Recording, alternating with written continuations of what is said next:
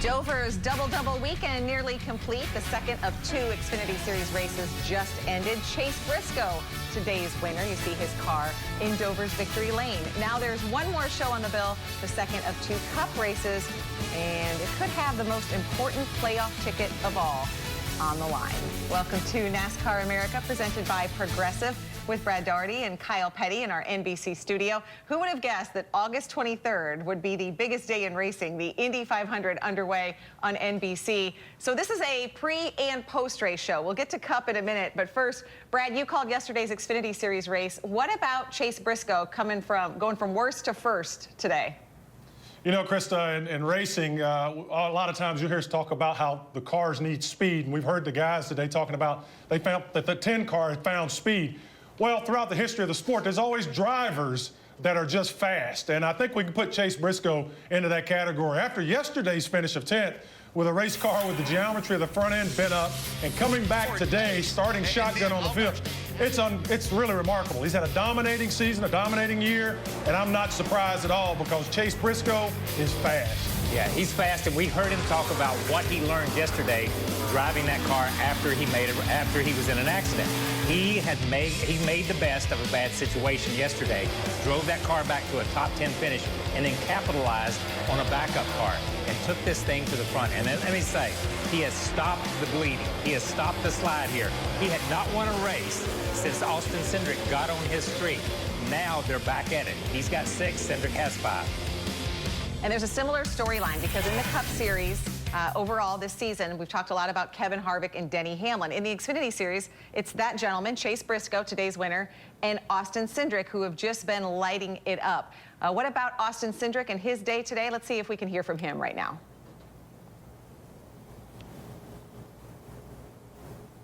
Austin, so you started 12th, came away with the top 3. Tell me about how you felt today. Yeah, I think we learned a lot of things. You know, we've been able to use these double headers to try and learn from day to day. And I think we did that probably a little bit backwards, but I think we really reeled in the PPG Ford Mustang at the end, just not enough time. And we got cut off there trying to pull in our pit box, thought we could gain some time there. And wasn't meant to be, but to come away with the top 3, solid day. I really felt like I drove my butt off, and I felt like the team definitely made improvements from the day before about execution, and that's all I can ask for some days. Definitely. So came away at least with a solid day. Now, as a driver, 2 races, 2 days in a row, how much of a physical toll has that really taken on you? This track's probably one of the harder ones to do it at, that's for sure. You know, I definitely feel like I earned a sleep in tomorrow morning. But it's fun. I love this place. I'd come back and race it tomorrow if I had the opportunity. Awesome, Montrick. Well, great job today, coming away with the top 3. Still feeling solid. Looking forward to Daytona. As Jesse Owuji of Dylan Welch and Dave Burns working the pits today for the Xfinity Series race. A couple of those guys, Dave and Dylan, doing double duty as well. In fact, Jesse's going to check in with us in a little bit, too. So, Kyle, hearing from Austin Cindric there, and I'm going to ask you this later in the show, but he mentioned it a little bit, that physical toll. Dover, not an easy place because, again, the Xfinity Series races, they weren't any shorter than they normally are. They just doubled them up. Yeah, they just doubled those up. Obviously, it was a 200-mile race, and we had one yesterday and today. And you heard, I've earned the right to sleep in a little bit. I will say this, and we'll get into the physical side of it a little bit later. He's earned the right because I know the Summer Olympics were supposed to be on NBC, and if we had them and the Xfinity Series wasn't an Olympic sport, I think Austin Cindric would be leading the medal count with golds, silvers, and bronzes, finishing 3rd. He just continues to knock out that Mr. Consistency and score those podium finishes. Yeah, and the thing about it, you heard him talking about, too, there was a few mistakes made today, so we got to watch him overcome those mistakes. So this is the march towards a championship, no doubt about it. When you start overcoming those mistakes and you have a top 3 finish, you've had a solid day, and you've matured a lot. So great day by Austin Cindric, saving some points and saving some positions as well. All right, from the medal count, let's go ahead and transition. There's still a handful of races left in Xfinity Series regular season. Just 2 races left before the Cup playoffs begin. One of the big headlines yesterday, the movement around the bubble. But while that was going on, Denny Hamlin quietly but emphatically put on a clinic. Today's Progressive Safe driver is Denny Hamlin. His win Saturday at Dover, his 6th win of the season.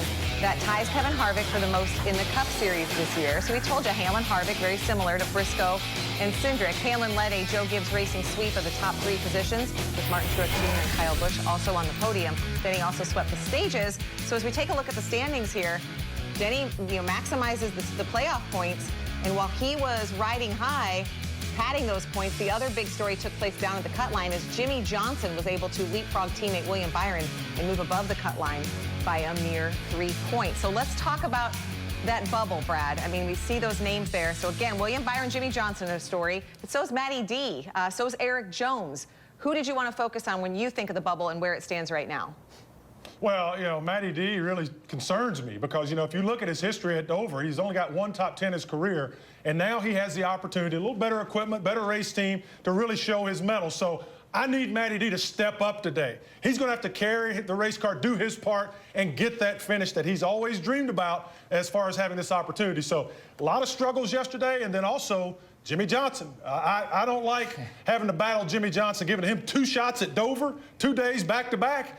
That's a lose-lose situation if you're trying to chase him. That's a fact, man. If you give a guy his favorite racetrack and give him 2 races back-to-back, and he closed a 28-point gap yesterday in points, that's huge. That is huge. You let a 7-time champion in the playoffs, he has the possibility. It's a great possibility that he's going to bite somebody at some point in time.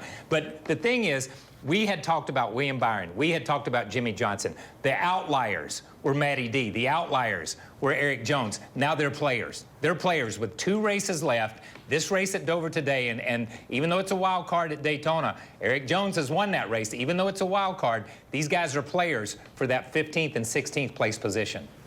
And what you see here, the transition going on from the Xfinity Series race to the Cup race as teams get those cars out of the garage, out onto the track for today's race. So, Kyle, let's talk about that physical toll. You mentioned it a little bit. Austin Cindric did.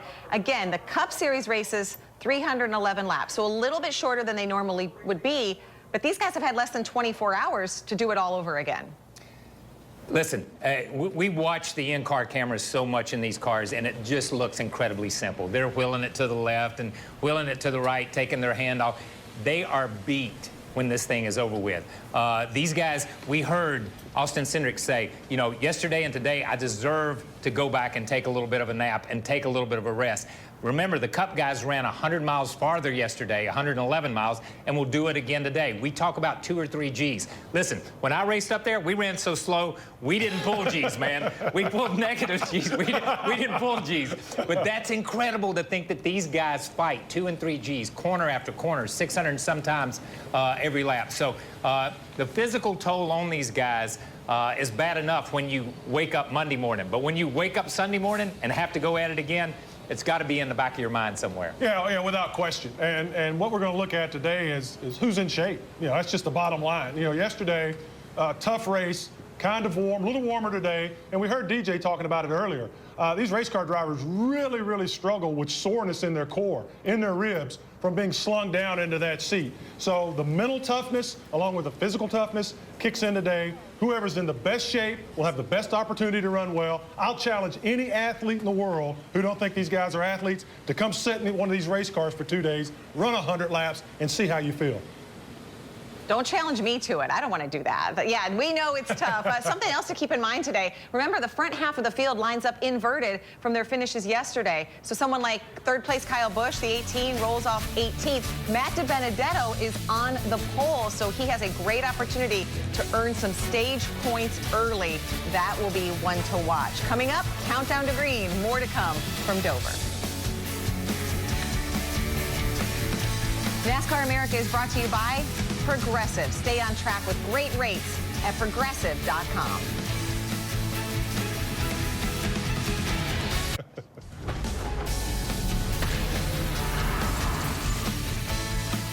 Welcome to Countdown to Green, presented by Sonic. It is a magical day. Destiny awaits in Speedway, Indiana. The playoffs loom in NASCAR. Drivers have had less than 24 hours to prepare for today's second race at Dover, an opportunity to make the playoffs, and they are coming up quickly. Here's how things look with just 2 races left in the regular season. 10 playoff spots have been claimed, leaving 6 for the taking. Now, Martin Truex Jr., he's already locked in, but he had some choice words about Aric Almirola following yesterday's race. He said the number 10 car would just slide up in front of me like an idiot. He's the reason we lost the lead. So, Kyle, I guess let's start there. There's some history between these two. It doesn't just date back to yesterday. Do you feel like that comes into play? Obviously, there does, because I think they're PR people, and I don't know if Truex brought it up, but the PR people, the spin masters, brought it up at some point in time to say there was some history. I've seen these highlights. I don't believe there's that much history there. I think this is just hard racing, and Martin got the short end of the stick on some of this stuff. But it does take me back to the Xfinity race that just ended when Chastain said, no harm, no foul, when Briscoe run over it. You can bet Chastain's going to remember it, and you can bet Briscoe does too, because Truex remembers this. But this, yesterday, what we saw yesterday on the racetrack was not Aric Almirola doing anything wrong. He was running his race, trying to stay in the lead lap, trying to get the most for his team. Martin Truex said, my car would not work high. I could only run on the bottom. Well, guess what? That's where the 10 car was. That's where Aric Almirola was. That lane doesn't have Martin Truex's name written on it. When Denny Hamlin caught Martin Truex, he went to the outside. When Denny Hamlin caught Aric Almirola, he went to the outside. If nobody's there, you can run in that lane. That's the old saying, run where they ain't. And Denny Hamlin did that. He won the race. So when I look at it, I think this is a lot of hot air. Let me just say, that's, I'm being kind there. This is a kinder, gentler Kyle. That's a lot of hot air right there. Well, and there's been, a few incidents between these two, but I don't think any of them have been on purpose. And I think, particularly going into Phoenix, that was a big weekend for Martin. I think thought he had a good opportunity to win that race. He ends up, Aric gets into him. They have an incident. So I think in Martin's mind that Aric's gotten into him a lot more on purpose than he actually has. Watching the race yesterday, no, Aric Almirola did nothing wrong. He was driving his rear end off, trying to keep from going a lap down. That's what you want to see. That's why I love Ryan Newman as a race car driver. He drives that car as hard as he can every lap, and that's exactly what Aric Almirola is doing. That's his job. That's what he gets paid to do. He doesn't let anyone pass. And I know sometimes when race car drivers have great race cars, they want you to get out of the way. They want you to allow them to be free and do their thing. But kudos to Aric Almirola. He did the right thing, and I hope he does it again. Yeah, and I'm going to chime in here. What you hear from me is from a crazy old race car driver. What you hear from Brad is from a team owner. That's right. That's what he wants to see his driver do. That's right. I pay you to stay there. I pay you to get that spot. Go get it. So half of the studio kinder and gentler, if you will. Let's bring in Dale Earnhardt Jr. He's up in the broadcast booth at Charlotte Motor Speedway. Dale Jr. called both races yesterday. So, Dale, your take on, I guess, the Martin Truex Jr., Aric Almirola incident or history, whether it was yesterday or dating back? Well, this will come from a friend. Me and Truex have been pals for a really long time. I'd just rather him not say anything and just go out on the racetrack and do. I don't think he was really complaining a lot, but to use that as an excuse for losing that race yesterday would just be wrong. He was extremely loose. I've talked to him since the end of the race, asking him, hey, man, why didn't you not go to the top of the racetrack? I wanted you to go to the top of the racetrack and see if you could make that work. And he never did. We talked about it during the race. Man, he's going to have to move around to get around that 10 car, and he never did. Well, he told me he's just way too loose to try that line, and he needed to run that bottom groove, and that's why he lost the race. So I think, and we watched the videos of the other accidents that have happened throughout the season. That's not all on Aric Almirola. Does he lack a little self-awareness sometimes? Possibly. But it's still not Aric it's not Aric doing it intentionally on Martin Truex Jr. So I think Martin just has to buckle down, say less, do more on the racetrack. Go out there and win. All right, so, Junior, we talked about the racetrack being slick yesterday. We talked about it, and you said, I hope I see these guys sideways and backwards and up on the wheel, and that's what we saw. What does Martin Truex, what does Kyle Busch, what do some of these guys that we saw fight this loose issue, what do they have to do today, do you believe, to put themselves in the ball game? Because it's almost like we're at halftime. This racetrack's rubbered in right now. It's a different racetrack than they started on yesterday. Yeah, I talked to Jason Burdett, the crew chief for Justin Allgaier, after the Xfinity race yesterday, and Justin's car was sideways. And I said, what are you going to do? How are you going to make this car better? You're almost scared to tighten it up. Man, you can't win races if you can't turn. If the car doesn't work, if the front doesn't work in the middle of the corner, you're going to lose. And so you almost kind of have to hang on to some of that sort of sideways really loose sensation, you have to have some of that. Obviously, not as much as Martin had yesterday. The 11 car, much more stable, goes around him, runs the high side, runs wherever he wants, wins the race. So Martin was way too loose, so they probably need to help him on entry. But you gotta, there's so many buttons and knobs to turn on these cars. You're almost afraid of touching the wrong one or doing the wrong thing that hurts the front of the car, you know, because you do not want to take any turn out of the car. You almost rather be sideways than to mess it up. So that's why I'm not a crew chief or an engineer. It's on those guys. Those are the guys that have really shined this year with no practice, no qualifying, double headers and all that. I mean, the crew chiefs and the engineers are the heroes that have really had to come and make things happen this year for these teams, set these cars up so they can hit the track. Green flag, race started. You know, those are the first laps on the racetrack for all the cars, the drivers, and everything. Everything's got to work. It's got to be perfect. You can't tune it in. So, that's the guys that are making the money, and hopefully they made all the right adjustments last night to make these cars better. Okay, Junior, so you got to watch both races. Yesterday you called both races. You just called the Xfinity. What do you see now? What do you see happening in this Cup race today? How do you think it'll unfold? What type of racing will we see today?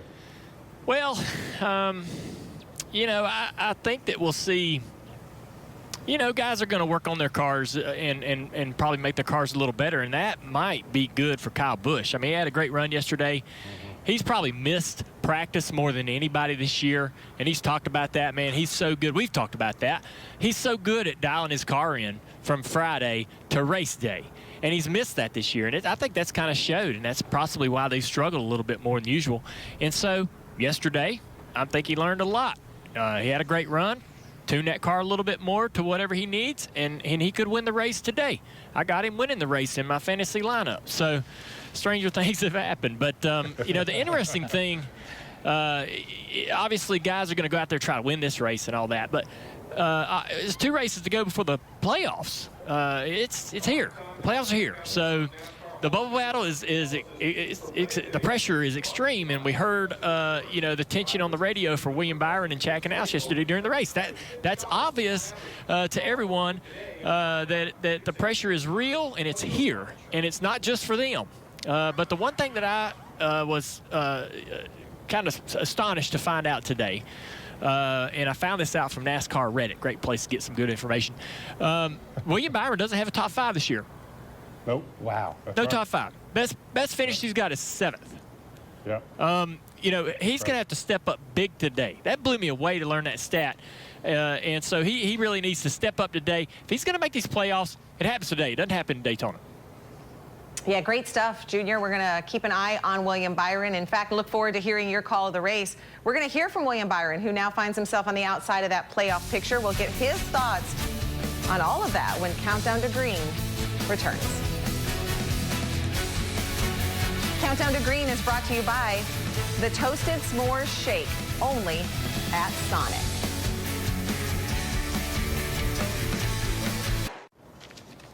Because through his career, he's only done nothing.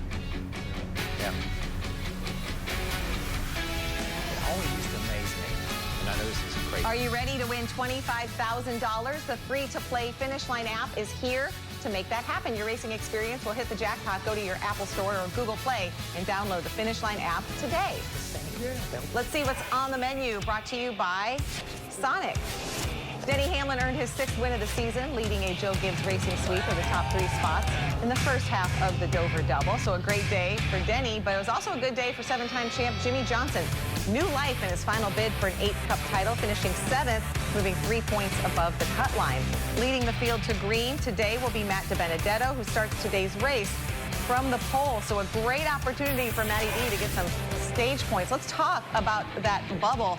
William Byron finding himself on the wrong side of the cut line. He entered the race 25 points above, but he was finished 28th. He now finds himself 3 points below. Dylan Welch is with him now.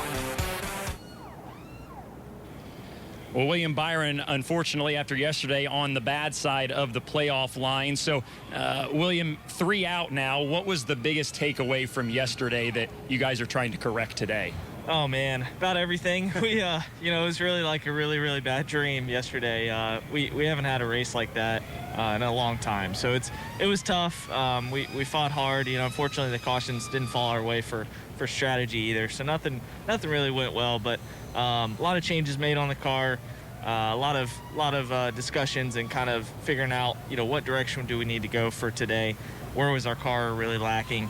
Felt like towards the end of the race when we got a neutral, decent balance, we were still really tight off the corner, but we were at least running 11th or 12th on pace. So just gotta hopefully have a good car today and execute a smooth, solid race.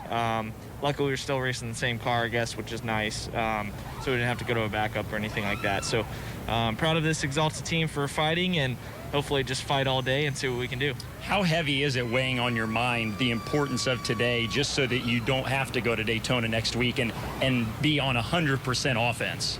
Yeah, I think really the plan going into the weekend was try to maximize our points and really try to get ourselves to that 15th place.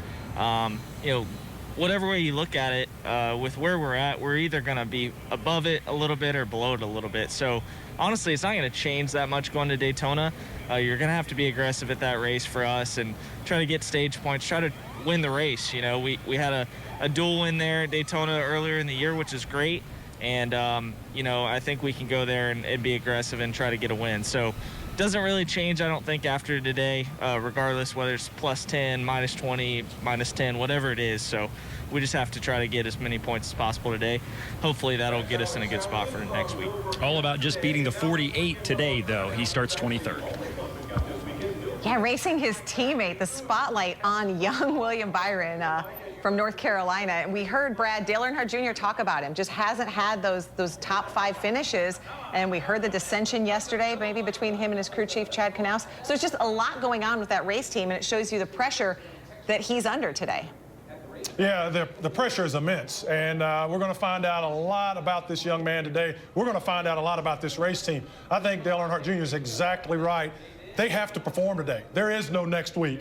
If they don't perform today and Jimmy Johnson takes another step forward, there's going to be a lot of problems for this 24 getting into the playoffs. So William can talk about next week and the good luck they've had there in the past, but next week is too far away. They need to make it happen today. The heat is on. This is big-time race car driving. You got to step up today.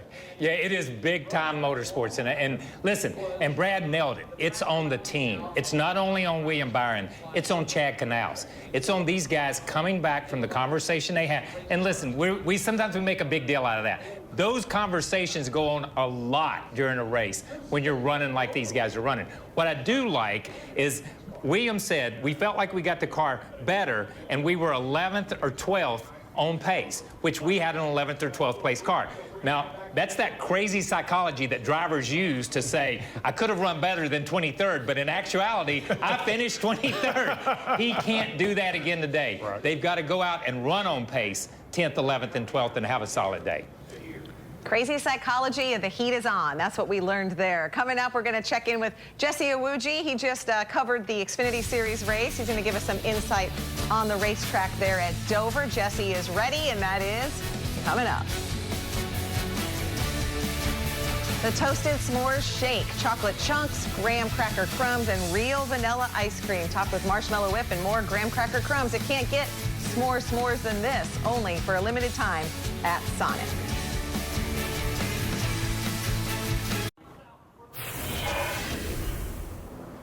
The Indy 500 currently underway on NBC. Due to the global pandemic, no fans in attendance today at the Speedway, but the captain, Roger Penske, stepped up to the mic. Engines. That is so awesome. Marco Andretti's lead would be short-lived. Marco Andretti on the pole as Scott Dixon quickly makes the pass. Scott Dixon, a former Indy 500 champion. And then Indy native Ed Carpenter, he would have to pit under green. See that happen, and the reason why here. Now lap 6, we jump ahead. This is James Davison. His right front tire catches fire. The safety team would put out the fire and help Davison out of the car. And you may know that name if you are a NASCAR fan, because NASCAR team owner Rick Ware is the co-owner of that car. Lap 25, Marcus Ericsson crashing into turn 1, slides through the chute, comes to a rest in turn 2. Scott Dixon would be leading a ton of laps today. Again, it's currently underway. The yellow just out in Indianapolis, but Kyle, I know a lot of our friends are there. Marty Snyder, Kelly Stavis, Rutledge Wood enjoying the Indianapolis 500.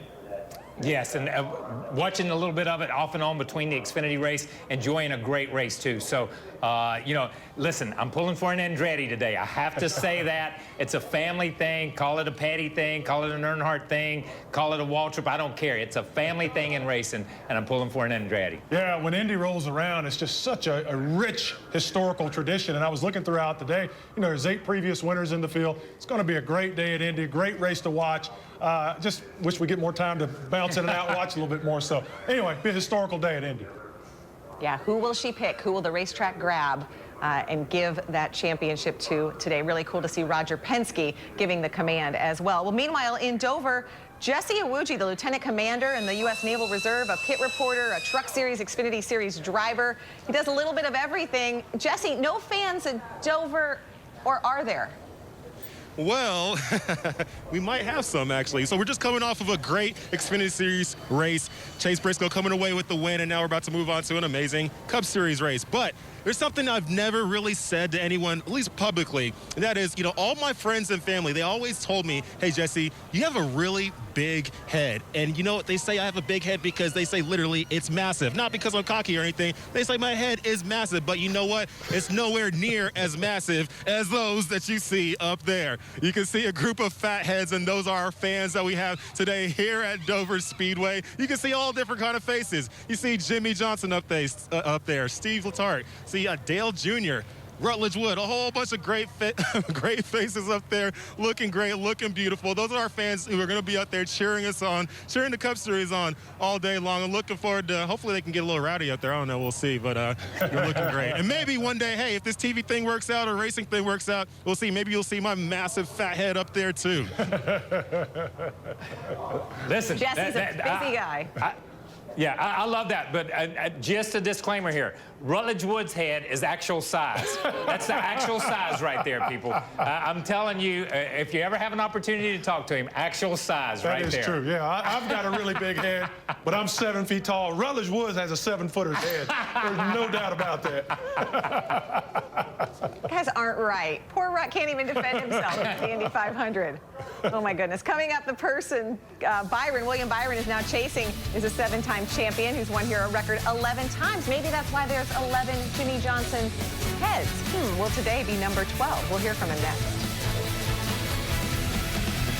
Countdown to Green is brought to you by the Toasted S'mores Shake, only at Sonic.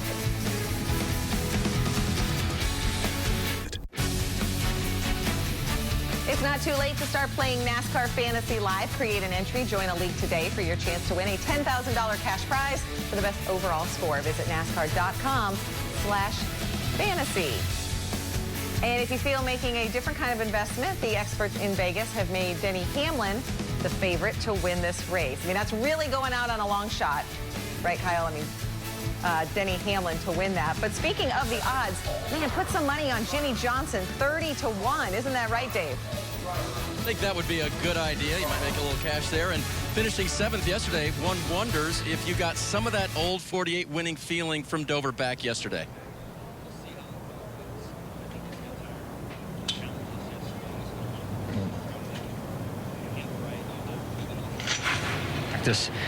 So I know we've made our car better, but I'm sure, you know, the rest of these guys have probably done the same thing. So we'll re-rack and see how today goes, but things went very well yesterday, and hopefully we can build on that for today. And the good news is you jumped above the cut line now. How much do you have your eye on the 24 today as the team that is that close to you?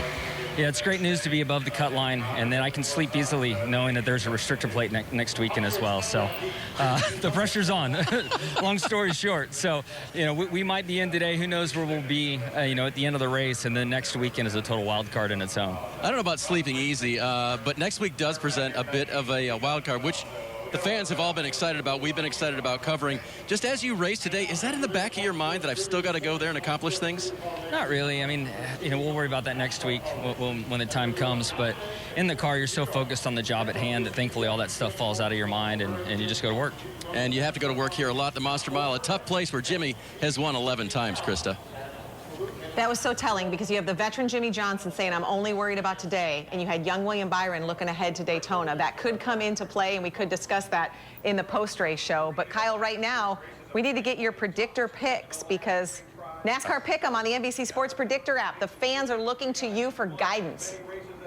Good Lord. My predictor picks. Okay. If we're going to go through the predictor picks, now look, I put a lot of thought in this, okay? So if we're going to put them up there, then I think out of my first group, wherever they're at, my stage one, I've got Martin Truex because he doesn't have Eric Almirola as an excuse in this group. So that's why I picked Martin Truex in this group. So listen, there's a lot of science that goes into this group. Out of this second group, Denny Hamlin, because I'm afraid to pick anyone other than Denny Hamlin with the streak that he's on. So Denny Hamlin's my pick out of this one. Listen, last time I did this, I was pretty good. So follow my thought pattern. On this one, Joey Logano Foundation had an event last night, Saturday night, Heroes Night Out for first responders. If you ever saw me drive, you know I know a lot of first responders, okay? So I picked Joey Logano because of that and because he's my friend. Well, there you go. There you go. Now I got Denny Hamlin to win the race, so I'll end it with that. So that's the way it goes for me this time. So yeah, the Heroes Night Out event, it was honoring local healthcare workers. So a great win, a great event by the Joey Logano Foundation. So, Brad, Kyle last week had 2 out of 3 picks correct. Yeah. Dale Jarrett had pressure on him yesterday, but he got 2 out of his 3 picks correct. Do you have a race winner today? I do. I've got picks too, but they're not fantasy picks, so to speak. Okay. Even though I live in a world of fantasy, I think it's going to be Harvick first stage, Hamlin next stage, and then I got Truex winning today. Wow. That's good. Okay. Going way out on a limb, too. Way out on a limb. Way out on a limb right there.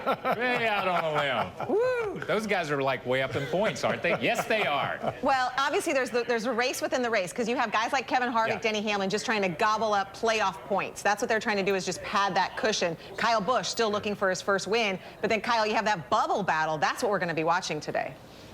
Yeah, listen, let's go back to the bubble and Jimmy Johnson. You know, Jimmy Johnson knows what his job is. It's the same thing as yesterday. If he gets a 5th place finish, if he gets a 4th, he doesn't have to hit a grand slam. He needs a couple of good, solid base hits to stay in the ball game here. So William Byron and those guys whose their back's against the wall. And then, as we said before, you throw Matty D in there, you throw Eric Jones in there, a couple of wild cards. They may steal something here. So it's going to be just watching those 4 drivers today, and that race for the bubble is going to be exciting. Yeah, Eric Jones actually salvaged a horrible opportunity for a bad day yesterday after that crash. So he's still lurking. But Matty D, there's a lot of pressure on him and that race team. They've got to step up today. He's wanted this opportunity. He's got it. Go get it, Matty. Well, we might be in the weeds, but some folks are watching the Indy 500 from a treehouse, literally just across the street from the Indianapolis 500. Indy has the prestige. Dover has the playoff ticket. It's the last chance before relying on the uncertainty of Daytona. It's the Dover double headliner. Dave Dillon, Parker in the pits, Rick Allen and Jeff Burton, Steve Letarte and Dale Earnhardt Jr. have the call next on NBCSN. Race number 2 about to take place on this doubleheader weekend from Dover International Speedway, the Monster Mile. It was Denny Hamlin yesterday. Can he do it again today? Take a look at the playoff standings with just 2 races to go. People are looking at points as far as the regular season championship and points to see if they can make the top 16 and make the playoffs in quest of that championship. Hello, everyone. Alongside Dale Earnhardt Jr., Jeff Burton, Steve Letarte, I'm Rick Allen. As you can see over our shoulder, that's Charlotte Motor Speedway. We are social distancing from Dover for the call of this one. And drivers, I mentioned Denny Hamlin winning this race. So, Jeff, are we going to see the same thing again? Can Denny Hamlin dominate once again and maybe Joe Gibbs Racing get back to victory lane? Well, it wouldn't be a surprise by any means. They've been good all year long. But, you know, what I find really interesting, and we talked about it yesterday before the race started, was what drivers were going to have a bad race or a good race, and that set the tone for today. And there's certainly some people that did not do very well yesterday that are going to have to answer for that today and go find a way to have a good finish. And there's some others that did have a good day, and they want to protect and not make a mistake. Yeah, what kind of changes did their crew chiefs, engineers make on those cars last night or even this morning to make those cars better? Martin Truex Jr., we saw him get beat yesterday because he couldn't come off the bottom of the racetrack. He was way too loose to be able to move around and adjust his line to keep that lead. What changes did they make? What changes did William Byron and his team make to save his season today?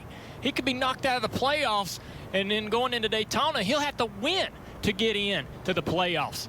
It'll be interesting to see if those guys have improved. All right, crew chief, we just heard Junior talking about changes. It's the same race car that they raced yesterday. So 22 miles on these cars. Is that too much for them? Well, we're going to find out, Rick. At normal circumstances, I would say, 600 miles. We run a 600-mile race at Charlotte. It's no big deal. But Dover is like no other racetrack we go to. It's a monster for a reason.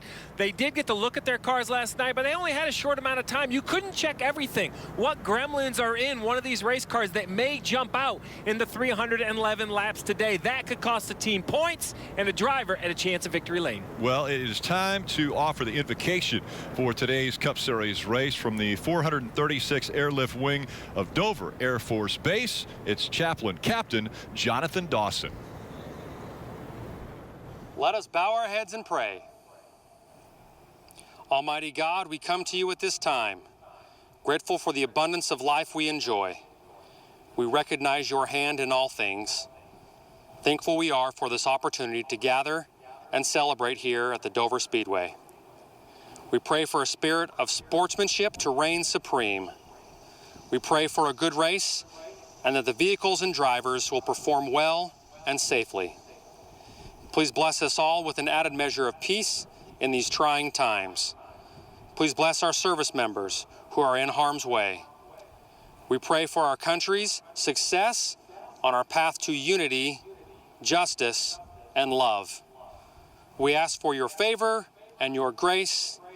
It is in your holy name that we pray. Amen. Now to perform the national anthem, country music star Matt Stell.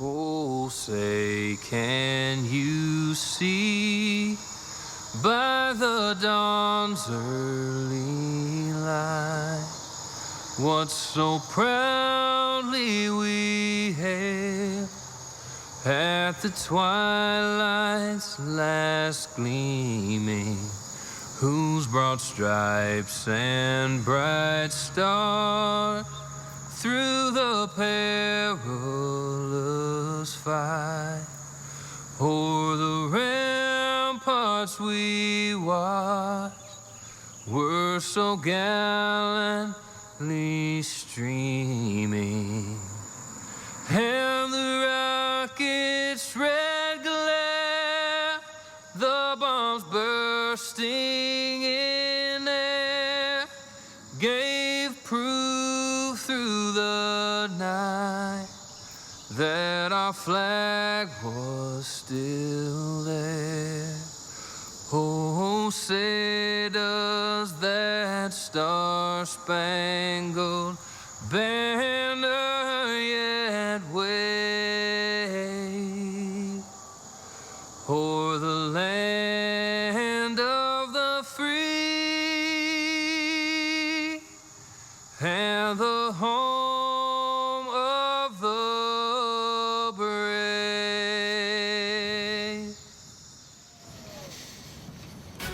Test of man and machine, the doubleheader from the Monster Mile. Drivers are strapping in. We'll hear the command when we return to Dover.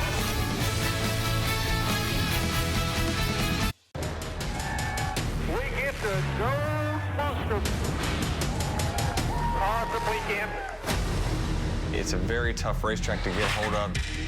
It's a tough track, but I'm one of the guys to beat at Dover. When I go to Dover, I think about one thing: how do I win this race?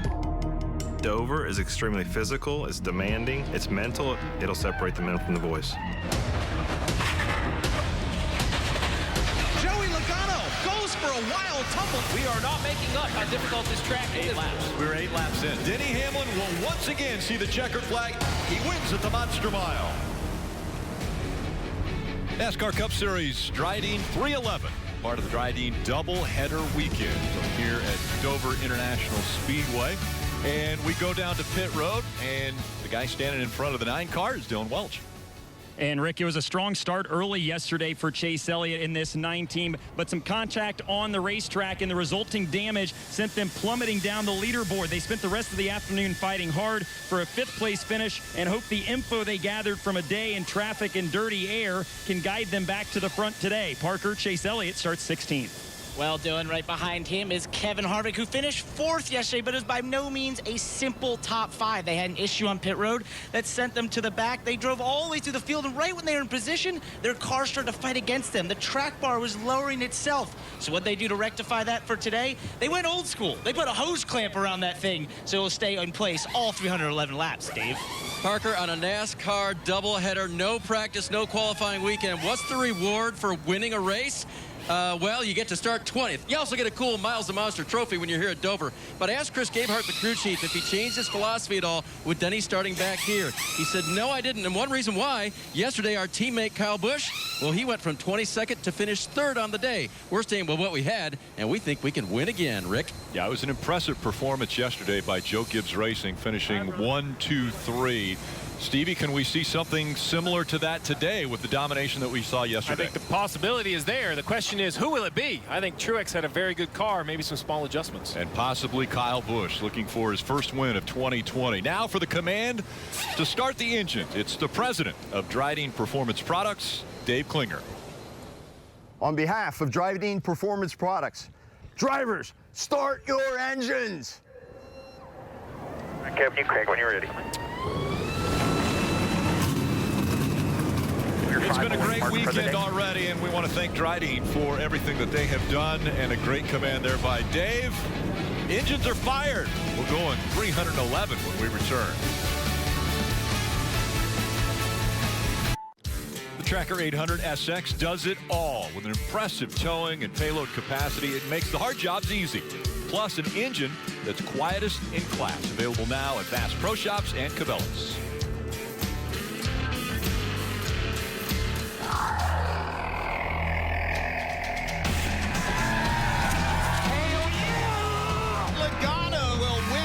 You guys so much. Kevin Harvick headed to the checkered flag. Great job, DH. It's Brad Keselowski, his first win in 2020. Checkered flag. Great job. Kevin Harvick has had a great afternoon. Hell yeah, boys. Awesome job. Denny Hamlin wins. At the line, it is Ryan Blaney. Hey, damn right. The 6th career win here at Pocono. Quick job, 400. Great job. Awesome job. Holy, that's all. Hell yeah! They've done it again. He's done it again. No way to make a mistake right there, but proud of you. Harvick is going to sweep Michigan. He wins again. Yes, sir. Yes, sir. My man. And Denny Hamlin will once again see the checkered flag. He wins at the Monster Mile. How about that, baby? Win 43 is pretty awesome. Win number 43 is pretty awesome for Denny Hamlin. First time he's ever won at this racetrack. Want to take a look at the starting grid for today's Cup Series race, brought to you by Drydene. It'll be on the left side of your screen. Again, an inversion of yesterday's top 20. That's why DiBenedetto and Newman are making up the front row. We want to talk with Ryan Blaney, so let's dial him up on the radio. Get a look at it. There's 2 little small patches, like 2 feet by 2 feet or so right now. Talking right now, so let's let them finish their communications. Ryan, it's Burton up in the booth. You with us? Hey, yeah, I got you. Well, you guys ran a race yesterday. What did you learn? Need to be better today. Yeah, I thought, obviously everybody learned a lot yesterday of, you know, what you need to do, how you unloaded, where your car was at. I thought our advanced auto parts for Mustang was okay. I missed pit road under green flag stop, and that definitely didn't help us, but we made a lot of changes last night and this morning to this thing. See if we can get a little bit closer. So nice to start near the front. It's a matter of, you know, changing your car with the track changing as it puts the rubber down, like we always talk about. See what we can do. Well, yesterday's race, we saw a lot of people chasing the back of the cars. Looked really loose. You guys fighting something similar? Yeah, you know, especially with the low downforce, you know, you tend to get loose in, especially to this place. So it's just a matter of bounce, and you're loose in, but then trying to keep turning as it gets rubber down. So that's a fine line, and you can see the best cars are able to do it pretty good. So hopefully we tune this thing up to where we can get some entry security, but keep turn in the center and on exit. That's a perfect world, but we'll see if we can get it right. Well, good luck with all that, Ryan. Thank you for letting us ride along. Thank you. Yeah, as Jeff mentioned, We appreciate riding along. And Junior, pretty cool look back at the driver's eyes here. Yeah, thanks to Advanced Auto Parts, we got this camera in Ryan's car on the roof, and you saw the passenger high reverse camera. We also have that same view with Jimmy Johnson, thanks to Chevrolet. They give us that view looking back at his, well, looks like difficult to see through visor. Hunt Brothers Pizza gives us this camera on the roof of Kevin Harvick's car, and he has an over-the-shoulder camera too as well. And then we also are riding along, thanks to Toyota, with Martin Truex Jr. Again, Martin finished top 2 yesterday at this race. We'll be able to look back at him and watch how much he has to work as far as taking on the Monster Mile. And Steve, Monster Mile yesterday, 311 laps, 311 miles. The numbers today similar? Same numbers today, Rick, but the same difficult racetrack as well. When you mentioned Dover at the Monster Mile, 1 mile in length, but very, very high banking for this concrete surface. 24 degrees in the corner. But I think we might talk even more about the 9 degrees on the straightaway. Any issues on the straightaway shoves you down into that inside wall. We saw heavy damage early for Kurt Busch. The same could happen today. 311 laps, 70 laps stage 1, 115 laps stage 2. Final stage, 126 laps, around 90 laps on fuel. So pit stops required in both stage 2 and 3. Looking back at the field as they go 2 by 2. Again, the choose rule is in effect for the restarts, and we'll tell you more about that when we get there. Again, the top 20, they have been inverted. That is why you see the 21 of Matt DiBenedetto. He is on the front row with the 6 of Ryan Newman, getting ready to take on the Monster. Once again, the Xfinity Series race has put the rubber down on the racetrack, and the Cup guys are about to culminate the weekend, doubleheader weekend from Dover. And the second race is underway.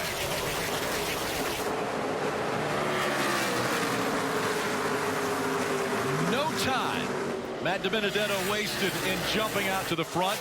And how about Eric Almirola in the 10 on the outside, fighting for second already? That's a hard pass to make this early in the race. Oh man, really pushing that car off turn 4. Newman stays on the inside. A little bit loose right there for the 10. Newman fighting grip in the back of the car. Is going to have to give that spot up right there. That's Austin Dillon in the 3, back from last weekend where he had to take off because of COVID-19, testing positive, but he had 2 negative tests, 24 hours in between. That allowed him to be able to come back and race this weekend. Had a good run yesterday. They didn't finish quite as well as they ran. Had to feel good to have to sit out a week and then go and have good speed coming back. Good opportunity for these guys. Try to get away from some of the cars that were so good yesterday. How about Blaney making the move here as we ride along with him? Listen to that throttle, on and off the throttle. This racetrack is so rough. Even on new tires, it's not a lot of grip. I was surprised by how, poorly Blaney ran yesterday. I think it's a great opportunity for him with great starting position. Climb through these guys quickly and try to get that track position, hang on to it all day long. Thought Newman was going to get passed by the 3 of Austin Dillon, but Dillon has a little issue there, has to check up, and that allows Ryan Blaney to get by him. 2 Richard Childress Racing cars right here, the 3 and the 8. Tyler Reddick in the 8, just behind the 3 of Austin Dillon now. Oh, 47's around. Ricky Stenhouse Jr. into the inside wall. And a lot of damage on the right side of that car. It's the second race. We've seen Ricky have problems early in the race. Also seeing the 7. He had great patience. Oh, look at this. Big damage to the 9. Wow. That is a lot of damage. Garrett Smithley in the 7 also was stopped on the track. To the garage. And straight to the garage for Chase Elliott. You're hearing. And Chase Elliott yesterday was really fast. Lost his track position and never could recover, but had a fast car. It's gone today. So you can see they drive into turn 3. Gano gets up the racetrack a little bit right there. They're all clear. And Logano just up the track into the left rear quarter panel of the 47. The 9, when he came into the picture, already had damage, so he must run into somebody as the 47 was spinning. Oh, here it is. The 51 and the 7, they go around at the backside of the yellow. Heavy damage on the 51. Still trying to figure out where the damage happened to the 9, though. Joey Gase is in that 51. So you see right here, some pretty good damage to the right rear quarter panel of the 22 car. From somebody. I'm still there. The rear tires on the 11 car. Yeah, He's trying to lock them up. Yeah, there's the 9. All the damage to it. Still trying to figure out where the 9 gets his damage. Oh, right here.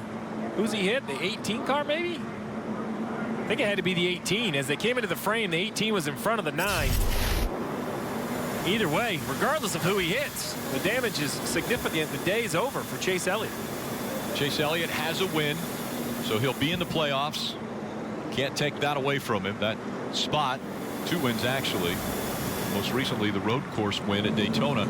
There's the 18. You mentioned the back of it. Yeah, he got hit in the back by the 9. Evidence would say pretty heavy contact right here. Let's take another look. You're going to see the 18 on the right side of your screen and see if the 9 comes in. Oh, yeah.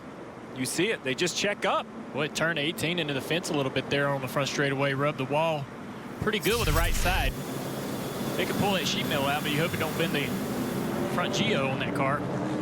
So, Steve, talk about the situation that these guys are on, a clock. They've got to get back out there. They've only got 6 minutes, right? Yeah, so basically the cars that are still on the racetrack have 6 minutes after being involved in the incident. 6 minutes on pit road. From the start to the end of pit road, no matter how many times you come down, it adds up to be a total of 6. If you can get on the racetrack and meet minimum speed, they'll reset that clock. That's what the 47 here, Ricky Stenhouse, is going to try to do. This is going to be disappointing. Such a good run yesterday. Ran 10th. He just ran up front all day long, inside the top 10 to 15 all day long. Ended up 10th to have an issue this early. Jeff, you mentioned it early in the race. And surprising. I mean, it's a pretty heavy contact between the 22 and him. 22 still out on the racetrack, 9 off the track.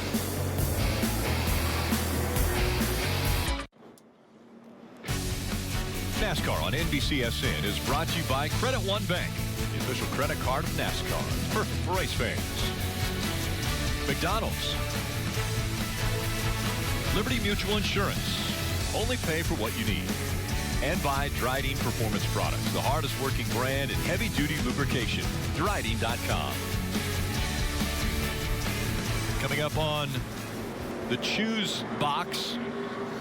And again, they have about 2 seconds from the time they cross the start-finish line until they have to make their decision either high or low. There's about 2 seconds. Coming up to that now. We saw in the Xfinity Series race, Harrison Burton hit that orange box. That's a penalty. He must have been about 2.5 seconds, Rick. 2 inside. Were they listening, inside, you think? 4 inside. There you go. It's about half and half here. Go inside. Okay, we're under caution again because of multiple things. Yeah, there was a lot. So right here, the 22 at the top of the screen, as he comes into view, he's going to get into the left rear of the 47. But Junior, behind them, the 20 of Eric Jones also makes contact. Yeah, the 20 gets into the right rear quarter panel of the 22 car. Damage to Logano's car, damage to the nose of the 20 car. That's 2 days in a row. The 20's been involved in an early accident. I think the 20 kind of got shoved into all this. Everybody sort of checking up. It's on top of Jimmy Johnson's car.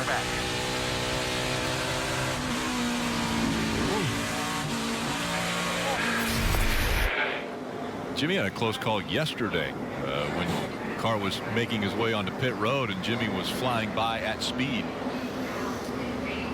And so Chase Elliott walking back to the hauler. His day over as field approaching the Geico restart zone.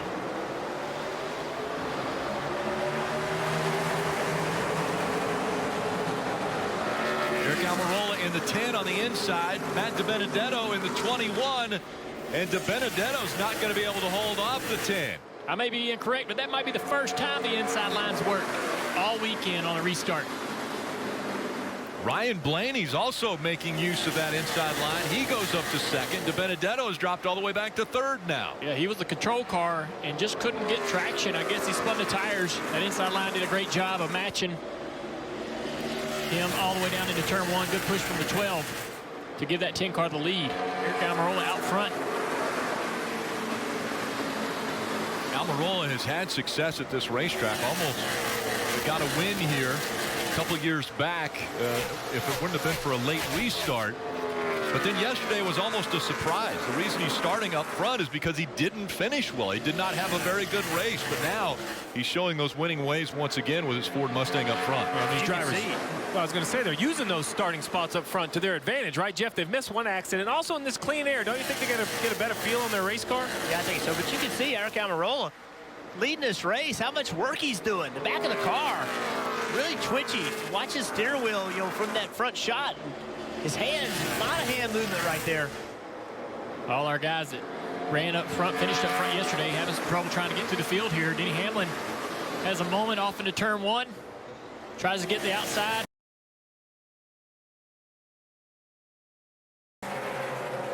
Makes that move work. We're talking about Blaney. Blaney had a good car yesterday. It wasn't terrible, but he mentioned to us, he got that, he missed pit road under green, and that just lost all their track position, obviously, but they needed to be better. They didn't have winning speed, but they had about an 8th, 9th, 10th place car. Wonder if they could make enough adjustments to be able to get it where they have winning pace. How about this? Once again, we see the 24 and 48 running nose to tail. They are on either side of that cut line right now. The 48 plus 4, the 24 minus 4. Watch how hard this pass will be. Jimmy just right there on the bottom. Paint that asphalt. Just really right on the bottom. That's what Jimmy Johnson's so good at. And that pass to William Byron, just crushing, because you know you got to beat that 48 car to make yourself get yourself in these playoffs. And he's got the 4 right behind him, too, with Kevin Harvick back there. Yeah, we heard over the radio the pressure starting to build on that 24 William Byron check, and now it's been a little bit short with each other. I totally believing that's just the pressure of the situation. As you mentioned, Jeff, is now he's under attack by Kevin Harvick. The guy you have to ran inside the top 10 all day. Parker continued to put pressure on the 24, and finally it was just too much. Right, Steve, but in talking to that team and talking to Cliff Daniels, crew chief, you wouldn't think they ran that well, even though they gained 28 points in that 24 car. He said, I ran 7th with Jimmy Johnson at Dover. Cliff Daniels was up till 2 a.m. last night working on sim, poring over data, trying to make that 48 car better for today, and I think it's showing up early, Dave. Parker right in front of him. Denny Hamlin runs in the 12th position. Started 20th, if you'll recall. And when I talked to his crew chief, Chris Gabehart, this morning, he said, one thing I know Denny will do. He's a pro. He will take care of that 11 car. If he knows we have an opportunity to win, he knows we only have that opportunity if that car's in one piece. And you saw that avoidance move. He's a little loose right now, but he's got that 11 figured out, and he's not going to wreck it before he gets up to the lead, guys. I'll tell you what, you heard Parker talk about Cliff Daniels trying to improve that 48. We had this conversation this morning. If I'm Cliff Daniels, I'm not looking at yesterday as a, something that should be celebrated, outrunning the 24. I would try to take the momentum and continue to push. Tell Jimmy Johnson, look, we did it. We gained 25 points on William Byron. Well, why can't we gain those same 25 on Matt DiBenedetto? Why can't we get the 15th? Why can't we charge on 14th? Let's try to eliminate the pressure of Daytona. And you have to look forward to the next race, which is Daytona. And that's one of the biggest wild cards, and it ends the regular season. So someone outside of the top 16 right now could come up, win that race, and bump the guy who's 16th in points right out of the playoffs. Instantly see how good of a car that 11 and Denny Hamlin has as he kind of methodically just works his way through traffic, guys. He easily turned underneath the 17, and almost like he doesn't need to complete the pass, just rolls the bottom, gets a little clearance right here. He can clear up off the corner. Now he'll start working on the 6 in front of him, just one at a time. Only 24 laps in, and Denny already trying to get inside the top 10 after starting 20th. Yeah, that's what you're going to see him. The 4 car of Harvick, Truex, all those guys that were up front yesterday working themselves through this pack, through this inversion. That's the 6 of Ryan Newman that he's trying to get by now. Remember, Ryan Newman started up front. You got to be patient. I think, these guys raced up front yesterday. Denny Hamlin, Hamlin all in clean air for the majority of the day. Obviously had some lap traffic to deal with, but starting 20th, man, your car's not going to feel like it did yesterday in that dirty air. You just got to be patient with, don't freak out about the car being out of the racetrack, not having grip because it's going to be in dirty air. Look at Dean now. He's been patient. Now look, he's in clean air. He'll work his way up through there. He can give good feedback right now about what his car's doing if they've made it better from yesterday to today. Harvick also able to get by that 6 of Ryan Newman, but it's Eric Almirola that everyone is chasing here at the Monster Mile.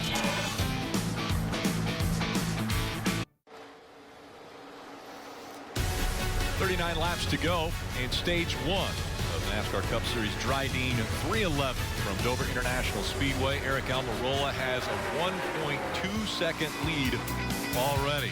He is driving out front. NASCAR Drive, that's your live race day companion. You can follow your favorite drivers with high-definition in-car cameras. All you have to do, just visit NASCAR.com/driver. You can download that mobile app today. We see the caution has come out. Debris on the racetrack.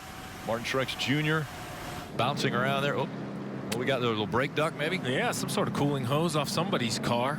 This caution comes at a very inopportune time for the crew chiefs to make a decision here. We saw yesterday that 3 of Austin Dillon improve his position greatly by staying on the racetrack, and it worked. He ended up running 2nd in the stage by getting track position. So now right here, I mean, you think you want tires, you think you want to come in and make adjustments, but with only 37 laps to go on the stage, I do believe there's opportunity for somebody to gamble. I mean, why new tires are better.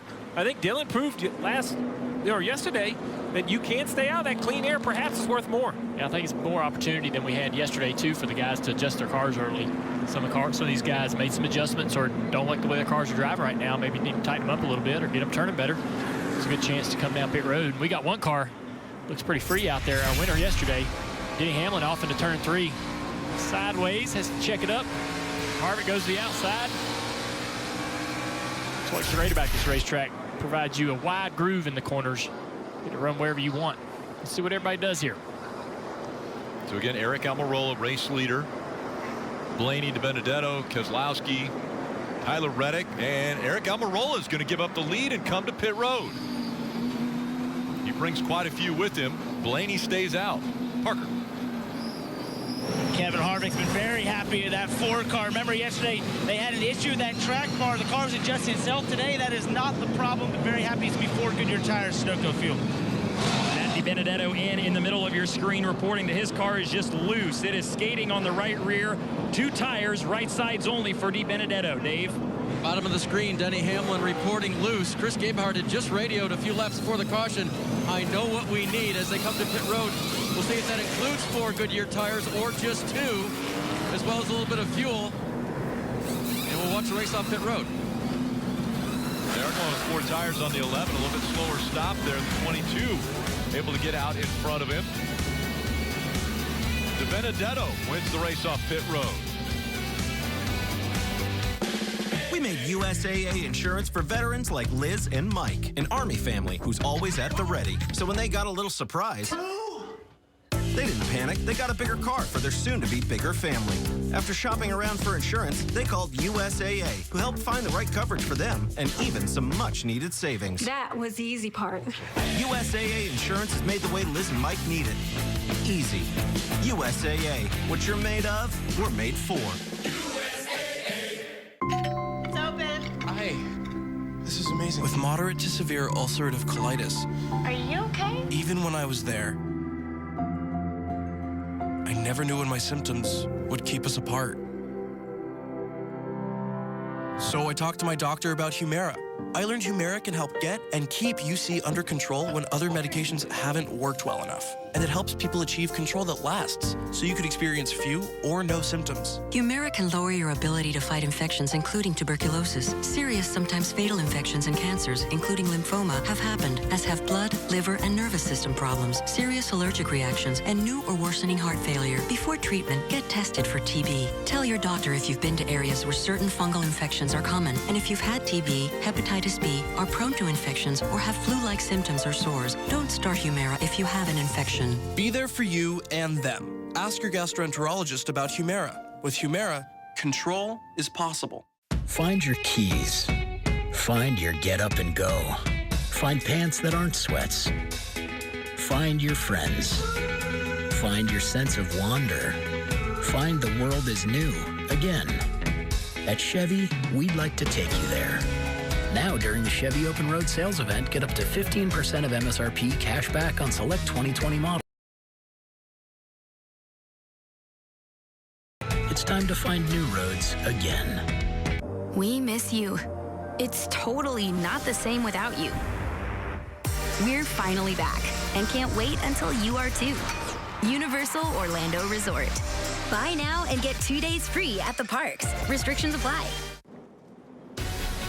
Great aerial shots here of Dover International Speedway, brought to you by Geico. Field working. This is the second caution. The 120th U.S. Open, it's going to return to Wingfoot. Tiger Woods, defending champion Gary Woodland, the rest of the world's best are going to face golf's toughest test coming in September to NBC. To promote that correctly, Rick, I think we may need to travel up there. And we should probably get a first-hand look at that Wingfoot. And once again, drivers will be able to choose. Ryan Blaney, remember Ryan Blaney stayed out. So Blaney didn't come in, William Byron didn't come in, and Kurt Busch all stayed out on the racetrack. Well, so Kurt Busch and Byron were looking for some track position, but the 12 of Blaney, Dave, he already had some track position. When they saw the trend looking like everyone was going to pit, they tried to get him in. Listen. Nope. I don't know. That's something that needs to be worked out earlier. That's not me. I was watching. I was just waiting. I felt like I had a few that would stay, and I think clean air is going to be good for us. Steve, how hard is that to call as a crew chief? Well, you have to just make the call. That's what Ryan Blaney's saying. Listen, we just have to make that decision earlier. You can't tell me to stay out and then change my mind. You know, that's how penalties happen. You drive over that orange box. Todd Gordon there said he had a plan, and I like the little bit of a sell on clean air. But that's the toughest thing, is just as easily that same decision can be the right one, Rick, because if 15 guys stay out behind you, then you say, oh, why did we pit? Why did we give up all this track position? So that's the tough thing about strategy, is your choice may not change. It's everyone else's choice that determines if it's right or wrong. How do you feel about the 24, though? That staying out, I think I like it. Trying to gain that track position. They have nothing to lose today. And they could save another set of tires. I mean, at this point, there's only 30-something laps to the end of this stage, 33 to go. You're not going to lose a lap. What's the worst thing that's going to happen? You're going to fall back to where you were running. Well, he did gamble something yesterday trying to take a bad car and get a decent finish with it, and actually bit him. You know, it didn't work out well for him. Let's go back to watch. So here's Blaney, right? He's right now is being told pit, and he just can't do it. He's like, come on, man, you got to tell me sooner than that. Had he pit and turned and crossed over that orange box, that would have been a penalty. You have to have all 4 tires below that orange box. He just couldn't get there.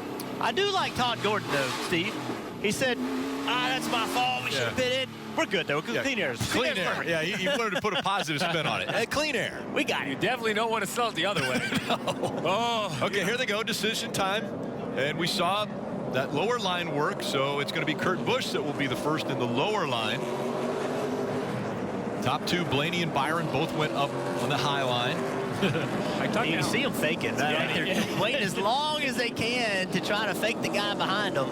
Trying to get somebody to run over that box. That's what they're trying to do. And look how close. Yeah, look how slow they're going back here. I talked to Almirola, and he said, I'm telling you, you better pay attention, because you're going to knock a grill out. Because you kind of come up there off turn 4, and they're all stacked up, kind of like a stack up at the interstate. Let's listen in on William Byron's radio. So the goal here is not to fight for the lead. The goal here is to get going and try to separate as much as we can. Yeah, it's important. All right, it's checking now. It's telling his driver, don't run side by side for 5 or 6 laps and let all the new tires get to our rear bumper. Yeah. Get in line and get going. That's big great. Picture. That's good specific information. This is what I need you to do. I like it. Just remind the driver, you know, we need as many points as we can get. Yeah, Matty D's thinking, I have new tires inside you already, so good luck getting single file. All right, so Ryan Blaney, William Byron, they're on that high line. We heard him firing there, and he might have spun the tires. Here comes the one of Kurt Busch on the bottom. Yeah, well, you could hear him spinning the tires with that in-car camera. Look at William Byron on the outside. Kurt Busch down there on the bottom. Big disadvantage. He got wrecked so early yesterday. He didn't learn anything about his car. A great job by the 24, but that's exactly what Chad wanted to see. Got momentum, got by the one. Now get in line. Even if a few go by you, just get out there as far as you can. And Jack announces he's the biggest fan right now of that driver of that one car, Kurt Busch. He wants him to hold up all these guys coming from behind on tires. Essentially 30 laps to go. They're racing to the end of this stage one. That 24 car is. Benedetto in the 21, currently running third, and Brad Keselowski in the 2 running fourth. Those two with fresh tires. They went with 2 tires on that last stop, so 2 fresh tires.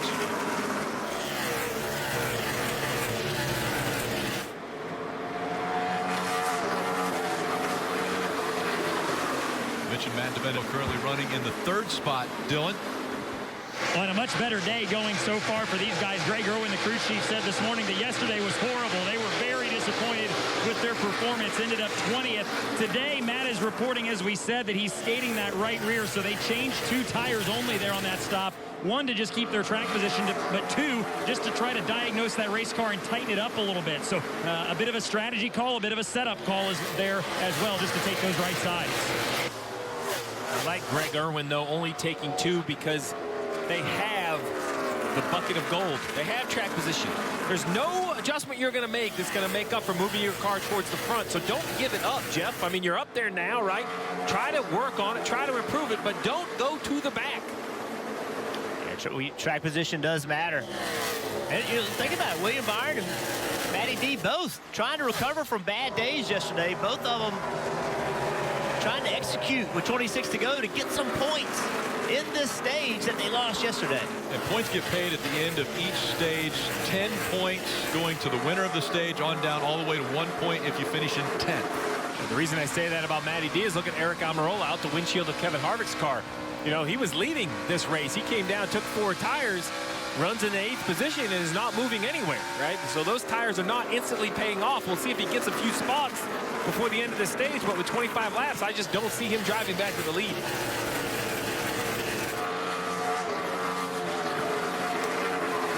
Kurt Busch, 4 cars up in front of Almirola. He's just thankful he's still running, Rick.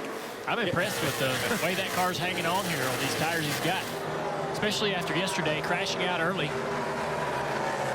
Such a disadvantage on weekends where, you know, we don't have practice anymore. Then you run that first race. That's a chance to build on something to make it better for today. And they didn't learn anything. I mean, they just early in the race got knocked out, and it just hurts you so bad. So great job by this team and by Kurt recovering so far. Yeah, I think, too, it takes racing behind him. I think it takes your confidence out, too, as a driver when you wreck the primary, because you think in your mind, well, the primary's better. That's the one they chose to bring. Let's see what happened yesterday. This backup car's got some speed in it. Just checking up a little bit. Couldn't get to full throttle in the 20. Eric Jones gets into the back of him, turns him around. Lap 8 of the race, pretty early on in. Lock it down. This backup car, they've done a great job. Backup car won the Xfinity race today. So Kurt Busch, you talk about biggest movers, 35 points with positions already he has made up in this race after starting at the back.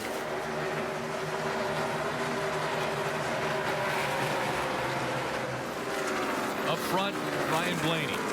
So staying out could pay off for Todd Gordon making that call. William Byron running second. He's a second behind him. DiBenedetto is third. Keselowski fourth. And in fifth is the one of Kurt Busch. Let's get a few updates. We'll start with the 22 and Dave. Currently running 10th, Rick, after that little scuffle and skirmish early on.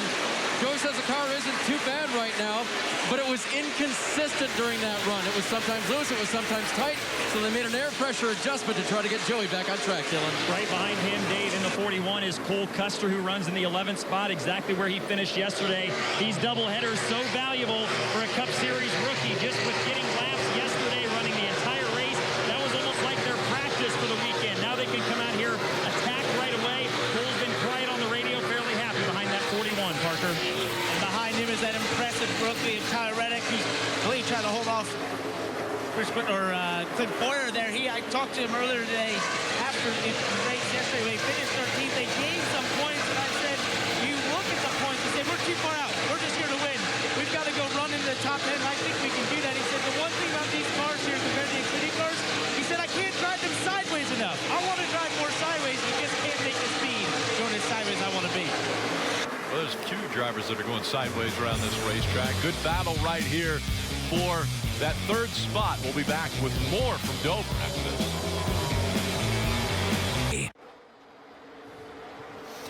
Coming up on Wednesday at 9 a.m. Eastern, Junior, you're back to work. You're on the radio. Yeah, NASCAR Radio Channel 90. Talked about Daytona coming up next weekend. Important race, last race of the regular season. Should be a lot of fun. Tune in. You're joining the Bagman and Pete Pistone. Actually, the Bagman did double duty this weekend. Not only calling the race, but also the green flag yesterday. Start the race. This form right here. Anyone who gets a chance to wave a green, study up. That was it. Good form right there. Very well done. This battle right here on the racetrack, guys. 11 to go. Jimmy Johnson running ninth, trying to get some stage points. Trying to get by Austin Dillon. Can't make it happen. Now he's under attack from Joey Logano. Yeah, that's going to hurt him. That moves him back to 10th. That would be 1 point.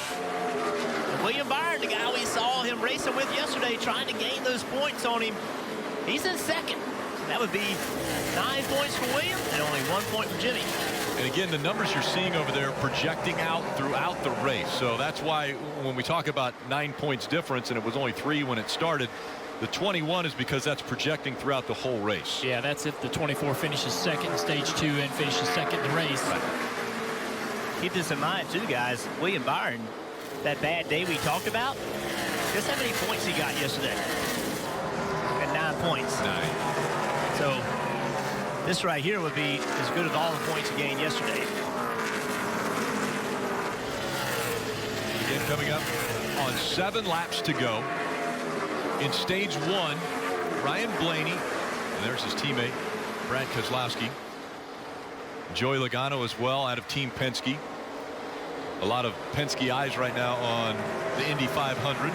Roger Penske giving the command earlier today. That damage on that left rear, or that right rear quarter panel of 22 is not not preference, man. You wouldn't want that. So I'm sure those guys are going to try to treat that a little bit, help that side force of that car. He's doing a great job with it, Joey Logano. But that damage is probably hurting that car just a little bit, wouldn't you think, Steve?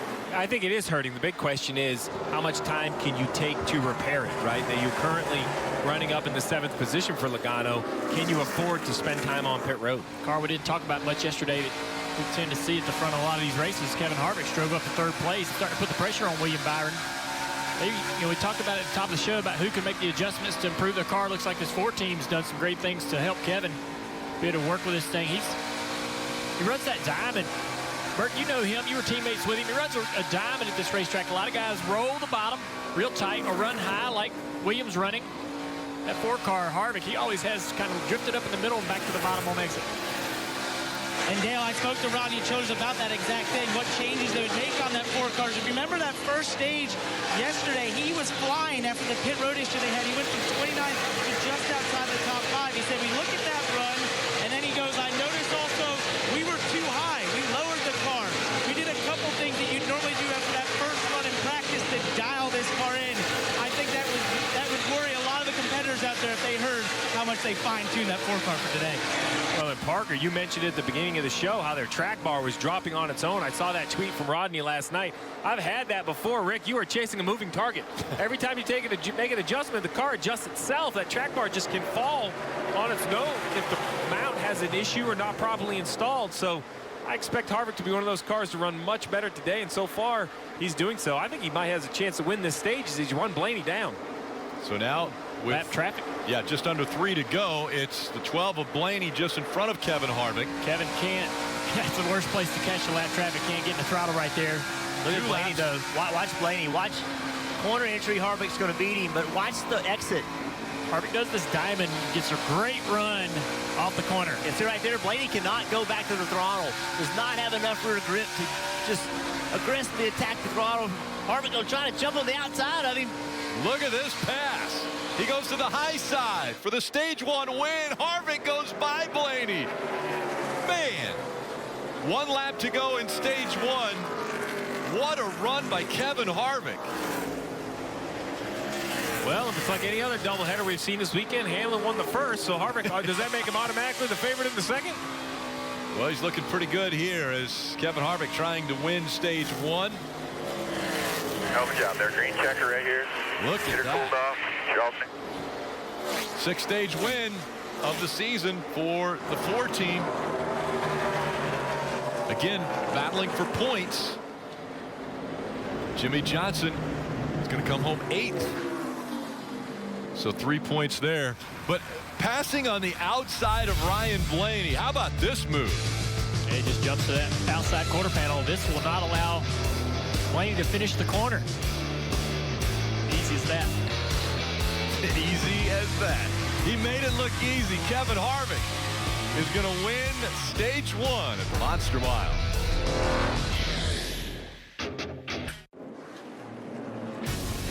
NASCAR on NBCSN is brought to you by Drydene Performance Products, the hardest working brand in heavy-duty lubrication. Drydene.com. Applebee's, handcrafted burgers, all just $8.99. Credit One Bank, the official credit card of NASCAR, perfect for race fans. And by Toyota. Pit stop's taking place. Parker. Yes, Kevin Harvick taking pits from the lead. All they did was fine-tune overnight. That's all they're doing on this stop. Just a little bit of fine-tuning to make turn the center better, Dylan. William Byron in the center of your screen. His report that it's edgy on entry. Needs help on corner exit as well. 4 tires, right side's going on a little slow, getting the jack drop down. Now they go around to the left, Dave. Ryan Blaney will finally get those original Goodyear tires off his car. Just couldn't hang with the 4 coming with the new tires on, so they'll make a significant chassis adjustment as well for a loose race car. According to Ryan Blaney, we'll see who does strategy, who wins the race off of pit road here, Rick.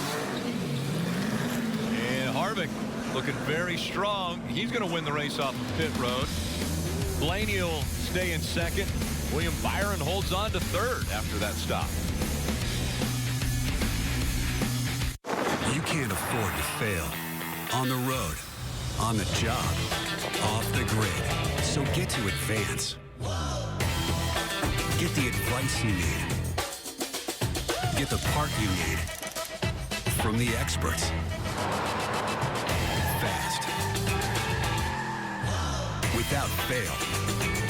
Advance how you get help, how you get answers, how you get parts. Advance your auto at Advance Auto Parts. So you could have chocolate, you could have a marshmallow, you could have a graham cracker. But they're just ingredients. Yes, until you actually melt them together. Turn up the heat. They're not a s'more.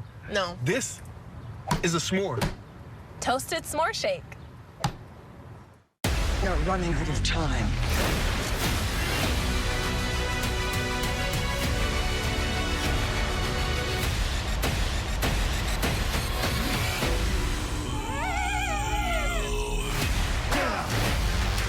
If it isn't a wild stallion. We've spent our whole life trying to write the song that will unite the world. Dude, let's get that song. Let's rock! Bill and Ted Face the Music. Rated PG-13. You know what I remember? Today tastes like it's all fired up. Like it's cooling down. Tastes like open air and closed eyes. Today tastes like a Sunday ritual. And it never tasted this good. There's a whole marshmallow On top. on the top. Literally, the icing on the cake is a complete marshmallow. It's like a little treat. It's an extra little treat. Toasted s'more shake.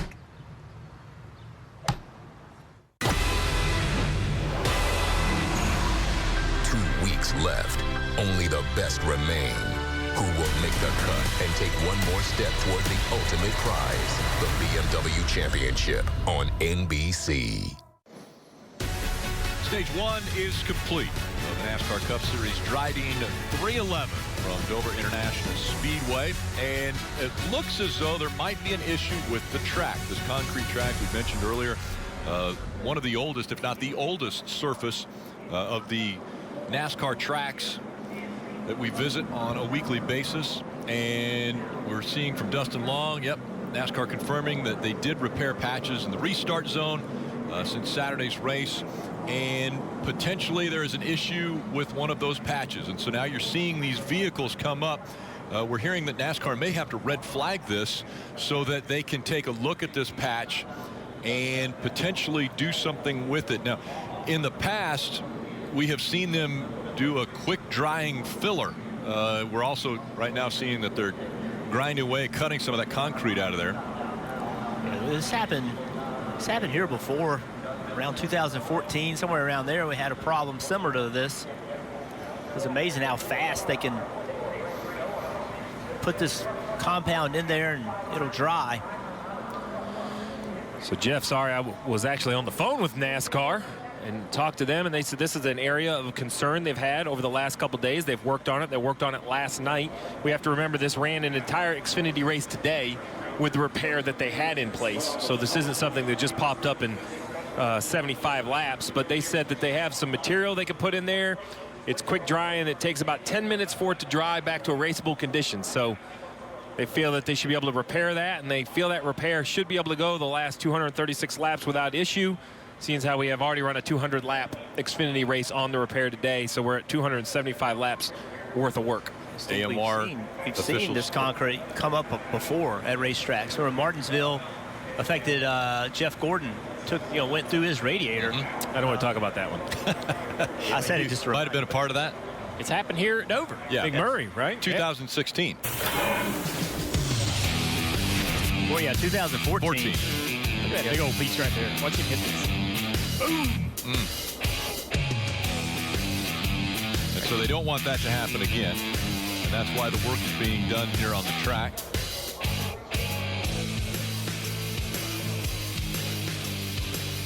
So that was back in 2014. Steve, as you mentioned, that NASCAR is telling us it takes about 10 minutes to dry once they put it in. They're cleaning out the area right now. Yeah, so this is an area that they knew existed, and it was of concern, but they have been repairing it throughout the weekend. It made it without issue yesterday. We had a doubleheader race.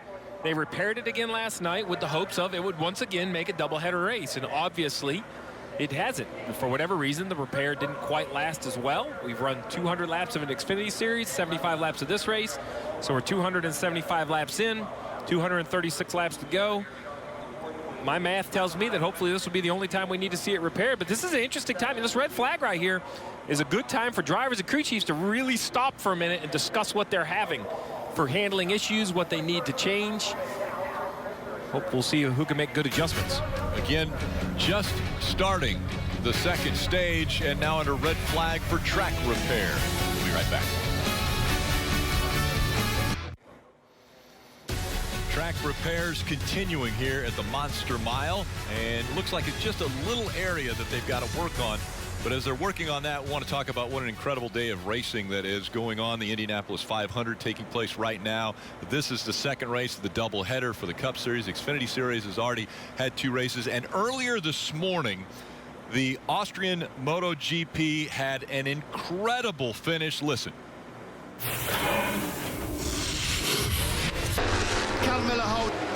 Miguel Oliveira, and I mean 3 bikes fighting it out there at the end. That was awesome. And that's the way the day started. So would either one of you guys do that? Like, Junior, would you ride a motorcycle that fast? No, I don't think I would. Oh, I thought you were talking about fix this track, and I'd say, yeah, I could help him. I was going to say, ready. Yeah, that's right up your alley. All right, so while we have a little break, again, under red flag condition, let's dial up 7-time champion and 11-time winner at this racetrack. Hey, Jimmy, it's Burton and all the guys up in the booth. You got us? Got you, buddy. Well, it's in there running 6 right now. How you feel about your car? We made our car a lot better from yesterday, but it looks like the rest of these guys have too. But it's driving good, a couple small changes here and there. But looking forward to settling in and running some laps and hopefully get some long runs. I think that's where our car will really shine. Man, it's intense up here watching these points and watching you guys battle to get into playoffs. How intense is it in your seat? Yeah, it's intense. I mean, I'm aware of where the 21 and the 24 are. And 24 got a few more points than us there in that stage. They look to be running a lot better today than they did yesterday. So You know, you look, you pay attention, but at the same time, you really just got to run your own race and not get sucked into what other people are doing. I need to make sure that I don't make any mistakes, and my team doesn't, and that you know, we maximize on everything we can today, and let the points fall where they may. So they're repairing the racetrack. Did you see anything or feel anything with the track? I really didn't. I noticed there was some white spots on the track during our pace laps, like they worked on something last night, but I did not notice anything when we were up at speed driving through there. All right, buddy, I appreciate you taking the time. I know all the fans appreciate it. I want to tell you thank you for all you've done for the sport. I know you're trying to get yourself in these playoffs. We're not supposed to be pulling for you, but we are. Have a good day, man. I appreciate it, buddy. Thank you to everybody. And he had made the comment, win. He wants to win. Playoffs would be great, but he wants to win before the season ends.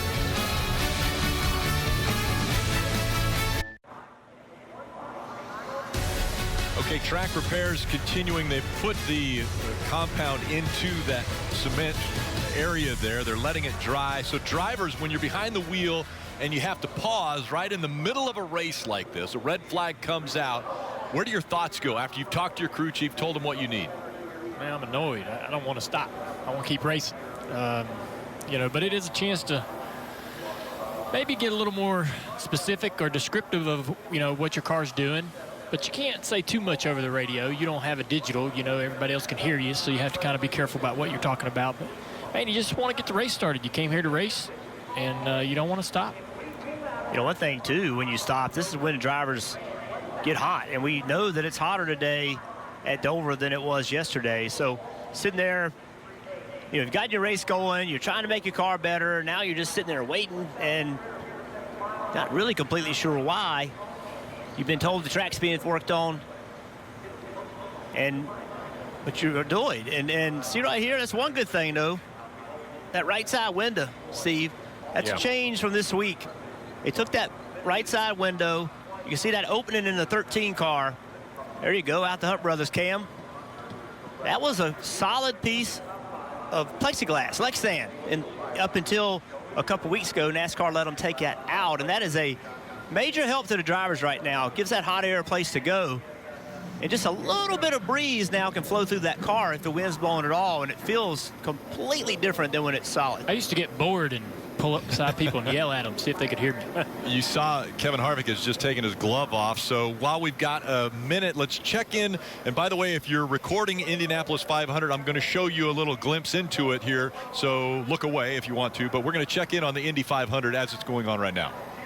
Well, Joseph Newgarden on the track around to Sato a little bit longer on that stop for Dixon and his team. We'll see how that affects the track position and where he cycles out. There was an issue on the back inside corner on Dixon's car. He was a little slow on that one, so we'll see where they're going to cycle here. Watch the blend. There's Sato. There's Newgarden coming through turn 2. Scott Dixon trying to get up to speed. Look at this. There they are. I think he's got enough. And Rahal in the mix right there, trying to block Newgarden.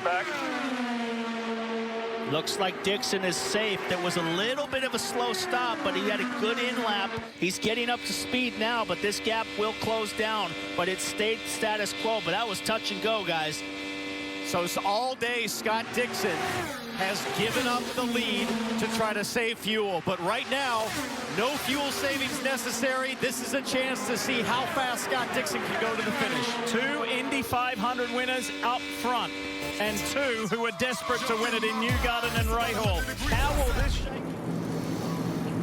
And so again, we heard Lee Diffie, Townsend Bell, Paul Tracy with the call there from the Indianapolis 500. That conclusion will take place on NBC. So if you want to see the last, it'll be about 28 laps from the mecca of motorsports there, Indianapolis Motor Speedway. The yellow has just come out here, so we know the cars are going to start rolling. You see the driver strapping back in.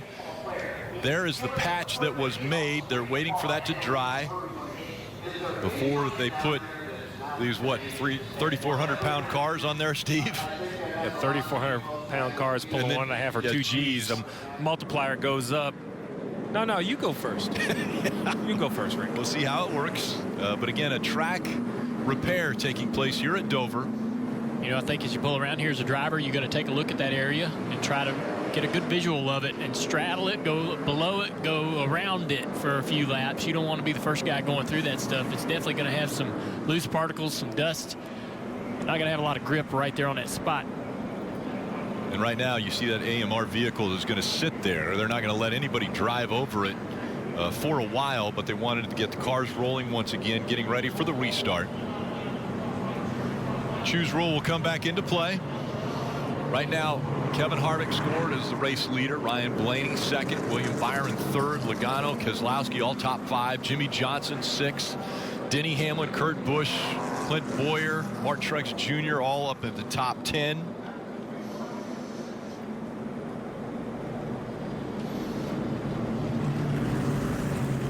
Cars will ride around here under caution for just a moment. That actually gives you time, if you want to, gear up for the playoffs. Check out the greatest selection of t-shirts and hats, die-cast, much more. For all of your favorite drivers, all you have to do, just visit NASCAR.com/shop. Guys, on the last round of pit stops, we're here in that 10 car of Eric Almirola was speeding on pit road. So he's going to have to go to the back. And coming up on the choose box. This is not only a difficult pit road to enter, but it does have a lot of speed penalties over the years.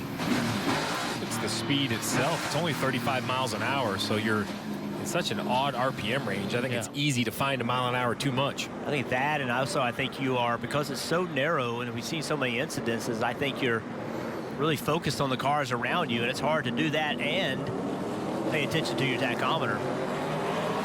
Dave, what do you have on Joey? Drivers do so many good things for folks, and last night Joey Logano's foundation and Sonic partnered to have a party at Charlotte Motor Speedway, socially distanced, for some 3,000 medical workers and their families to say thank you. There was all the parking.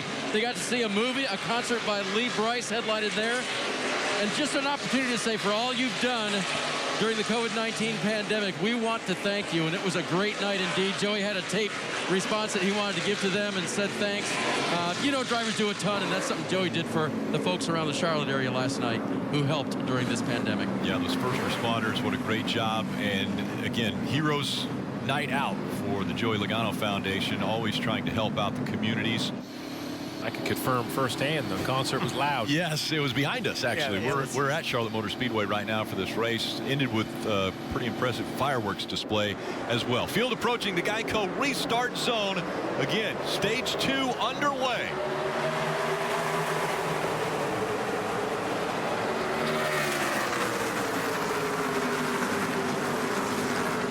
Harvick, Blaney 1 and 2. 2 Ford Mustangs up front. Logano, also another Ford up there in third. Then the first Chevrolet, William Byron. Top 3 came from that outside line. William on the inside.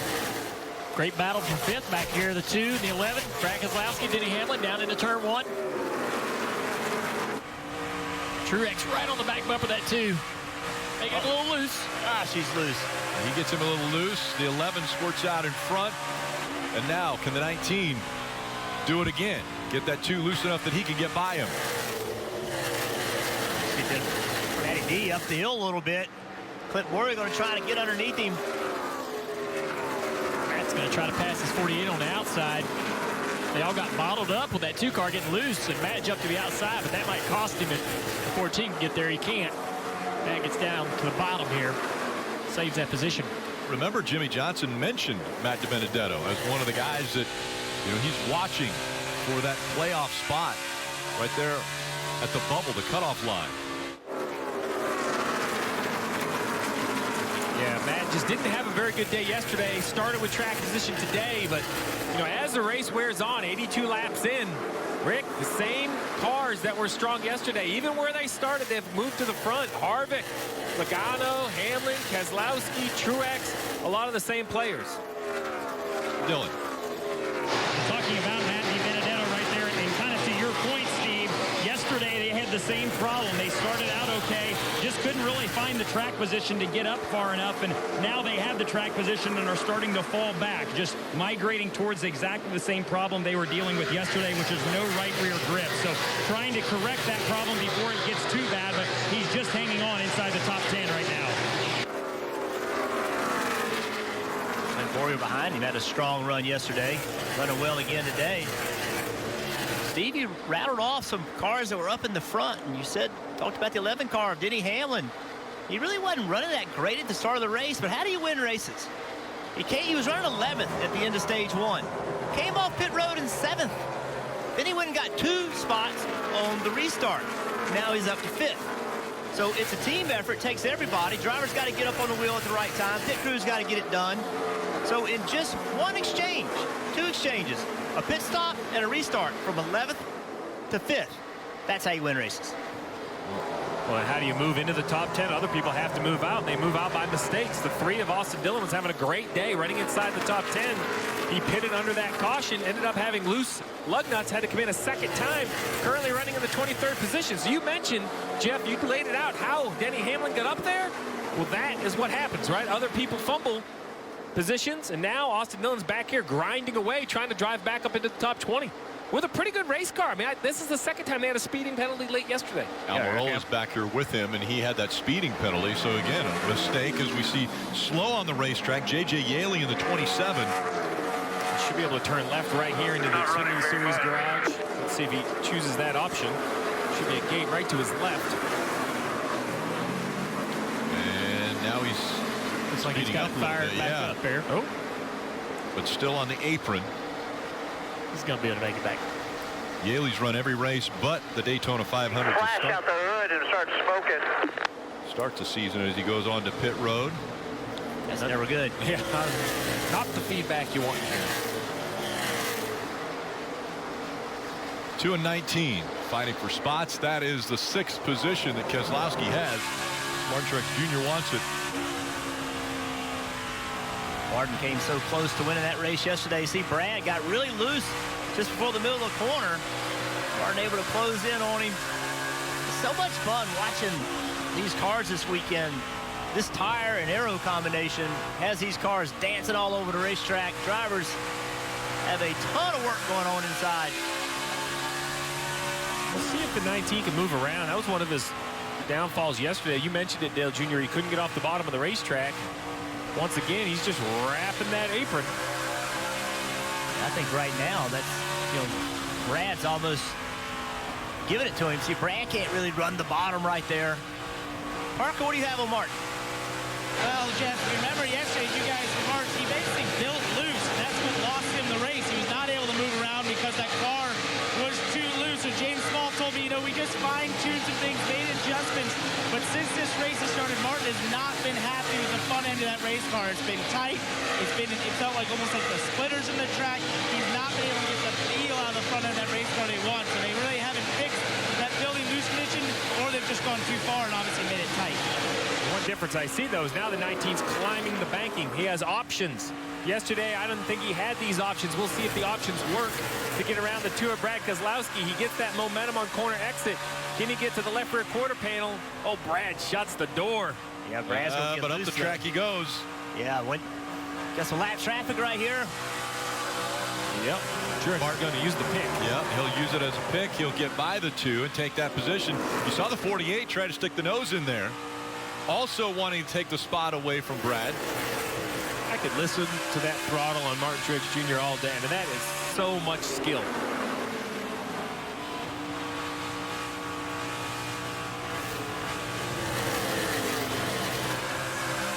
So while these guys are back here fighting for positions, want to take a look at today's Xfinity fastest lap, and it's the guy up front. And it happened on lap 80. Look at the top 3. Harvick, Blaney, and Byron all on lap 80, running the fastest laps of the day. I think what stands out to me on that is the difference between the fastest and the second fastest. If you could be 2.5 tenths of a second faster than somebody else, that's an amazing amount. And Harvick continuing to set the pace. His closest competition has been Ryan Blaney. The 2 have battled all day. But right now, it has been Harvick out front, winning stage 1 up front as well here. For those who dare to search, there are places where wild still exists.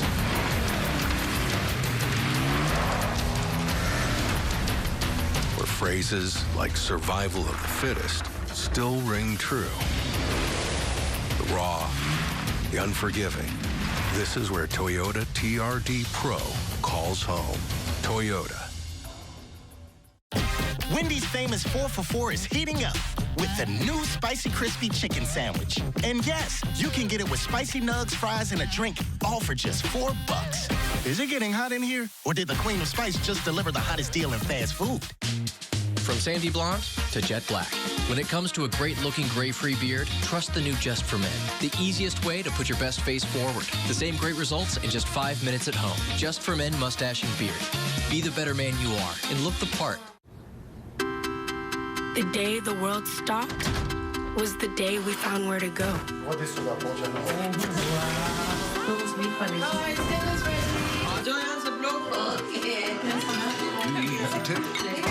From now on, we're not going to leave anything on our plates because we've learned to savor the moments that will always be.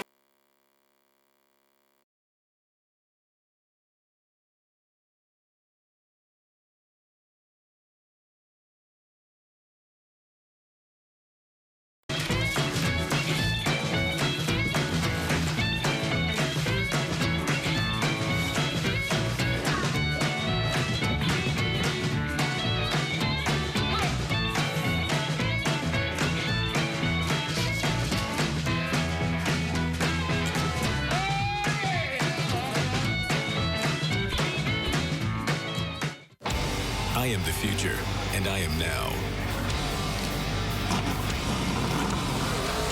How about winning Daytona?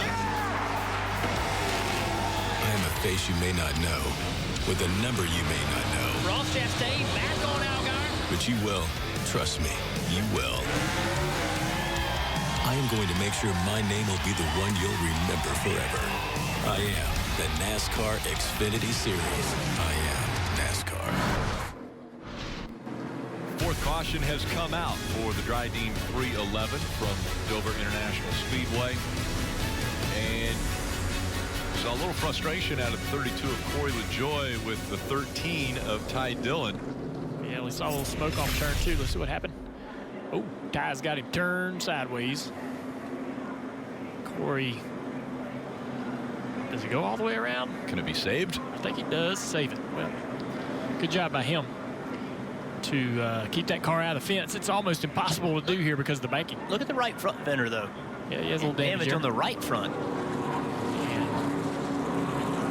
Are you saying there's more to the story, Jeff? Yes, I think there may be. Oh, okay. I see what you're saying there. Look at the right deck too. So damage to the left rear quarter panel of Corey LaJoie. We saw him sideways after the 13 got into him. Also a little bit of damage on the 18 of Kyle Busch. Dave, how they doing? Well, he's had an interesting day. The first damage actually knocked the transponder off. He had to come get that put back on so he could be scored. But lately, it's been this. I never have any front turn in reserve. I'm always at max steering wheel, so I can't do anything. Max steering wheel rolling behind a guy. I got nothing to give it to turn underneath him. And that's a problem when you have no more to give to get around a guy, right? Yeah, so he's just way too tight. So Junior, he's got a lot of wheel put in it, meaning how much he's having to turn the steering wheel to get it to turn the corner just all by himself. And of course, when he gets behind somebody, that gets worse because air comes off his car. Yes, they've made repairs to that car. They understand the bracing on the splitter rack is broken, and they've had to cut away a little bit of that right front fender and repair that damage. It's just not going to have that grip he's looking for. Hits are open, cars are coming down pit road. Parker. Rodney Childers told Kevin Harvick, we can make it from here to the end of the stage. We'll absolutely be pitting. Small air pressure adjustment, and they're actually in the right rear there. You see 4 Goodyear tires stoked on fuel, Dylan. William Byron coming into his stall. Excuse me. stall as well. Said he was a little bit free on entry. Chad Knaus confirmed that, said that the only place they're really getting beat is on entry to turn 3. Going to try and snug him up a little bit with an air pressure adjustment, Dave. This time Ryan Blaney pits with everybody just like he wanted to. Fired off a little bit snug, loosening as he went, but not as bad as the first run. He'll get 4 Goodyear tires and Sunoco fuel.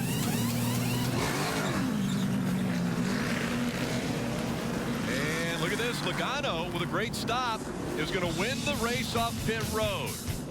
Logano, Harvick, Blaney, Hamlin, Truex, top 5 off pit road.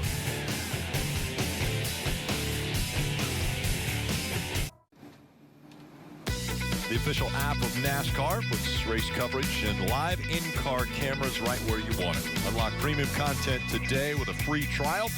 Search NASCAR in your app store or visit NASCAR.com/mobile. And you see the 48 slow from high above. The aerial coverage brought to you by Geico. They were caught for speeding on pit road. There's more speeding penalties here at Dover than anywhere else. We talked about it, you know. And I think it's like you said, Jeff. You're trying to not hit anybody, and you're trying to watch your tack because we don't have speedometers. You got to do your speed off of the tack and RPM in second gear. So looking at that, try not to run into the guy in front of you. Yeah, Jimmy, when we talked to Jimmy during that red flag, he mentioned we cannot make mistakes, right? And just a mistake that's going to be costly. A lot of cars still in the lead lap. Let's listen in and see what they told Jimmy about the bad news. It was the very first section on entry. Anything noticeable on your end there? Nah, I thought the 19 would have got it. He rolled in faster than I did. I checked it more than he did for that first segment.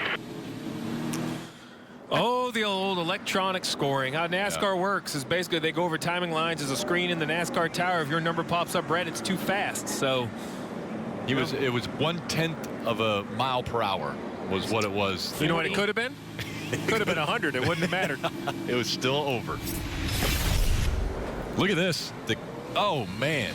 Right in the side of the head, the jack hit the tire changer. That was Jimmy's first speed penalty of the season. Came at the worst time of the year. So speed is 40.1. So the speed limit is 35, but NASCAR gives you a 5 miles per hour buffer. And, of course, that means the speed limit's really 40, right? Yeah. But Jimmy Johnson went 40.1 miles per hour. You know, and Rick, talking to Jimmy this weekend about, you know, the points and trying to make the playoffs, he reminded me of something that I knew, but I needed it pushed forward in my brain. You know, he's got 2 goose eggs on the year. Yes. They were DQ'd at Charlotte, 0 points. Yep. And he was sat out at Indy for being COVID positive, 0 points. So here he is battling to make the playoffs with 2 zeros in the column of points earned. So, you know, he's trying to do this with 2 less races than his competitors. Look at them points right now with Jimmy back there. 24 up the top 10, 32 out. Getting ready for the restart. Harvick on the inside, Logano on the outside.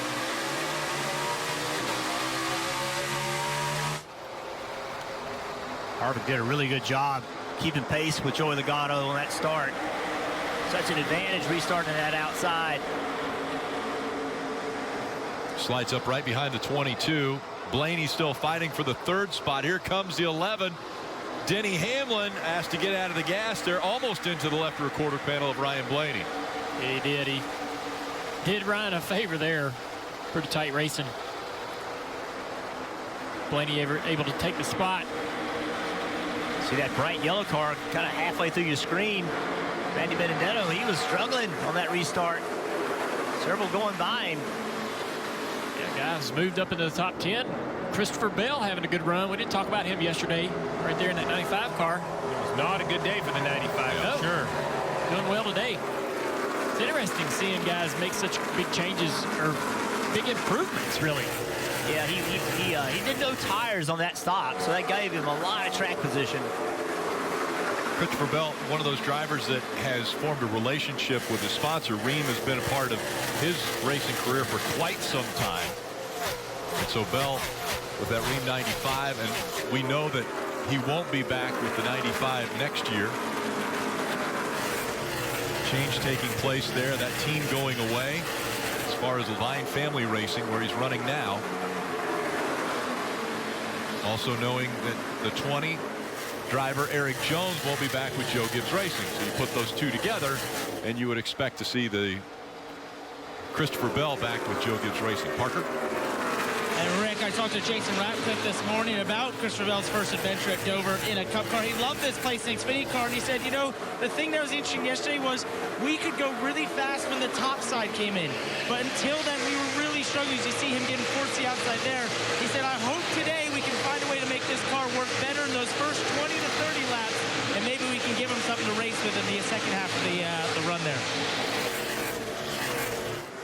Watching the 4-car Harvick, who's dominated pretty much since he's gotten up front. Try to get back by this 22 car, take this lead. Really interesting line that Harvick runs. I was just going to mention that. Watch him, he drives in the corner. Not on the bottom, but kind of, you know, half a lane up, then up the racetrack.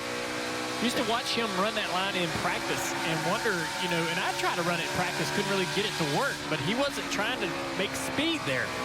He knows he needs to run this line to be able to pass, because if he just follows the 22 around the bottom, he's going to be in dirty air. So he allows the car to diamond up in the middle of the corner, Jeff, to get a little air on the nose right here so it turns, or just to jump on the outside of this 22 and try to pass him on the outside. Yeah, he got to the back of the 22 car, and that just got Joey Logano really loose. We've seen that a lot. Remember, this year, took a lot of spoiler off the car for this race versus last year, and the drivers are using that to their advantage, pulling the air off that car in front of them. Now Harvick's going to go back to work, going to go right back to running and doing what got him to this spot, and that is running this line. Now he's to that quarter pounder. Now Joey's done. There's no fight anymore. Joey knows it. And it's not that Joey just wants to give the spot up. He can't get in the gas running on the inside of the 4-car off the corner. It's just there's no bite, there's no drive in either of these cars, but the guy on the bottom is really handicapped and can't use the throttle.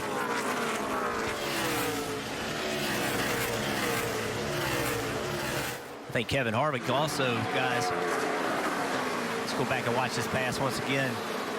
Kevin just rolls up on the outside, and then right here, just able to carry partial throttle. And now Logano's in trouble because Kevin's on the outside of him. That pulls the air off the 22 spoiler, and now he does not have the grip he needs. But what enabled Kevin to get there was to drive in the corner and quickly go to the throttle, carry a lot of speed through the middle to get that spot. Stage 1 winner Kevin Harvick back out in front. Joey Logano running in the second spot. Blaney, Hamlin, Truex Jr. all in the top 5. Guys, I feel like with Hamlin's win yesterday, Steve, you said it earlier, Hamlin quietly won both stages and won the race, like, and just dominated. Well, we've talked all year about Harvick and Hamlin. Well, this is Harvick's chance to take some of that thunder back away, get a win. Yeah, Steve, you mentioned it. The double headers, it seems like it's the Denny and Kevin shows. I mean, one wins one day, the next day, the next one will win. So they go back and forth. A couple guys back here in the middle of the pack. 41 car. Cole Custer running in 11th place. Alex Bowman had some damage yesterday early in the race. He says he likes this track. Watching his social media last night, recap his event, talked about how much fun he enjoys racing here. Starting to move through the field up to 12th. Much like the 88 of Bowman, the 20 of Eric Jones had damage in the race yesterday, and he's got damage in the race again today, but still working pretty good. He's a couple spots behind Bowman in 14th. Dave.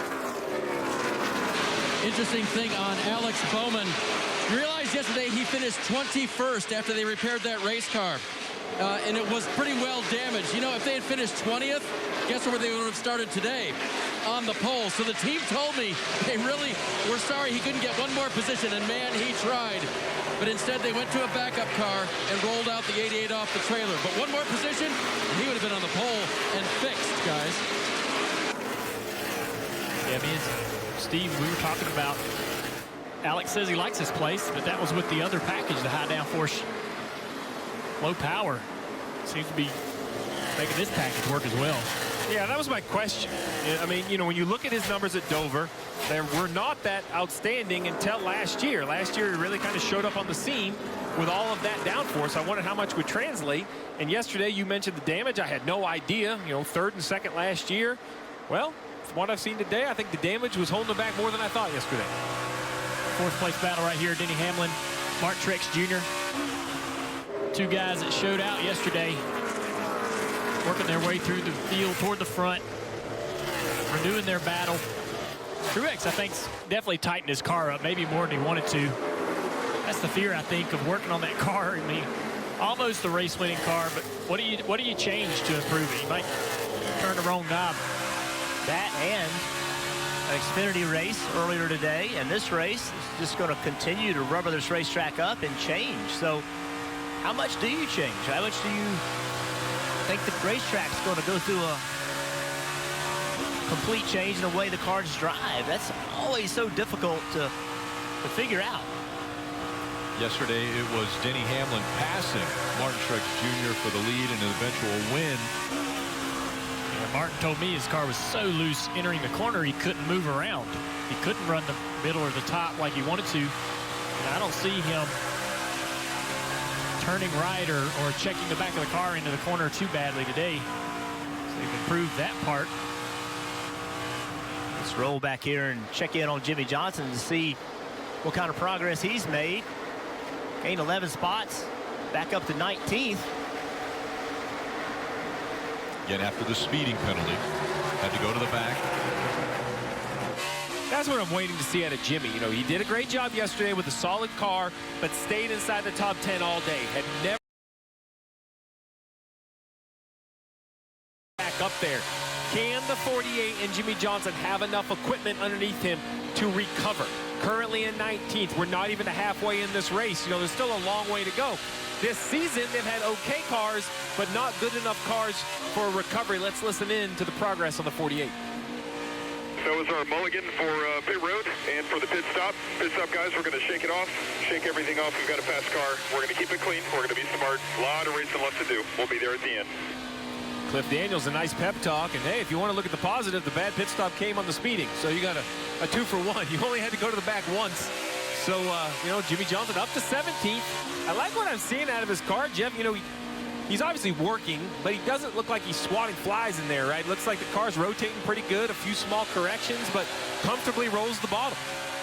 Yeah, and making a lot of spots up. There were a lot of cars right there in front of him that he could make spots up pretty quickly and doing a good job working through them.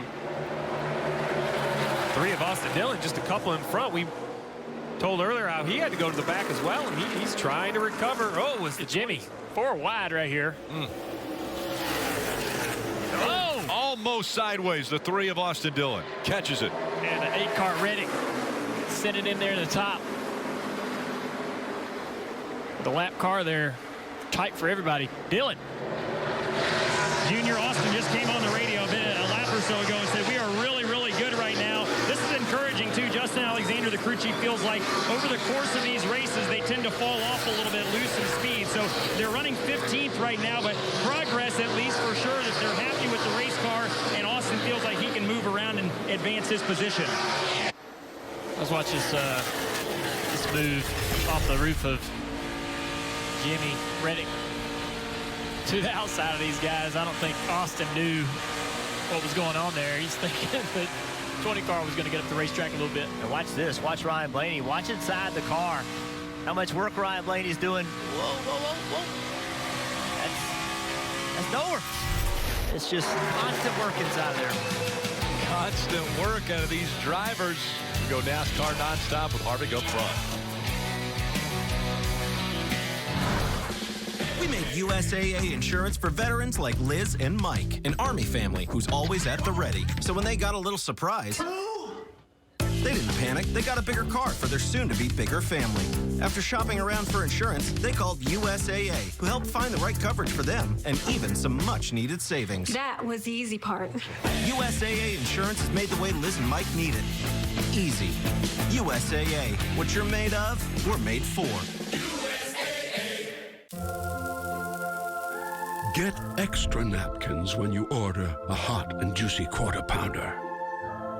A normal amount of napkins just won't do. Ba-da-ba-ba-ba.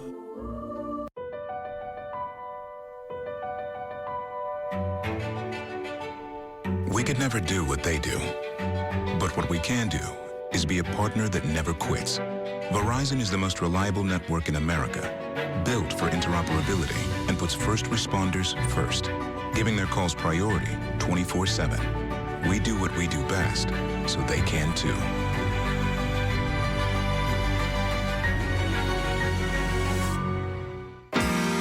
Sometimes you wanna go where everybody knows your name,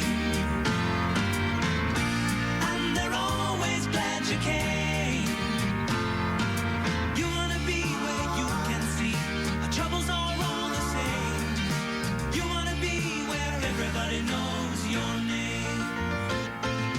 You wanna go. Applebee's. All your favorite burgers, all just $8.99. Now that's eating good in the neighborhood. Wendy's famous 4 for $4 is heating up with the new Spicy Crispy Chicken Sandwich. And yes, you can get it with spicy nugs, fries, and a drink, all for just $4. Is it getting hot in here? Or did the Queen of Spice just deliver the hottest deal in fast food? I am the one, back with a full throttle roar. I am the intersection of chaos, karma, love, legacy, family, and flag. I am the place where we can be as one, united from the four corners of our beloved sport, back with one thunderous return. I am ready for you, if you are ready for me. I am NASCAR. Tonight on NBC, the NHL Stanley Cup playoffs continue with Boston and Tampa Bay. Game 1 in their best of 7. Second round series covered beginning at 8 p.m. Eastern. And the battle continues here at the Monster Mile. You see the 48 a little bit loose, was able to get by both the 8 and the 3. So Jimmy Johnson, after the speeding penalty, has moved up to the 14th position. Continuing to move forward. Kevin Harvick, though, has been the fastest. Won stage 1. Out in front, and he has a 2.2 second lead over Joey Logano. Let's go through the field, brought to you by Applebee's, and we'll start with Parker. All right, Rick, Kevin has been awesome so far through this race, but you know, you guys allude to how the 11 him have traded barbs and blows on these doubleheaders. Well, last night, Rodney tweeted after they had that track bar issue, it was our turn. I asked him what he meant by that. He said, you know, every time we've had one of these doubleheaders, the 11 has an issue on the first day, and we go on to have a great day, and then they get it together for the next day. He said, it's our turn this time in a doubleheader to have that first day not go our way, but get it together on the second day, Dave. Parker, remember on that last pit stop, Joey Logano's pit crew got him 2 spots on pit road and the lead. But tire carrier Jeremy Ogles rolled his right ankle. Just talked to Jeremy, who was getting it iced up. He's going. He's a tough guy. He'll be back for the next pit stop. Ryan Blaney, meanwhile, in 3rd position, talks to Todd Gordon, his crew chief, this morning. He said, you know what? We had top 10 speed yesterday, even though we finished 14th. He said, I was encouraged by that because we really did not have good balance. They worked on it overnight, and with a better starting position today of 7th, Blaney's parlayed that into a top 3 run at this point. Denny Hamlin runs into 4th position. Talked to Chris Gabehart, his crew chief, this morning about win number 6 yesterday. He said, yep, I wanted another one. It gives me a comfort factor going to Daytona, and you're going to see us re-rolling today and next week at Daytona for maybe a couple more. Parker. And Dave, chasing him down right now is Martin Truex Jr., who lost the race yesterday to that guy in front of him. But the reason he lost it in his mind, he had some choice words for Eric Almirola in the 10 car, who was 1 lap down as they came to the last 10 laps of the race. Martin tried to pass him. He couldn't get around Eric. And he was very frustrated how Eric stayed tried to stay 1 lap down there. And he basically said, this isn't going on through the season. These two have had run-ins throughout the year. He hasn't had problems with Eric before, but this season, forever, they've run into each other. They've been around each other too often. Not happy with the 10 car for Martin Truex. Much better day today for William Byron as he runs in the 6th spot. You see there to the left of your screen, bubble points. He's in the playoffs right now, having a much better day. Chad Canal said yesterday they were solid here earlier or last year, rather. They expected to be much better yesterday. This is more par for the course for them, running solid. No mistakes today, having a nice afternoon running in 6th. Dave. Brad Keselowski runs 7th. Talked to his crew chief, Jeremy Bullins, this morning about the New Hampshire win he had a couple of weeks ago and how important that was. He said absolutely, with the Richmond doubleheader coming up and Phoenix to close out the season, those both apply, and that win gave us confidence, Dylan. Kurt Busch run to the 8th spot. He's been inside the top 10 most of the afternoon after starting 40th. Matt McCall made a strategy call earlier in this race to stay out, make some headway early. They've done a nice job as well, keeping the track position. A good day for them means continuously moving forward, trying to put together a complete day here after starting at the back. Dave? 9th, Alex Bowman. We documented the fact that he started at the rear of the field hauling out a backup car. Interestingly, Low, this is the same motor that was in the other car. That's part of the rule, so they had to get that out. They actually worked on tweaking the motor for today while it was still in the still in the original car while they prepared the backup, but he's running strong this afternoon. Finally, Clint Boyer running in 10th. We thought the 14 might have some speed today, but the biggest problem for him has been one of handling. Listen. What do I need to do? Go fast. Not much consolation there from his spotter. Loose all day for Clint. He's trying to hang on most of the time, Rick. Loose. We heard from Boyer. His teammate Kevin Harvick just clinched the regular season championship, where he is running and the points that he has been able to accumulate already. So Kevin Harvick, 15 playoff points, and he still has a race to go as far as not only this one, potentially gaining some more here, but Daytona that will end the regular season. But Kevin Harvick has just clinched the regular season championship.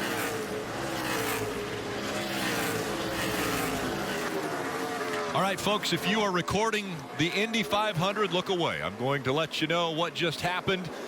A very late race accident involving Spencer Pigot. Take a look at this. Coming out of turn 4, gets around, hits the outside wall, but watch what happens when he comes back across the track just at pit road entrance.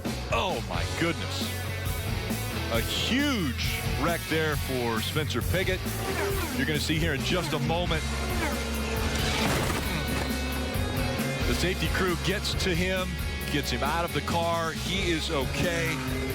With the caution coming out, that would mean the 104th Indianapolis 500 would end under caution. Takuma Sato gets his second Indy 500 win and savors the milk.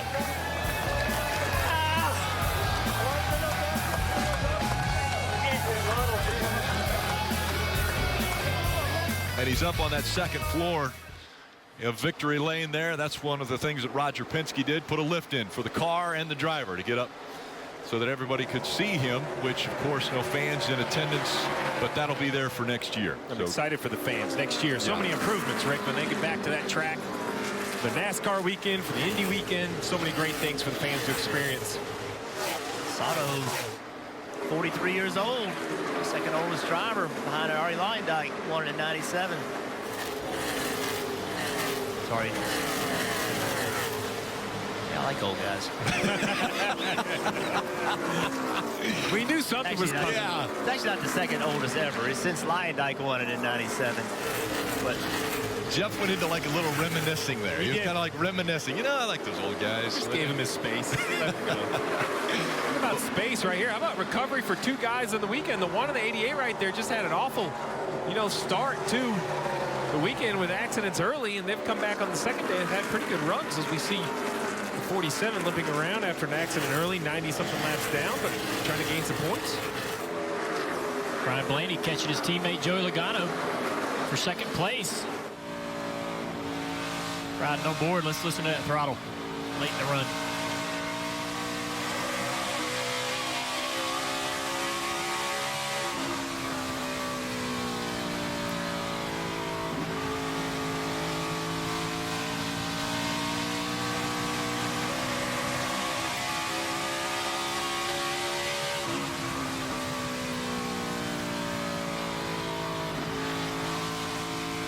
Interesting listening to Ryan Blaney and how he has to work that throttle. He'll continue to do it. Ryan Blaney right now running third. still chasing after Harvick and Logano as we go NASCAR nonstop.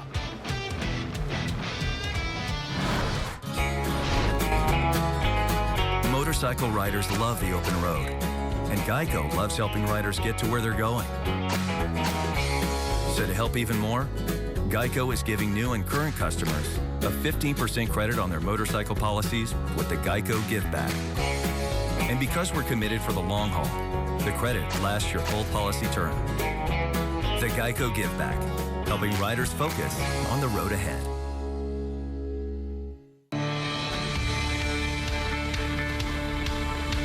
Providing a layer of protection you can count on, WeatherTech features non-porous surfaces that can easily be wiped with germ-killing disinfectants and can easily be washed out for complete protection, front, back, and even up the sides. It's not so easy with carpet mats. Stay safe with WeatherTech, the ultimate protection for your vehicle. Order today at WeatherTech.com. You can't afford to fail. On the road, on the job, off the grid. So get to Advance.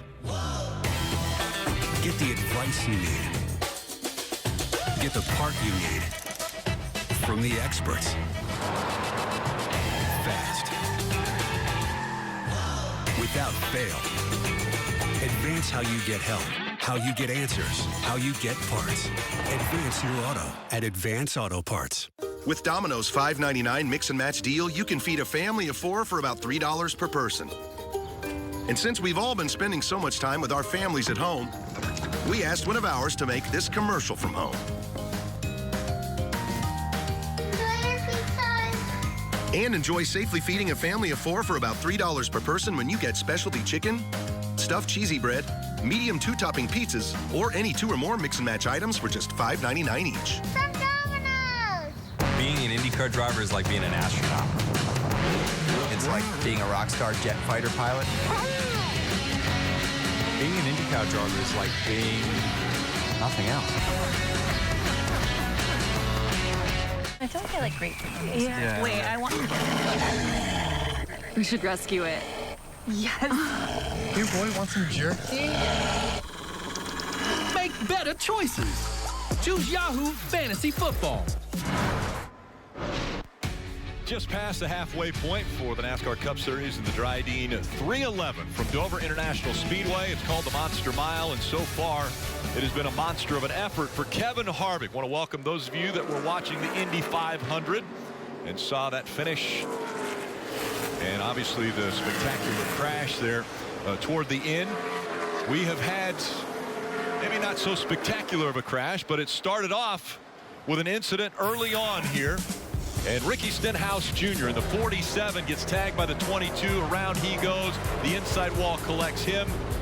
A lot of guys got involved in this. You'll see the 9 running in the back of the 18 of Kyle Busch. That took Chase Elliott out of the race.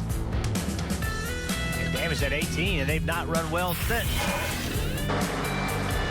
Stage 1, you see the run here by Kevin Harvick. He goes to the outside of Ryan Blaney and wins the first stage here at Dover. Got a red flag for some issues on the racetrack. Track crew got in there and fixed it all up for us. And then a repeat. Kevin Harvick goes by Joey Logano, and now he's out front here in stage 2. Only 19 laps to go to end stage 2. Playoff points with only 2 races to go. This race and then Daytona next week. So Daytona is the big wild card coming up next week. You see Jimmy Johnson currently in the 17th position, the first driver out. A good day yesterday, gained a lot of points on the 24. Was just caught speeding on pit road on the last pit stop. Started all the way at the back, has driven up to the 12th position. So I know it doesn't look good points-wise, but car-wise, it does look good for Jimmy Johnson. A great car for him today. Can he get up and compete? Maybe get that golden ticket, a win, an automatic berth. Kevin Harvick is about 7 seconds ahead of Joe Logano, but the battle right now, Joe Logano, Ryan Blaney, Denny Hamlin, Mark Truex Jr., all the guys in the top 5 are within a second or so of each other as we wind down toward the end of stage 2. And remember, at the end of the stage, the top 10 can get points. The top 10 will get points. And so if you have a guy like William Byron, who's currently running in the 6th position and is right there on the line as far as getting into the playoffs or not, he's going to be able to gain some points. And that's huge for the 24 as we listen to his radio. I think I'm overall just a bit too loose, maybe. If we're on the loose, the one thing I can see is a little bit later arc into the corner would be matching the 48 car. Everything else looks about the same if we're on the loose. Man, what a difference a day would make. Wow, we listened in yesterday. Dale Jr., you and I talked about this. A very animated driver, a very animated crew chief. And we said, listen, they're not that way. They're just having a bad day. They were outside the top 20. You move them up inside the top 10 in the 6th position. A much calmer demeanor between William and Chad. And with that calmer demeanor, much more productive. You know, Williams done a great job today. Running up front in the top 5, top 10 throughout most of the race and getting stage points, where Jimmy Johnson's got a few points today, but he struggled with that speeding penalty. Dylan. Junior, we heard Williams talking about how loose he is. Right after that, Tab Boyd, the spotter, came on the radio and said, if it's not too loose that you want to tighten it up, I would leave it alone. So they're trying to prevent getting too tight on this next stop. So crew chief Steve, how do you balance that? How do you keep it maybe too free, but also not get it too tight? You have to understand where you think the track is going. Remember, this has been a very long green flag run, 66 laps. Look at the color of the racetrack. Much darker. I mean, look at it all the way across, apron to wall. All of that black rubber, that's changing the handling. So you got to kind of do a little bit of an educated guess. Luckily for William Byron, his crew chief has won 11 times here with Jimmy Johnson, so he knows how to get it done. Speaking of Jimmy, inside the one of Kurt Busch. Yeah, this is for 10th place. This is critical because this will be a stage point. Not only a position right here, 1 point for that, but also a stage point should he finish in the top 10 here. Jimmy Johnson is flying. He is, you said it, Steve. He had to come from the back of the pack. He's been really smart about how he's gotten up through there, but he may have the fastest car on the racetrack. We've not seen anyone pass that many cars today. Kurt Busch fought back, though, stayed in front of him, and here comes Clint Boyer back into the picture. But, Rick, this is what the fan base has been wanting to see out of Jimmy Johnson. His nickname is Superman. 83 wins, 7 championships. He always put it on his shoulders. Here, he was speeding. His pit crew had a slow pit stop. This is the Jimmy Johnson we have been looking for. He has driven it from the back of the field all the way to 10th. Under green, there's been no tricks. There's been no yellows. He has passed a ton of cars, 19 on this run alone. Parker. And Steve, I think that's a big point for this race team. You know, Cliff Daniels puts a lot of pressure on himself, knowing he has that 7-time champ behind the wheel, and the pressure to get this 48 back to where you said, where the fans want to be, challenging for wins in the top 10, getting points right here. He said last night we had to look ourselves in the mirror and say, how do we make this better? We had to rethink everything we do at Dover because we ran 7th with Jimmy Johnson. We're better than that, and they're showing it today. That's for 3rd right there. Blaney has it. Denny Hamlin wants to take it away. Yesterday we heard Martin Truex Jr. complaining about cars in front of him, feeling like they were taking his line away from him. Well, he had run Denny Hamlin down, changed his line, ran the top, and then Denny went to the top. And immediately, Martin Truex, car's out of the racetrack. You see it doesn't have the grip, and watch the reaction. Come on, man. Why are you taking the line from me? Because they're racing. That's right. It's Denny's job. Oh. It's pretty simple. Race car driver's job is pretty simple. Pass the cars in front of you and keep the ones behind you. That 11 was finding a new top right there, wasn't he, Rick? Yeah. All the way up by the fence. And once again, look at how high the 11 of Denny Hamlin, who won this race yesterday, is going. Yeah, I understand the frustration, but I don't know that Denny's looking in the mirror and driving wherever Martin is in the corner. I wasn't that good. I don't think that any driver's doing that. But Denny on the inside of this 12 car. This will be a tough pass right here. Blaney's running that top. It'll be really hard for Hamlin to make it work on the bottom. Got to keep putting pressure on him. He's putting it on him right there. Here comes Martin Truex Jr. as well in the 19. Look at the run he has. Yeah, the 11 and Denny Hamlin got the 12 loose. He had to stay out of the throttle. Both those guys checked up. The 19 gets into this fight. 11 to the top. He's going to go up there and get on that top. 3 wide. Look Truex at Martin on the inside. Yeah, Truex is going to take advantage of the loose 12. He goes by him. Denny Hamlin clears on the high side. And William Byron is thinking, points. Yeah. I can get by Blaney. Oh, he's going to tag the 11. Yeah, a little bit of contact there. So William Byron in the 24 gets to the back of the 12 of, Ryan Blaney. Doesn't move him out of the way, but he definitely let him know he was there. Look at Blaney. He's so loose. The back of the car is just around on it. Williams got to keep the pressure on him. Get right to that rear bumper. Pull the air off that spoiler. He's got to try this top here. That's what he needs to do. That 12 car's pinned to the bottom, trying to just survive. I think that 12 car is so loose, though. If you could just run up right here, just run up in the corner with him. Get him loose on corner entry. This has been a long green flag run, 75 laps, only 4 laps to go in stage 2. Look at the run William Byron has now. Now Blaney, now watch what happens. That just pushes all the air underneath that 12 car. Makes it very unstable. Still can't get the pass done.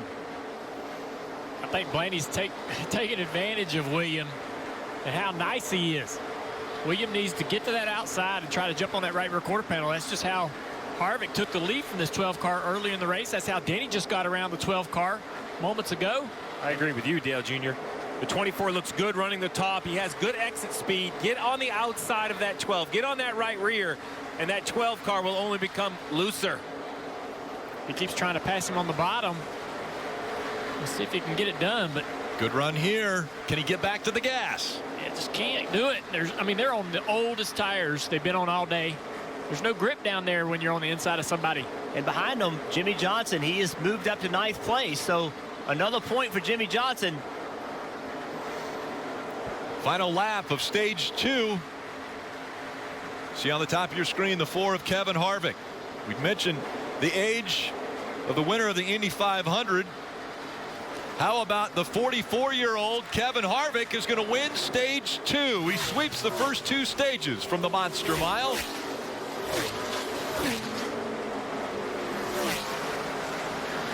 Points being earned by everyone in the top 10. Harvick, Logano, Hamlin, Truex Jr., Blaney, William Byron, Alex Bowman, Cole Custer, Jimmy Johnson, and Brad Keselowski, all in the top 10. Well, the 2014 champion has been dominant already today in this, the second day of the doubleheader. Kevin Harvick winning stage 1 and stage 2.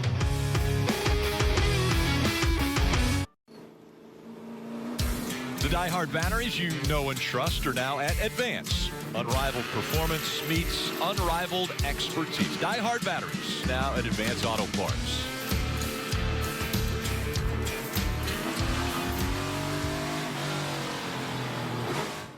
And pit stops taking place now. Yeah, Truex first pit stall in will come to the stop. Car very inconsistent, says it's tight through the middle, snappy, loose off. Looking for James Small to make some adjustments to try to help him be more consistent.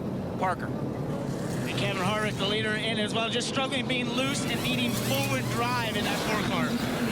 William Byron in the middle of your screen. He is reporting that he's just a little bit too loose, air pressure adjustment, but they've garnered stage points in both of these stages, 8 more than the 48, Dave.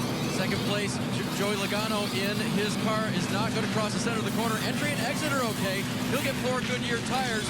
And the front tire is carried by Jeremy Ogles. Remember, a sore right ankle. He does it anyway. And Joey will have a good pit stop. Harvick holding on. His crew has a great stop. The top 4 holding their positions. William Byron and that 24 crew gaining a spot on pit road. Blaney loses 1. Bowman, Custer, Johnson, you saw them holding their positions.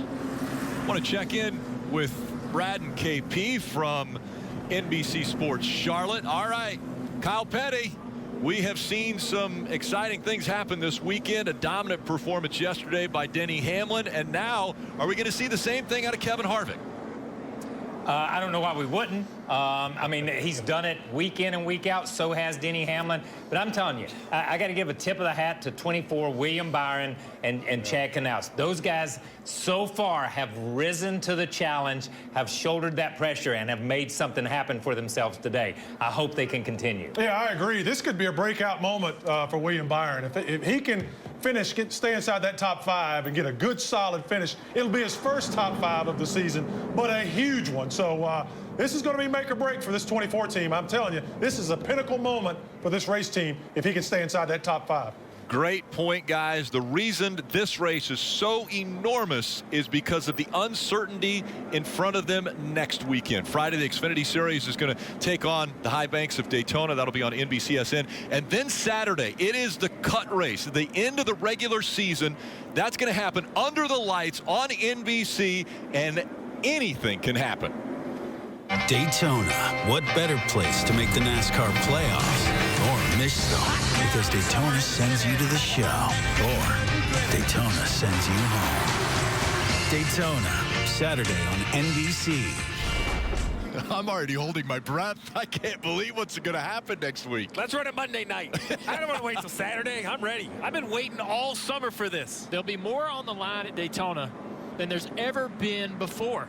You know, you're going to have all these guys that are literally, out of the playoffs with one opportunity to stamp their ticket to get in.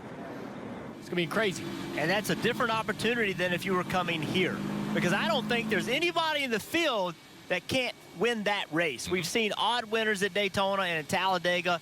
So everybody, think about Eric Jones. Eric Jones had trouble. He's down at 18th in points, 48 points back. He's still not out of it. He could go win that race and move himself into the top 16. And by the way, that knocks somebody out. So you are not safe if you're sitting there in 16th in points. We've been talking about anyone can win when it comes to the plate races. Why can't it be Mr. Speedway, Mr. Excitement when it comes to the plate tracks? Ricky Stenhouse Jr. checkered flag at Talladega back in 2017 when he drove for Roush. Comes back, wins again at Daytona in July to prove he knows how to plate race. And it's only continued. He gets a lot of criticism from his aggression. But I'm going to tell you, it hasn't stopped this year. He was, what, 12 inches, 16 inches away from winning Talladega this year when Blaney won it. He's had a rough go today at Dover, but it could happen. He could upset everyone. All right, remember the choose rule is in effect. Listen to the radio for Denny Hamlin. No, not up to me. You're driving. I'm just telling you the numbers. Remember how this restart worked out yesterday? So we were in the same position. We were second, and we chose second row outside. Can I officially say I don't remember what happened yesterday? Look at this. Hopefully they talked about it. Well, apparently they didn't like what happened, so they couldn't see it inside. Yeah, just remember, guys, you have to pick before you get to that arrow. Hit that orange box. You have to go to the back of the field. So everybody's picking whatever lane you want to go in. It's like everybody's in the lunch line. That's right. It's like, wait a second, what's going on back here? It is. Which line's moving faster? Yeah. High line, low line. What's the preferred line? Cars with damage. And it's all getting sorted out. Next time by will be the green flag. We'll get back underway. So look at the points earned today through 2 stages. Harvick was perfect. He finished first in both stage 1 and stage 2. Blaney was up there in both stages as well. Logano, William Byron, huge points for the 24 team coming in. They were outside of the playoff picture. And the guy that has not had a good day at all, not really of his doing, damage early. See that where they've repaired that car of Eric Jones, and all the people that he is racing for that final spot to get in the playoffs are having good days, and he is not. Eric Jones, one of those drivers that's fighting for a seat in 2021. Back up through the gears they go. Kevin Harvick out front with a great restart. Logano on the high side. Let's see if the 11 and choosing that low line pays off. It looks like he's going to slide in behind the 22.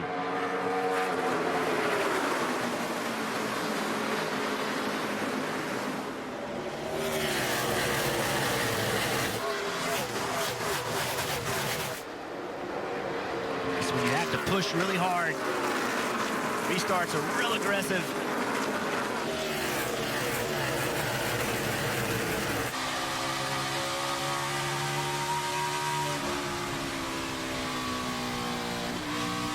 Alex Bowman in the 88, just in front of Ryan Blaney. 6th and 7th running there. Right behind Ryan Blaney, Cole Custer having a pretty solid run today. A rookie.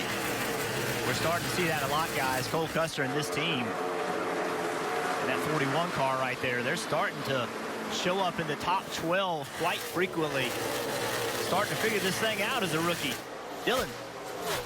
Yep, that's exactly their goal, too. We talked to Mike Shiplett earlier this weekend. He mentioned top 12s or better these next few weeks especially. That gets them at least through the first round of the playoffs if they can do that. But he alluded to the same thing you were talking about. The improvement week to week that Cole has made since the start of this season has been noticeable for sure amongst this team. He's had a really solid weekend, a quiet weekend, running just outside the top 10 or just inside the top 10 right now in that 8th spot. That's the best he's run all day today. Well, Cole Custer ran 11th yesterday, has an Xfinity Series win here. Jeff, we talked about it yesterday.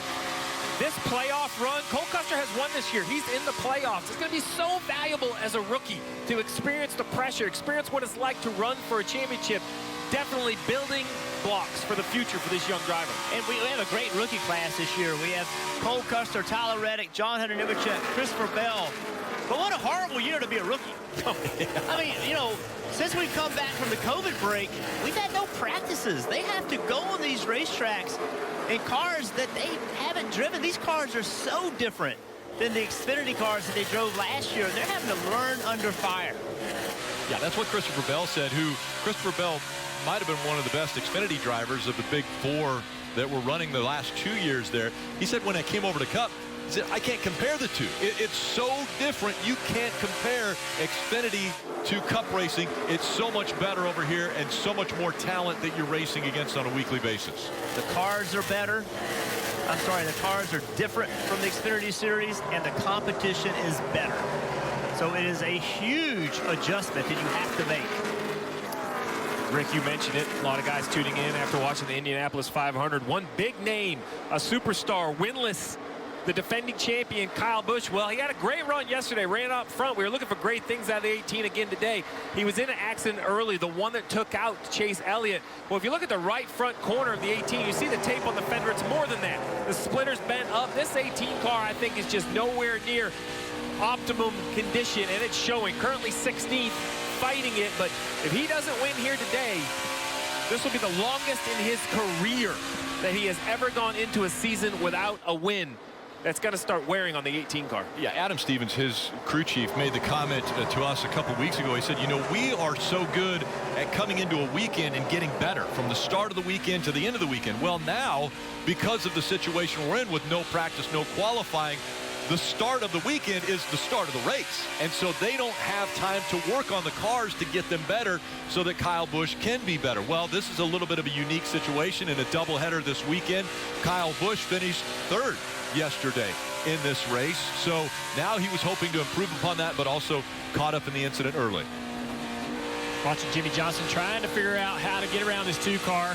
Two cars running where Jimmy's running on the racetrack, so it's kind of hard for Jimmy to make any ground without losing a nose. You see him move up the racetrack a little bit right there, trying to search for some grip, but doesn't find it. Gets a decent run off the corner, though. Yeah, big run off the corner. That's something. Let's see if he tries it again. No, he got a big enough run where he thought he could drive it up. Got the air pulled off that two car. Got Brad loose. Now Jimmy's loose underneath him. And here's Eric Almirola trying to put some pressure on Jimmy.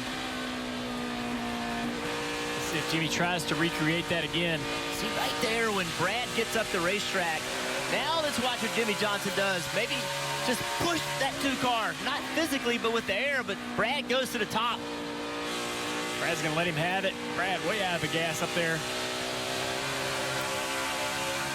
You're riding with an 11-time winner at this racetrack.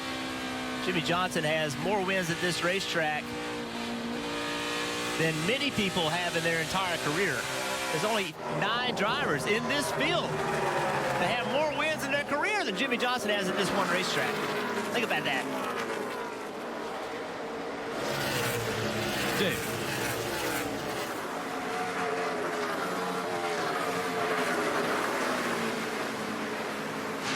Guys, Clint Boyer also taking advantage of Brad Keselowski here and still not happy with the 14. Listen.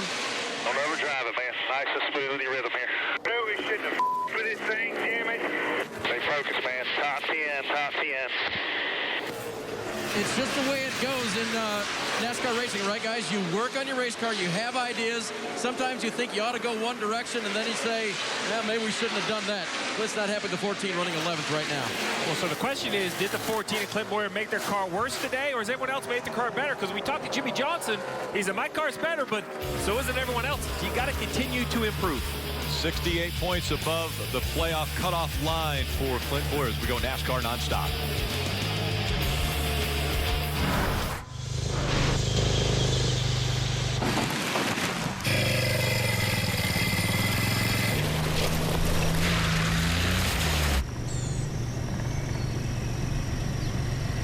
The Tracker Ox 400, a breakthrough American value starting at $59.99 plus freight. For a limited time, use your club card and receive 0% financing for 12 months on any in-store Tracker boat and ATV center purchase worth $500 or more. After that, your in-store APR will apply.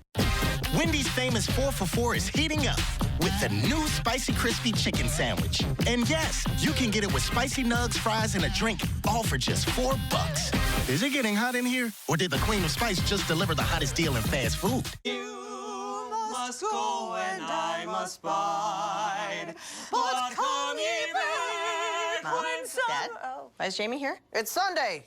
Sunday sing-along. And he helped us get a home and auto bundle. He's been our insurance guy for 5 years now. He makes us feel like we're worth protecting. Why didn't you tell us about these savings, Flo? I've literally told you 1,000 times. Oh, Danny boy, the pipes are calling. I'm just gonna... From Glen to Glen.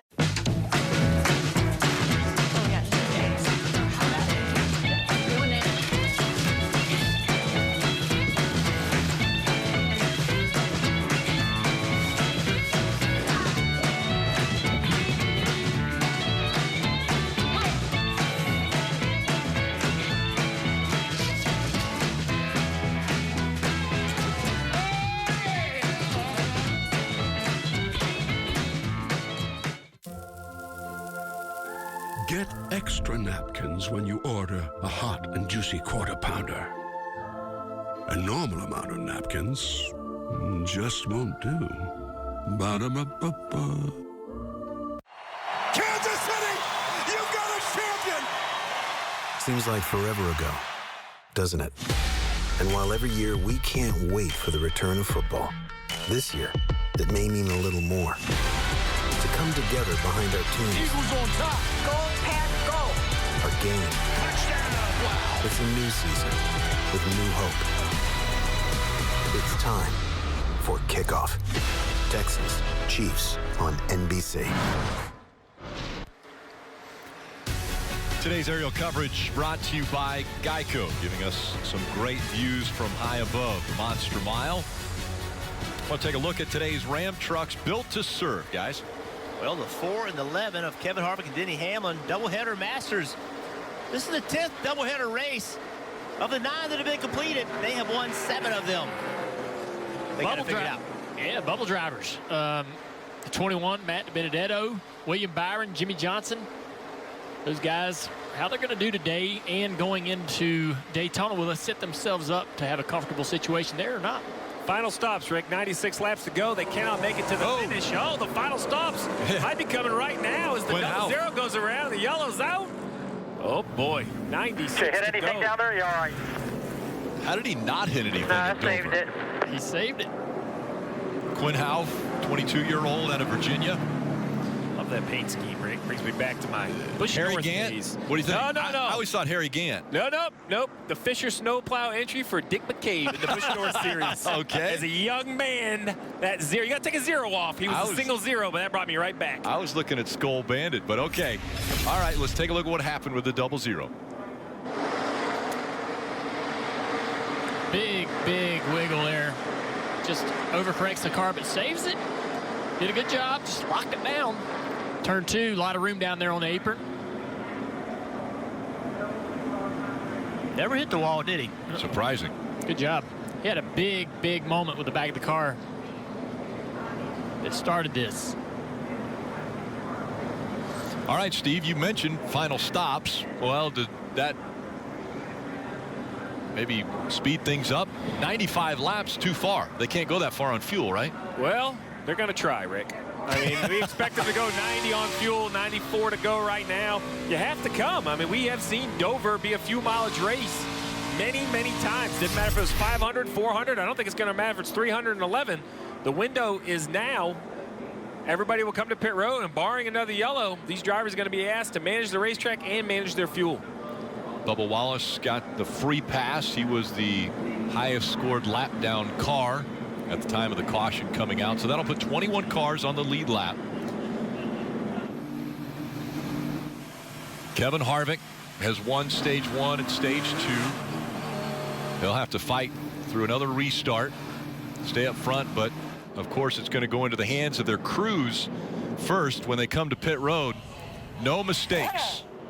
We saw a speeding penalty earlier by the 48, Jimmy Johnson.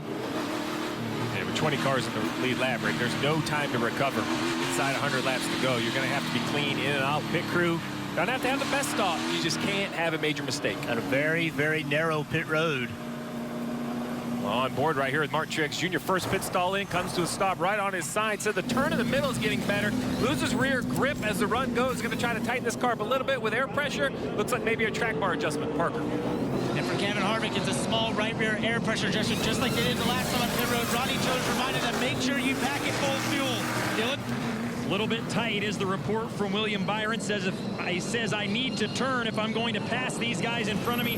4 tires, fuel, and an air pressure adjustment on the 24, Dave. Joey Logano fires off tight. 4 Goodyear tires and Sunoco fuel. Tire carrier Jeremy Ogles will make the only adjustment on this stop. He'll put a piece of tape on the front grille. There it is. Bang. Off goes Logano.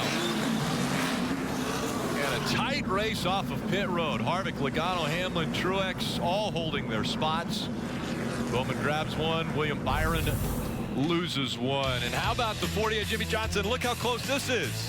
Well, he's avoiding them all the time.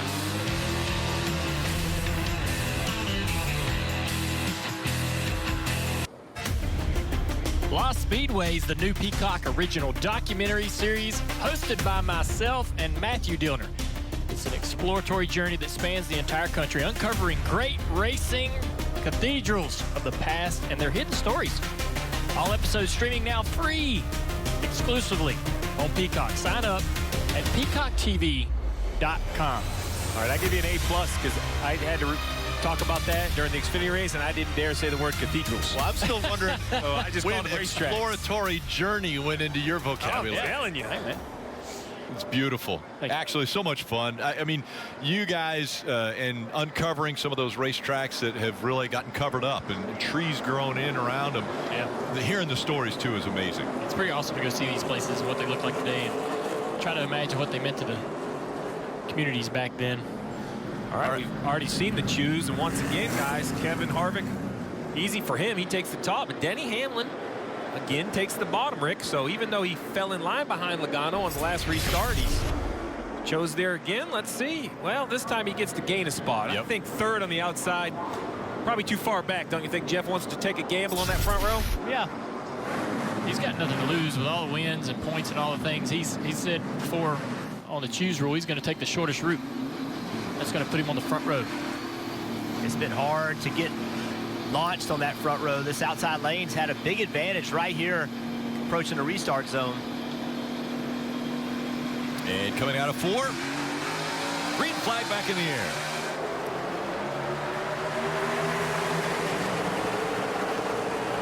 A little bit better this time for the 11 of Denny Hamlin. Can he hang on to that spot? He does. He clears the 22, holds on to second. He hustled through the center of 1 and 2. Side by side back here for 4th place. 88. Alex Bowman has really worked his way through this field. I don't think he's going to get this spot from Truex, but man, a backup car coming from the back of the field. A great run. Making those runs last year not look like a fluke, right? That second and that third, backing it up, Junior. Yep. Teammate William Byron trying to maintain track position as well. He's had it all day long with some great strategy earlier in the race to get some stage points in stage 1 and stage 2. Trying to hang on to that track position to be able to get a great finish as well. Earlier in the race, he was talking about being too loose, and that last run, he was talking about being too tight. So just can't quite find exactly what he wants to get winning speed. Blaney putting a lot of pressure on him. He had more speed than Blaney to run before. Now these tires, the changes and adjustments as Blaney improved his car. Oh, Blaney's going to get right to that bumper, try to get him loose. Doesn't seem to affect that 24. Williams got to be really careful. Get that thing to the bottom. Get the left sides. There you go. Better job. That kept Blaney from getting to his left rear quarter panel. William, a nice job that time protecting that spot.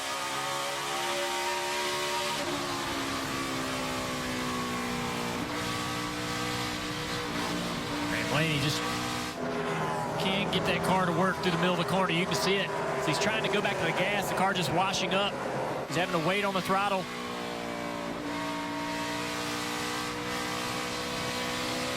Hear him, he's wanting to go to the gas, having to continue to back out before he can get back to full throttle.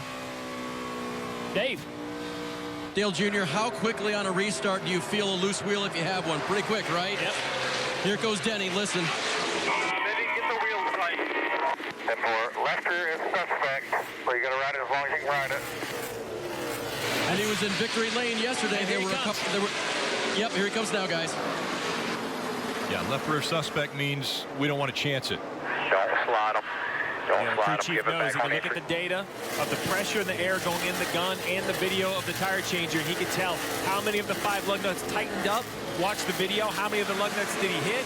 We'll see what Chris Gabehart does. Do they just tighten the left rear? Do they put a new set of left side tires on it? I would change tires and wheels.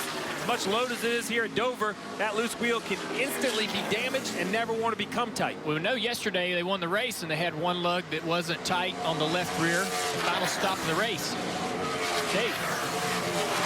So here he is. He was told when he came to pit road, don't slide him. So it'll just be the 2 left sides that they'll change and they'll send him back out.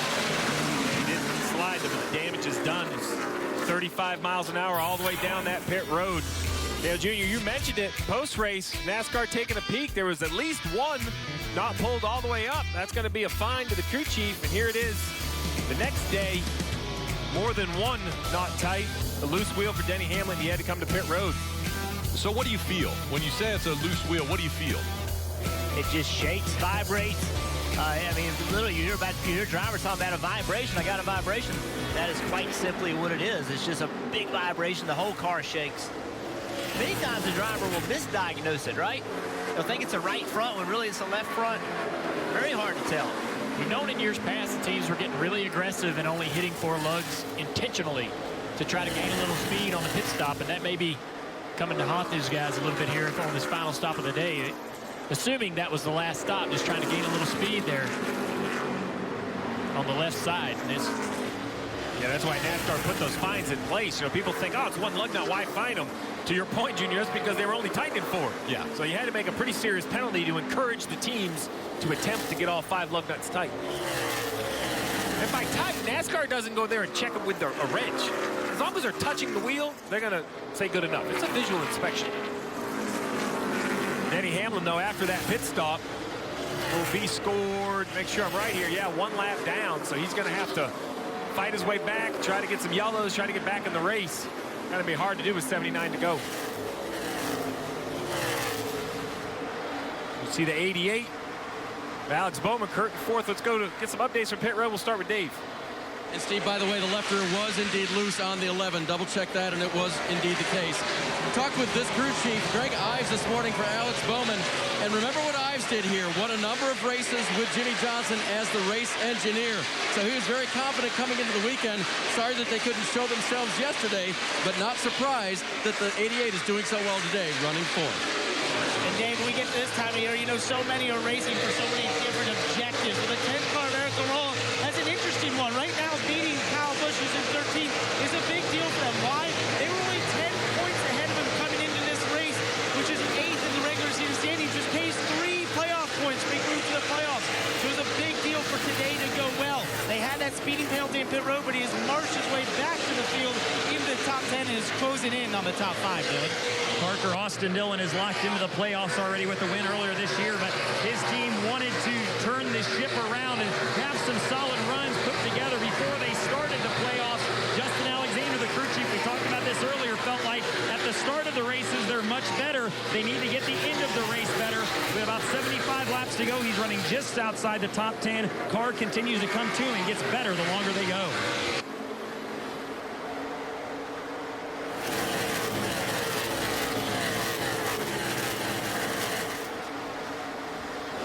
Saw just behind the 3 of Austin Dillon, the green car of Kyle Busch. Mentioned he's the reigning Cup Series champion, winless in 2020 as we take a look at the Toyota driver update. Currently running in the 13th position, started 18th, was caught up in the incident that took Ricky Stenhouse Jr.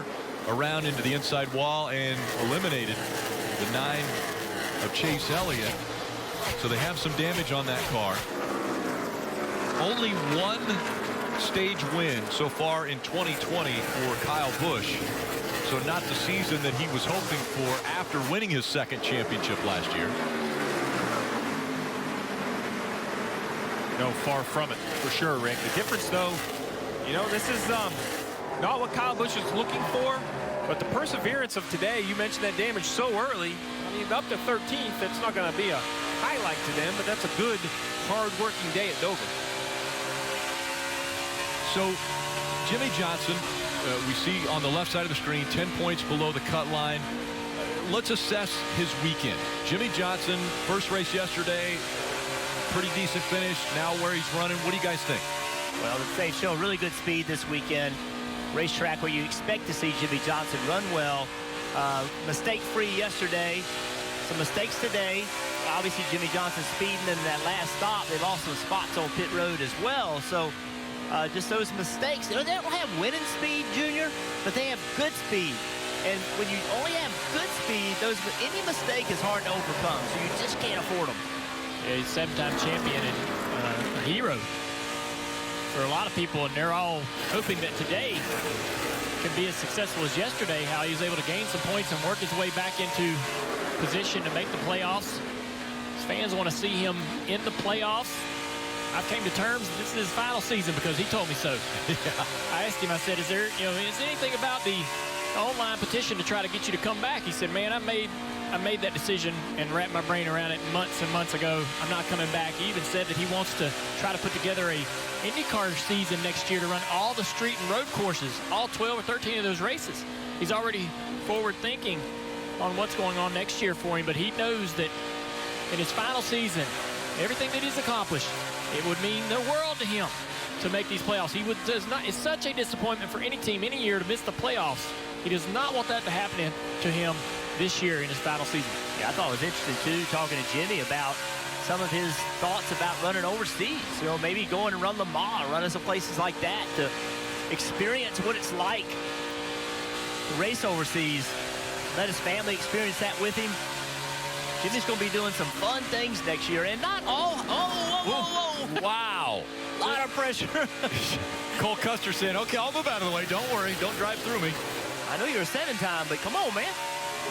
Well, listen, I think that's the pressure that the 24 is doing. We talk about Jimmy. He really showed up here at Dover and gained some points from the start of the weekend. But I'm going to have to say it's punch, counter-punch.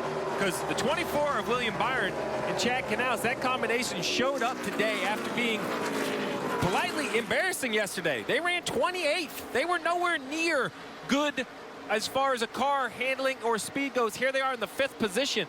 William Byron has 95 starts in the Cup Series, 96 after yesterday. Jimmy Johnson has 83 wins. So right. When you start talking about the difference between these two, why they are teammates, they are so far apart, 22 years in age, so much time between the two of them, that I'm impressed with the performance of William Byron. He had to feel the pressure coming in today. We saw that close action. Jimmy Johnson and Cole Custer. Jimmy been working on him and just couldn't get by him. A good run off of turn 4. Drives down into turn 1. It's right to his rear bumper. Cole gets loose. Not sure they ever made contact. It was really close, but I think it all started because Jimmy first had the air pulled off of Custer, and he just got really, really loose. And so while we've been focusing a lot on the 24 and 48, you got to remember the 21, Matt DiBenedetto.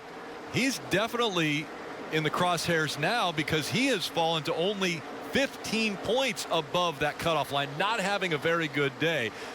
Obviously not like what Kevin Harvick is experiencing right now, which is a great day. Kevin Harvick and the domination that he has shown in 2020. You see, favorite to win, finished top 6 last 5 Dover races. 3 of the last 5 races he's been able to win at the double headers, and then both stages already today, and has led 163 laps of the 248 that has been run. So double headers have worked out well for him at Pocono. He was able to win there. Michigan grabbed both of them. And of course, he's always racing with Denny Hamlin. But right now, looking good here at Dover. USAA insurance for veterans like Liz and Mike, an Army family who's always at the ready. So when they got a little surprise, they didn't panic. They got a bigger car for their soon-to-be bigger family. After shopping around for insurance, they called USAA, who helped find the right coverage for them and even some much-needed savings. That was the easy part. USAA insurance is made the way Liz and Mike need it. Easy. USAA. What you're made of, we're made for. If you're ordering McDonald's and your friend says they don't want fries, get them the fries. Or else your fries will be their fries. Ba-da-ba-ba-ba.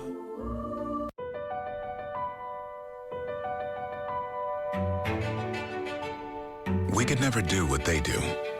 But what we can do is be a partner that never quits. Verizon is the most reliable network in America, built for interoperability and puts first responders first, giving their calls priority 24/7. We do what we do best, so they can too.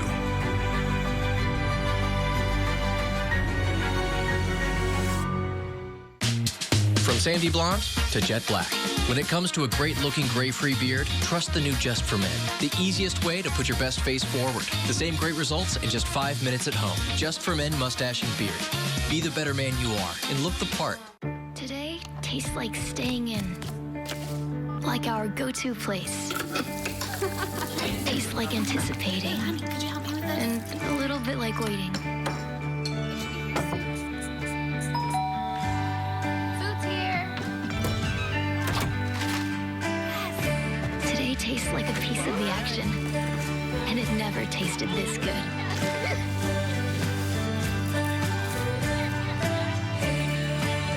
We miss you. It's totally not the same without you. We're finally back and can't wait until you are too. Universal Orlando Resort. Buy now and get 2 days free at the parks. Restrictions apply. Being an IndyCar driver is like being an astronaut. It's like being a rock star jet fighter pilot. Being an IndyCar driver is like being Nothing else.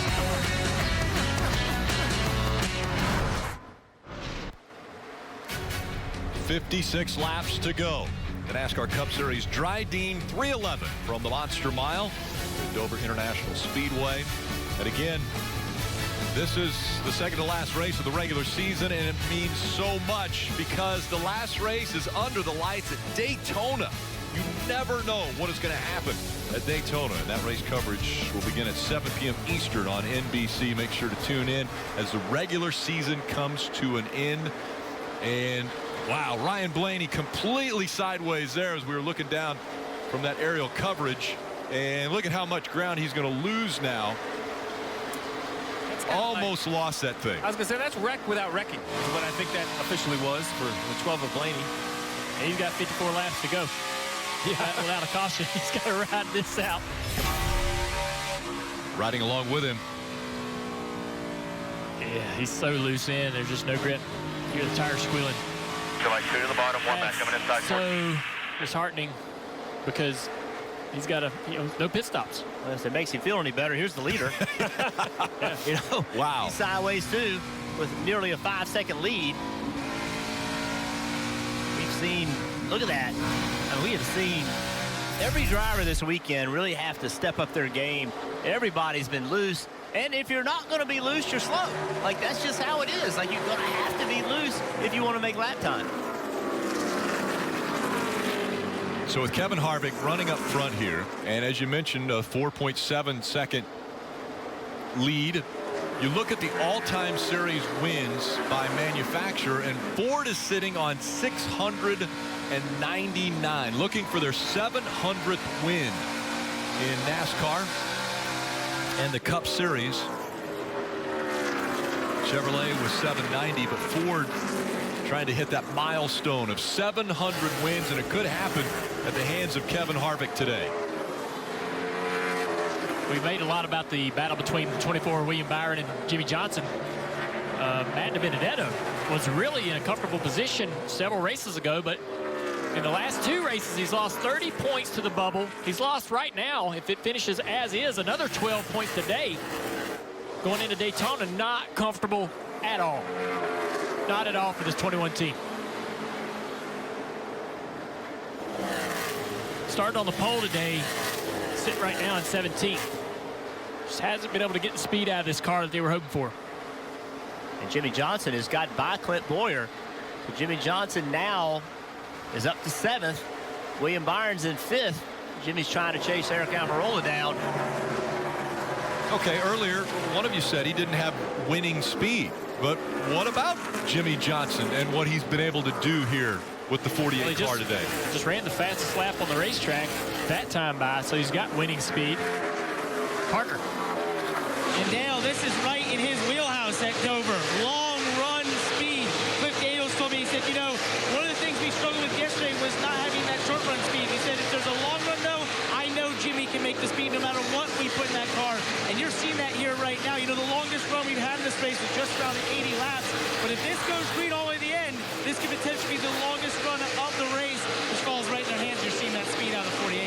And every position that Jimmy takes, it moves the Benedetto closer to the bubble line. So when Jimmy passes a car, that's another point closer.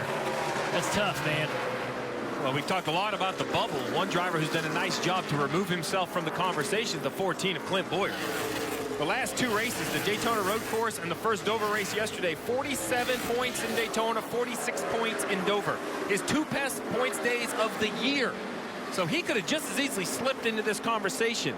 The opposite has happened for the 14. I know he's frustrated with his car today, currently running in the 8th position, thought he had more, but he's doing what he needs to do. At plus 69, he can leave here today feeling much, much better about Daytona next week. Dave.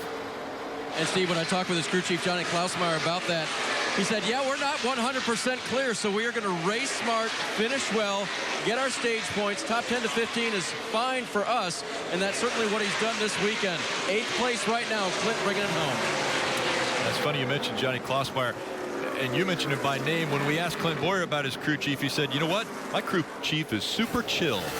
That's the way he described him. He's super chill. Well, it's funny, right? Because when you talk to Almirola, who has the old crew chief for the 14, he has Mike Bugaravich. He says my crew chief is not. He doesn't say super chill, but he says he's worked up. He's motivated on the radio, and Eric self-admittedly says he's kind of chill, kind of relaxed. He thought that motivation on the radio has helped the 10 team, so here it is. A crew chief swap between 2 cars, both currently running inside the top 10. I think it's important also for Clint Boyer. You know, a lot of rumors about who's going to drive this car next year and what's going to happen.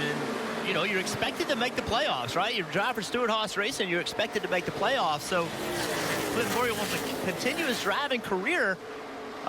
Making the playoffs go a long way to help him doing that.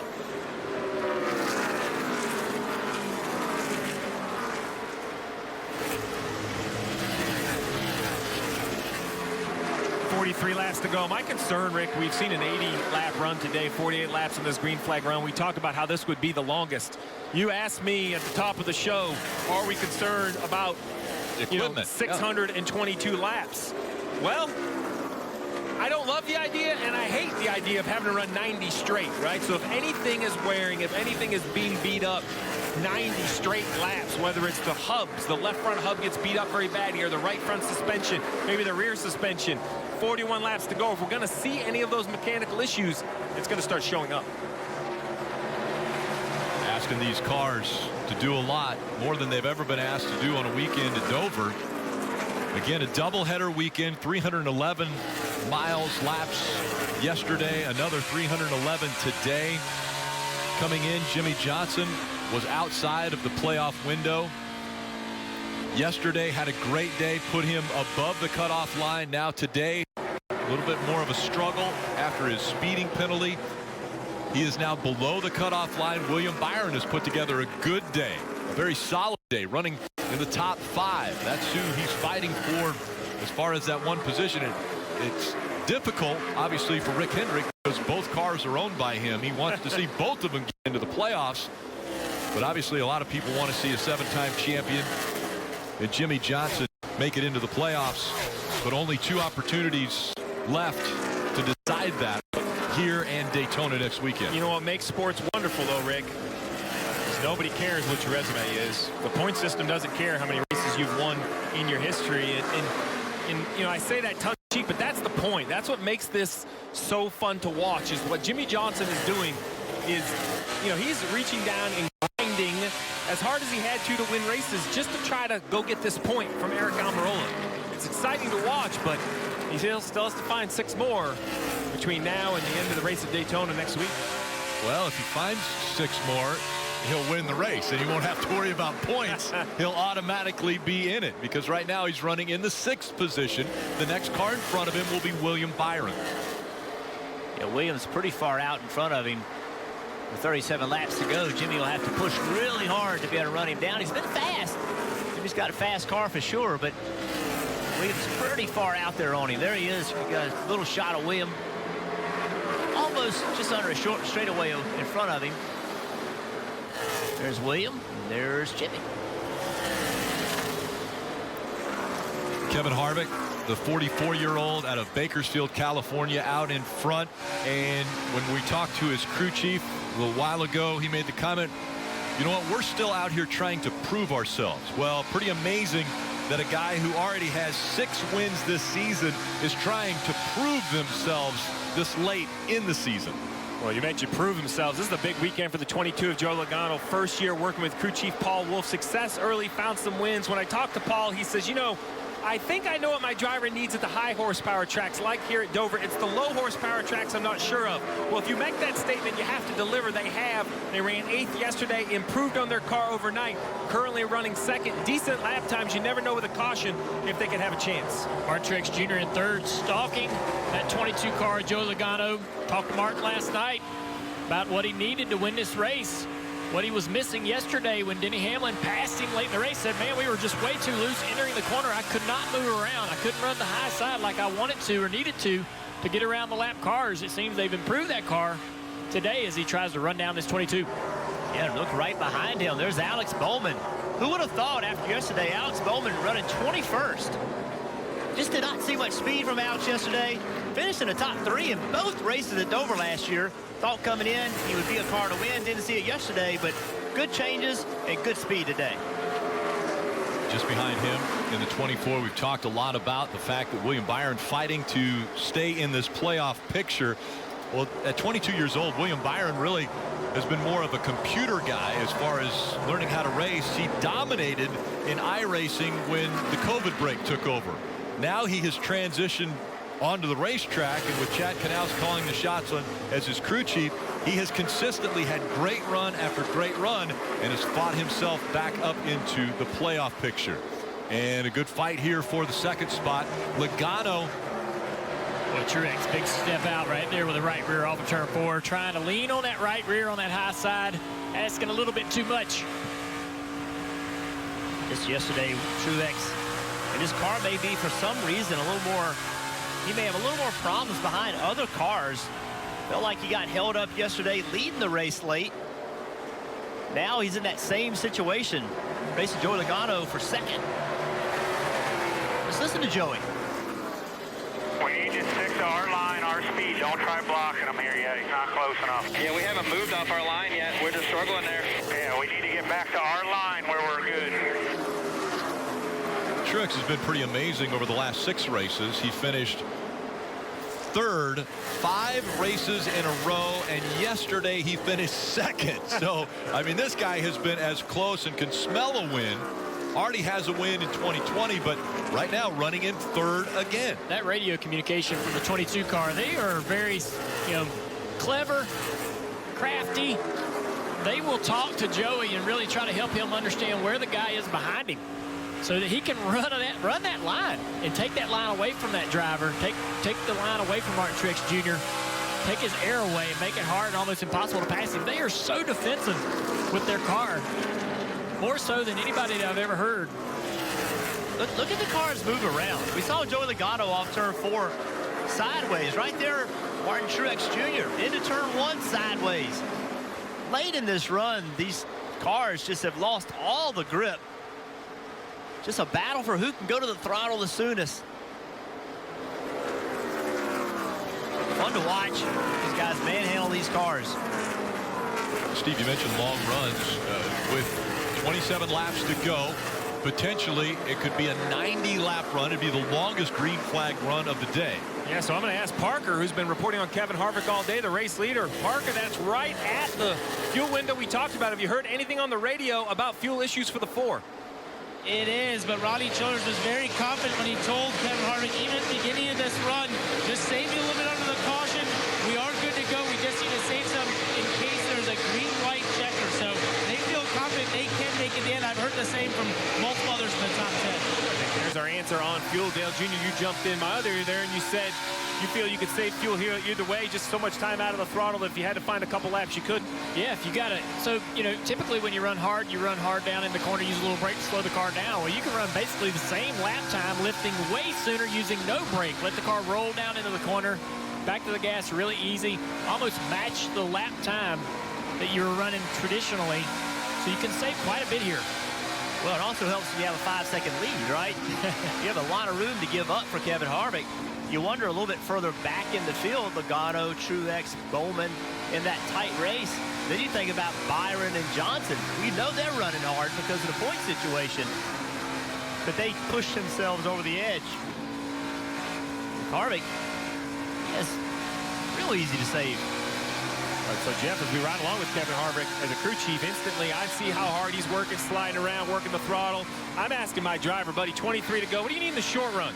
Not 80 laps, not 60 laps, a short run. I don't buy it. I don't believe we can run 90 laps to the finish. The track is too tough. They're sliding around too much. This is a track where you can still spin out on your own. There it is. Oh, well, there you go. Caution's out. Prophetic, Steve. Here it is, Corey LaJoie. Corey LaJoie, that Drydene 32. Corey LaJoie made the announcement this week he was not going to be back with Go Fast Racing, the team that owns that car. So now the caution has come out. The crew chief has asked his driver, what do you give him, Steve? And Rick, this is going to sound crazy, but this is like Martinsville, where a car changes on a long run. I know it looks nothing like it, but the setup you want to run 100 laps here is not the setup you want to run 20. So these crew chiefs have been working on that air pressure, working on the wet wrench, maybe a little bit of that free grip. Dale Jr., that tape, everybody likes free grip. You have to make adjustments. That's a great idea. Throw a little tape on the front of that car, add a little downforce, add a little comfort. With only short distance to the end, you can really push the issue on the temperatures. Let's see what happened to the 32 car. Up the fence already over here in the camera. Just got in the wall, got up in there a little, probably running that high side. I didn't see flat tires. Rodney is frustrated. They had this race won. Remember, guys, the rear tire change on that 4 car. He's out this weekend. He had a spider bite and some sort of infection. He can't be here this weekend. So how do you beat Kevin Harvick? I mean, I understand you're saying you got to have a great pit stop, number one. Kevin Harvick and his team have to have a great pit stop, number one. I'm selling the opposite. Kevin Harvick is absolutely beatable now. I don't know if anybody could beat him over 60 laps, but we're going to talk a 15-lap sprint, qualifying laps. But do you try something on pit road? Can you do 2 tires and get track position? Can you get in front of him? With 68 laps on these tires, I don't think 2 tires will work. There's too many laps to go. Maybe a 2-lap run, a 5-lap run, but you're talking in the teens. We're going to see 15 laps to go. So I'm looking at having a good pit stop. Now, one advantage that Kevin Harvick's going to have, Burton, is this what you're thinking right here? How many lap cars he has off his rear bumper? That's exactly right. So you look at Kevin Harvick all the way up here right behind the pace car. Joey Logano, that yellow car. Look at all the cars in between them. So Logano can pull up a little bit when these cars get caught up. He can pull up a little bit, but he can't pull up all the way to Kevin Harvick's bumper. So that's a big advantage for Kevin Harvick. On pit road. Yes, because now the amount of time that Kevin Harvick can be on in his pits is actually turned into a much easier pit stop for these guys. He needs to have smooth and easy.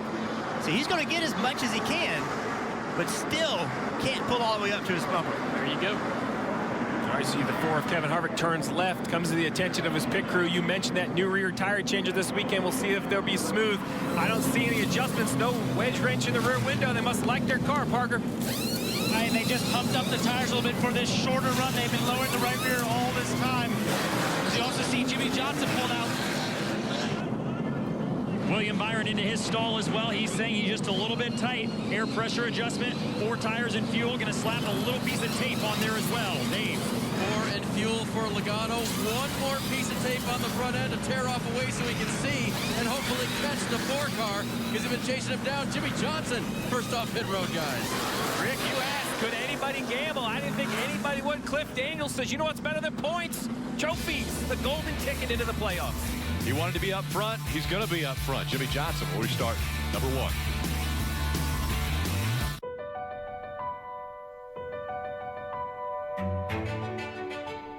We could never do what they do, but what we can do is be a partner that never quits. Verizon is the most reliable network in America, built for interoperability and puts first responders first, giving their calls priority 24/7. We do what we do best, so they can too.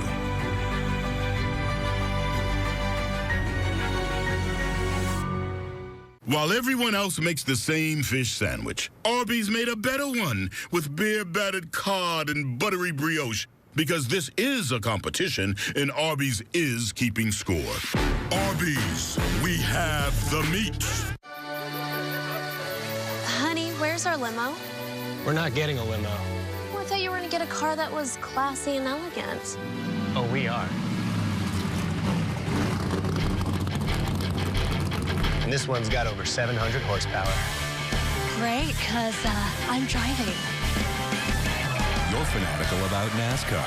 Geico's fanatical about saving you money on car insurance. 15 minutes could save you 15% or more. Proud partner of NASCAR. Wait, are you being serious? There's no way. Maybe there's a joke. There's a joke inside the bag. We invited food reviewers to try the Whopper, but with a special surprise. $5 for 2 Whopper sandwiches. I'm gonna leave before you change your mind. A deal hard to believe. Get the Whopper and the 2 for $5 mix and match. Your way better. So Jimmy Johnson wins the race off of pit road using pit strategy. Just a 2-tire change, so he has 2 fresh tires. The old tires are going to have 60-plus laps on them, so that's not going to be advantageous, but maybe the track position is going to pay off. Well, one of the other things that they've got to deal with is which line everybody chooses that's going to be racing against him. Yeah, so I think it's going to be pretty easy for Jimmy Johnson to choose the top. But, guys, it's a lot of laps on the left side. We have seen older tires work in situations. My fear, though, Jeff, is no one is behind him to protect him. Wherever he lines up, 4 tires will be next to him and behind him. Yeah, he has 68 green flag laps on those left side tires. He's coming up to this choose area, so he's going to go to the top. Obviously, Kevin Harvick, knowing that Jimmy has old tires, went to the bottom. Surprisingly, Truex went to the top. I thought Truex might go to the bottom because of those old tires on Jimmy Johnson. We were talking about a good run for Clint Boyer. Now, he's still finding the point situation, but had to come to pit road a second time. You just hope that doesn't lead to more issues now that he's farther back in traffic. We'll have to keep an eye on that. Well, a sprint to end this race. And it's so important because of what's coming up next weekend. I mean, the Xfinity Series, it's not the end of their regular season, but it is the end of the regular season for the Cup Series. And that race is going to be on NBC, 7 o'clock, under the lights, Daytona. It's always exciting, and you just never know. You're trying not to get caught up in the big one. You're trying to find the right car to work with, trying to be in the right line, and so many decisions have to be made in a split second. You're stressing me out, Rick. You're stressing me out. If Jimmy Johnson's going to win this race, it's got to be right here as they approach the Geico restart zone. He has got to get the rear tires hooked up and get a launch. It's going to be so difficult with that old left rear tire. Let's see what he can get done. Let's see how he does it. Back up into the gas he goes. 17 laps to go. Harvick on the inside. How much pressure will he give him? Jimmy Johnson holding him off through 1 and 2. Sliding as he came out of 2. Can he hold him off through 3 and 4? Up the racetrack, Jimmy goes. Here comes Harvick. Harvick's going to pass him and take the lead again. Oh, Jimmy way up the racetrack off of 4. Now Jimmy Johnson's lost the lead, but he has to focus. He's still got to keep everybody behind him. Look at William Byron. He's in 4th. Yeah, Jimmy was in 6th before he took those 2 tires, so anything inside the top 5 you would think would be an overall gain for the 48. Truex, on the other hand, is thinking, I need to get by this 48 as quick as possible. There's a difference in tires. You saw it right there in the middle of the corner. Jimmy Johnson's going to go back to the bottom of the racetrack. Watch Truex gain on him. Right here, Truex will be able to get in the throttle sooner.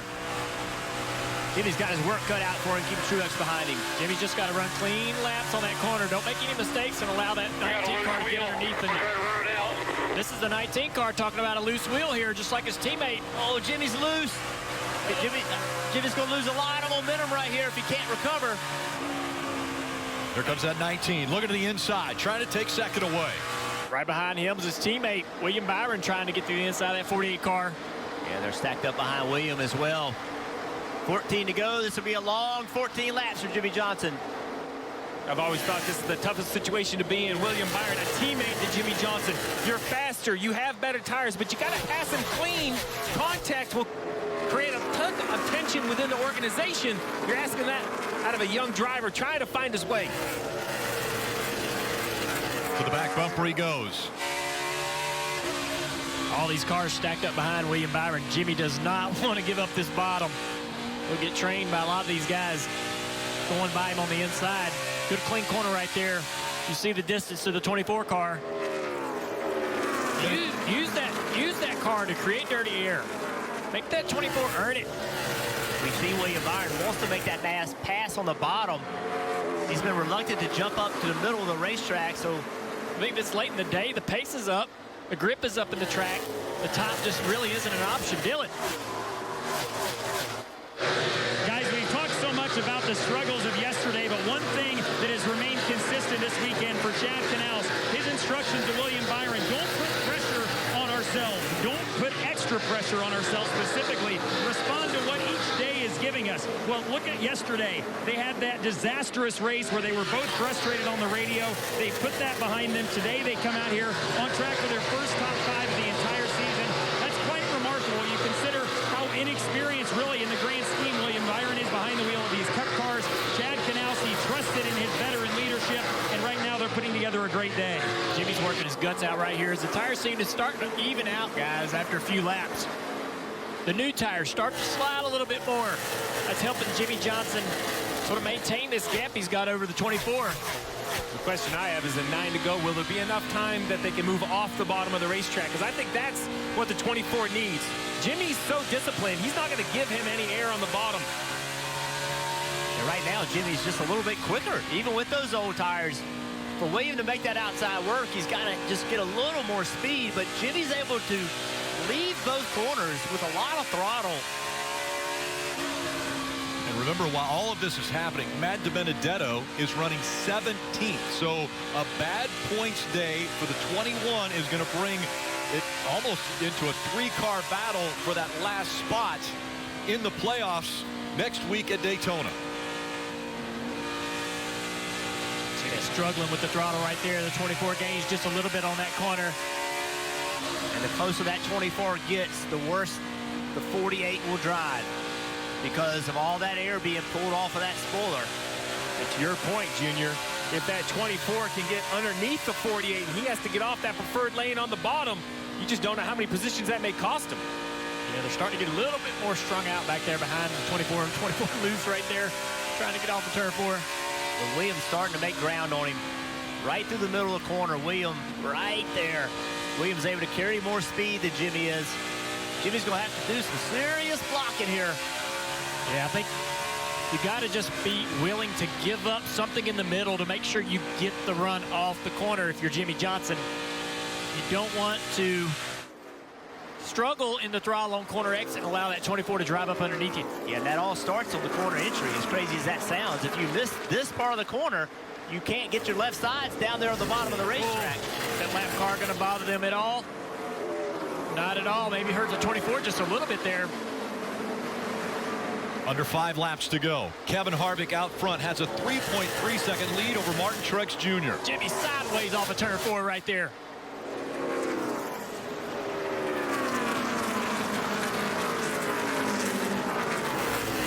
Jimmy Johnson announced at the beginning of the season this would be his final run, his final season of racing. Well, he had no idea that COVID-19 was going to hit every sport.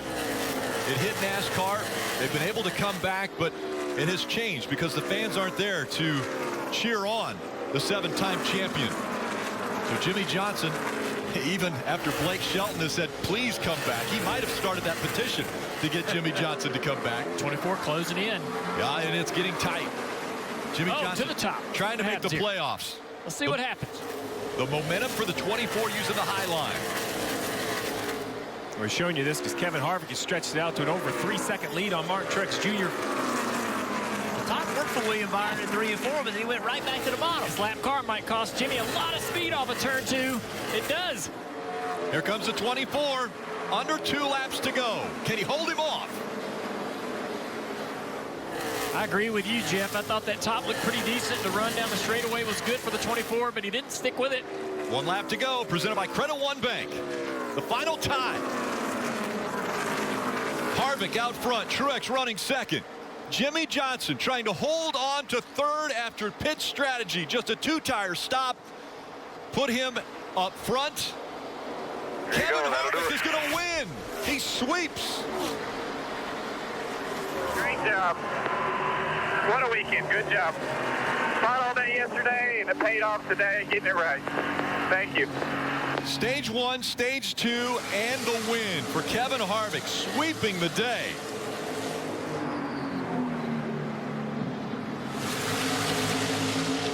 Martin Truex Jr. finishes second. So remember now, that's 7 races in a row that Martin Truex Jr. has finished third or better. Jimmy Johnson holding on to third. William Byron, Alex Bowman, and take a look at this. Kevin Harvick now tying Kyle Busch 9th all time for wins in the Cup Series. And it was an answer, in my opinion, this was an answer to Denny Hamlin's sweep of yesterday. He won both stages in the race.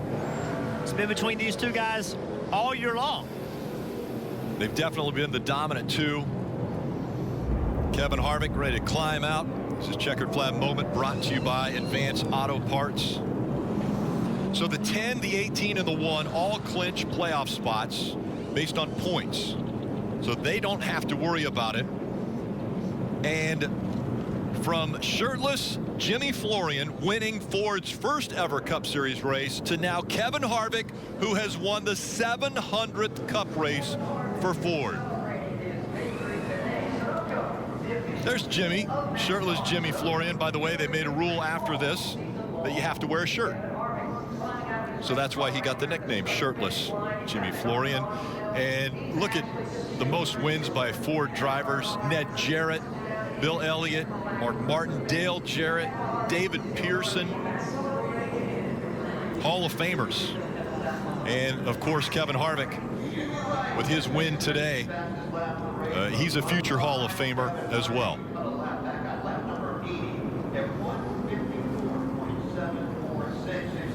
What a day. You guys mentioned it's been Denny Hamlin and Kevin Harvick in 2020.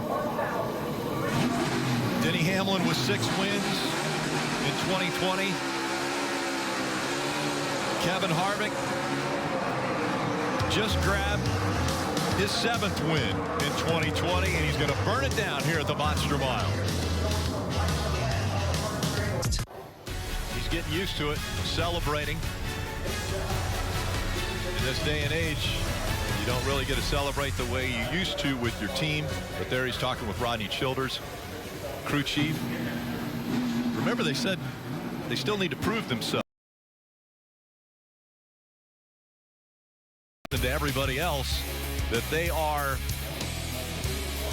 probably the favorites for the championship in 2020. They've got to put a lot of work into it, but Kevin Harvick, we mentioned he clinched the regular season, so he's going to get 15 playoff points for that. He wins this race. He got 5 playoff points there.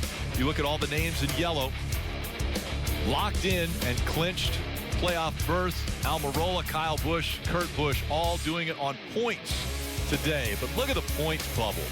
Matt DiBenedetto only 9 ahead of Jimmy Johnson. William Byron 4 ahead of Jimmy Johnson. And of course, next weekend, Saturday night, under the lights, Daytona International Speedway. And so it's going to be a great one to end the regular season. Jimmy Johnson climbs out of that Ally 48 machine. And it was a good call. Like you said, he came in 6th. They made a 2-tire stop. He finishes 3rd in the race. So a good move by Cliff Daniels, making that call to only do a 2-tire stop. The familiar sight here. with Kevin Harvick back in victory lane. Second or third, it seems like every week here. So, I mean, on one hand, it's good. And I think the fact that he now has moved to 9th, a tie for 9th all-time wins in the Cup Series. These things are really, really tricky to figure out to get it right. So, we just had to battle hard all day long. At 44 years old, a lot was mentioned about 2 years ago about retirement. When are you going to retire, Kevin? And then he started winning more races and being more consistent in victory lane. And he said, the only time I'm going to retire is when I'm not having fun and not winning races. And that doesn't seem like it's going to be anytime soon. He's back in victory lane. Dave's down there with him. Yes, the now traditional quiet victory lane here in 2020. And I heard you coming in, all the accolades that this race is meaning. The 700th for Ford, the significance of that. You just went to 9th all time in the Cup Series win list, bud. So what about today? Yeah, I just I have to thank everybody on our Mobil 1 Ford Mustang. Congratulations to Ford on their 700th Cup win. Just really got to thank everybody on this team, Rodney and everybody at Stewart-Haas Racing. For overcoming what happened yesterday with the track bar, being able to nail the balance today. But just got to thank all the partners, Jimmy John's, Hunt Brothers Pizza, Busch Beer, Haas Automation, Fields. I want to say happy birthday to Delaney's mom, Dax, our engineer, same birthday. Nice. And everybody at home. So, man, what a year. What a 7 years. Just really, really proud of everybody at Stewart-Haas Racing for being able to drive this car. And week after week, they just put so much effort into making this thing go fast, and it's been a great year. Kevin, you're setting up to be the obvious favorite going into the playoffs. I don't know if you feel that way, but after 7 wins now, and even things like what you overcame yesterday, how do you feel about this team going in? Well, I love the grit about our race team. I think that's what Gene Haas and Tony Stewart have built at Stewart-Haas Racing, is just a team with a lot of grit. Sometimes we don't have the fastest car, but we have guys that are willing to just suck it up, and when we have a weak link on that day, somebody else is gonna carry the team. So just really proud of that, because that's what it's all about. You're only as good as the people around you, and we have great people. I forgot to mention one accolade. You are the regular season champion. All right. Extra 15 bonus points. How's that? Well, with Denny winning yesterday, we needed to win today, and we're going to need all the points we can get. I think as you look at these playoffs, you just never know what to expect. But I know that as we go week to week, we're going to give it all that we have, and just really, really proud. I want to say thank you to Mobil 1. They put a lot of effort into the oils and lubricants that go into this car. Week after week, they're grinding away on finding more horsepower, less drag, and seals and bearings and everything that goes into this car. So it's an honor to drive for these guys. It all works smoothly today. Stage wins and the victory today for Kevin Harvick. Win number 3 at the Monster Mile, Rick. Yeah, clean sweep. Stage 1, Stage 2, and the race win for Kevin Harvick. Well, he mentioned Denny Hamlin and the win that Denny had yesterday. So now those two have really separated themselves as the two best going into the playoffs. But we have one more race to go. Drivers, you've got Daytona in front of you. Do you sleep at all this week? If I'm Kevin Harvick, I sleep great. If I'm Matt DiBenedetto, if I am Jimmy Johnson and William Byron, I'm not going to sleep at all, because we know that every stage and the end of the race is going to matter. It could be the difference between you making the playoffs and not. You could be in the playoffs, coming off turn 4, getting the checkered, and a couple guys get by you and you're out. That's how close Daytona is. Yeah, and Daytona's a plate track, and just about every car is it levels the playing field really for all the teams to have an opportunity to win that race. We've seen a lot of destruction and crashes that can wipe out a lot of the field and give some of these other teams a real shot at coming in there and upsetting with a win. So you got a lot of guys, not only right around that bubble, but the rest of the field. Honestly, there's another 10 or 15 guys that have a sliver of hope, and I wonder what that's going to make this race look like next week. What is it going to look like? We're going to see guys taking more risks than ever at Daytona when it comes to trying to win that race with everything that's online. Dale Jr., you mentioned it, right? It's hope for so many teams. We talk a lot about the bubble and points, but a win and you advance. When you think about Ricky Stenhouse Jr., he's not at the bubble. His only ticket for it is a win. So that puts the guys on the bubble at a moving target. Rick, what are you trying to be? 16th in points? 15th in points? I don't think we have any idea. All I know is we have always seen crazy racing at Daytona. Nothing about this playoff picture shows that it's going to be any calmer in my mind. It's going to be an electric Saturday night down in Daytona. Well, as you mentioned, Kevin Harvick, Denny Hamlin, they're going to be able to sleep this week, but pretty much everybody else, it isn't going to happen. Coming up next on NBCSN, it's NASCAR America Post-Race Show with Krista, KP, and Brad on the other side of the break. Congratulations, Kevin.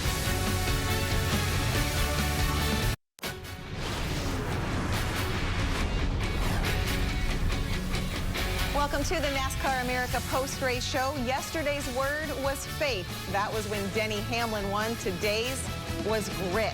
Kevin Harvick saying that's what his team has for the second day in a row. A Dover sweep. The double just did not disappoint. I don't know how many more words I have that start with D, but let's go ahead and dive into, there's one more, the post-race show with Kyle Petty and Brad Daugherty. And I mean, everything's kind of been said, Brad, about Kevin Harvick's win, but no question, these two are making a statement for what we're going to see into these playoffs. Oh, without question. And yesterday with Kevin Harvick struggling with that track bar, you still, in my mind, I was like, well, maybe they're just kind of making an excuse. We finally found Superman's kryptonite. They're not going to have a good day at Dover. And lo and behold, they turn right back around and say, hey, we're the dominant race team. We got the best race car driver in the business. Kevin Harvick went out and put on a clinic again today. So, yeah, he and Denny Hamlin, two heavyweights going toe-to-toe with Martin Truex and some of those guys lurking in the background. Harv is back on top. Yeah, back on top. And listen, last thing I'm going to say about him is, and Dale Jarrett sat here at this desk yesterday and we talked about it. Kevin Harvick, with a track bar going up and down like the stock market on a daily basis, ended up bringing home a fourth-place finish yesterday. That's what a championship team does. A championship caliber crew chief and a championship driver. They made the best of a bad situation. They had an opportunity to fix it, and they capitalized on the second bite at the apple. So you're either watching the championship battle that's sort of ensuing between Kevin Harvick or Denny Hamlin, or you're watching this bubble battle, which is taking place here around the 14th, 15th, 16th position. There you see the movement. Matt DiBenedetto loses ground, loses a ton of points today. William Byron and Jimmy Johnson. Look at how close that cut line is going into Daytona. We'll discuss it, but first let's hear from some of those players. Dylan Welch caught up with William Byron. It's a fourth-place finish for William Byron today, his first top five of the year, and it comes at a great time. And I know that you probably wanted to get Jimmy at the end there, but how good did today feel just compared to yesterday and all the struggles you guys went through? Oh, yeah, it was just it's like a completely different race car, completely different race for us. We, you know, we had the car kind of doing the things we wanted to, at least doing one thing, most runs, and just felt good out there. You know, once I knew at the beginning of the race we were kind of keeping pace with the 19 and the 11 back in the pack, and we made a few passes, and as soon as we got the track position, we were kind of staying up there. So, you know, I think we're a little bit behind because we really didn't have any notebook from yesterday. We kind of wholesaled the car. So, you know, I think if we had, you know, another race at it, we probably could have done a little better. But overall, this is good for our Exalta team, and going to Daytona where it's going to be just insane. I don't think you can really points race. You're just going to have to hope that things fall your way and be aggressive. Yeah, +4 over Jimmy. Yeah. How do you feel about that? I mean, obviously, you always want more, but you're on the good side. Yeah, I mean, it's good to be on the good side, I guess. You know, it's good to, honestly, what's better is that there's 2 or 3 guys within reach, or one guy within reach, really. So really 2 spots up for grabs. So I hope Jimmy and I can both get those spots next week, and you know, just happy with what we did overnight. Go from 4 laps down to finish in the top 5 is something to be said. So that's definitely a lot better. Yeah, much needed. Great day, no doubt about that. 4th today for William Byron. Jimmy Johnson finishes 3rd at Dover, but that is not the whole story. You guys drove from the back through the field, took 2 tires at the end, got to the lead, but was not able to hold on. Did you agree that call? Yeah, I totally did, and I actually had a little bit of hope thinking that it would work, thinking clean air would be so important, and we were so fast to run before, but there were a lot of laps on those left side tires, and it just didn't pan out. But I really appreciate Cliff's courage to bet on me and to give me a shot, and we certainly improved our finish where we were running at the time. So all in all, a great call. Very proud of this Ally Chevrolet and everybody on this Ally team and all their hard work they're putting in. So with the playoffs, they got very tight after this. You're heading to Daytona, a super speedway. What's the strategy? How do you get into the playoffs at a super speedway? I'm going to do my best to forget about it. There really isn't any worrying that I can do this week to help me on a plate track. studying, worrying, any of that's not gonna make a difference. So go down there and say a few prayers, maybe say a prayer per lap and see how that plays out, I guess. But we'll race hard, and if it's meant to be, it's meant to be. Quickly, of all the success you've had here, are you proud of this last race at Dover? I'm good with it. You know, I want more. I absolutely want more. I know I'm capable of more, and I know this team is. So that's our mission. You know, I'm not gone forever. I'm just trying to slow down a little bit. So I'll be holding the steering wheel for years to come, and it's all about trying to win races. Jimmie Johnson with a solid 2 runs to get very close to making it to the playoffs at the end of the season. It just makes you smile as Jimmie Johnson sort of just gives you those little teasers of what may be coming. But as you're listening to that, Kyle, I mean, the fact that he said, Cliff's courage to bet on me. He liked that decision to go for the 2 tires. But this is fascinating. Going into Daytona, William Byron and Jimmie Johnson, the teammates, battling it out at a place where really 4 points doesn't matter. Okay, so this is what I took away from some of that too, though, of what Byron said. He doesn't look that he's battling Jimmy. He looks that he and Jimmy are battling Matt DiBenedetto, that both of those guys can jump up above Matt and put both of the Team Hendrick cars in, which was an interesting perspective because we keep talking Byron and Jimmy. But I want to take a minute and say something here. I think there's moments in a season that pass, and we look back on them years later and say, man, that was a turning point. I think today was a turning point for William Byron and Chad Knaus. They stepped up with the weight of the world on their shoulder and did something they haven't done all season long. They performed under pressure, and they made something happen. Jimmie Johnson said to his crew chief on the radio after the race, to Cliff Daniels, good job, Cliff. That was a ballsy call. I'm proud of you. That's a 7-time champion telling a crew chief, hey, I'm proud of you. Put it on my shoulders, but I'm proud of you for giving me that opportunity. There are moments like this that I think we're going to look back on at the end of the season. That's why Jimmie Johnson's a 7-time champion. He deflects. He did a hell of a job driving that race car on those tires those last few laps. But he deflects and gives the crew chief and the team the credit. So I think there are a couple of big moments that happened for Hendrick Motorsports today. I absolutely agree. And you look at Matt DiBenedetto, man, just a tough weekend. Wasn't able to gain the points that he needed to gain. Got to go next week. Got to win the race. You look below the cut line at Eric Jones. He has a win at this race we're going to next week. So you got to use that momentum. But when you're looking at the Jimmie Johnson and William Byron, fist fight there, so to speak, this is an epic weekend for William Byron. I tell you, I love the fact that Coach Knaus chewed his rear end out yesterday on the radio. And I think it's a seminal moment because he responded. This is the first top 5 that this race team has had this year. That's incredible. So kudos to that. My dad, the late Roy Lee Darty, used to say, fear and pain are healthy motivators, my son. And I think that's what William Byron needs. Sure. A little bit more Coach Knaus. If he keeps it up, who knows what can happen. Then, 7-time champ. He did what he does best. You put him in a good spot. He took advantage of it. He used his experience to get the best finish possible. We go to Daytona next week. Oh, my goodness, I cannot wait. It's going to be a shootout at Daytona again. So Kyle and Brad fired up, by the way, but both agreeing that the last 16 laps, this race, a turning point for the 24 team. It's fascinating. You know, William Byron, 22 years old. Jimmie Johnson, double that, 44. One from the East Coast, one from the West. One beginning his career, one kind of riding off into the sunset. So many great storylines following these two into Daytona. But like William Byron said, you got to watch out for that 21. Perhaps both Hendrick drivers could get in. In the meantime, Martin Truex Jr., he had finished 3rd, 5 races in a row. You know what he did in Dover? He finished 2nd, both races. He's starting a new trend. Parker talked with him after the race. Martin Truex Jr. for the 2nd day in a row finishes 2nd. So it's the same result, different day, but not the same way of getting there, was it? Yeah, definitely not the same way. I mean, I thought, if anything, we were probably a little bit worse today. So, we tried some things overnight. Definitely didn't do what we hoped it would do. But, live and learn. And it was a tough day. Bass Pro Camry had good speed. It was a handful again.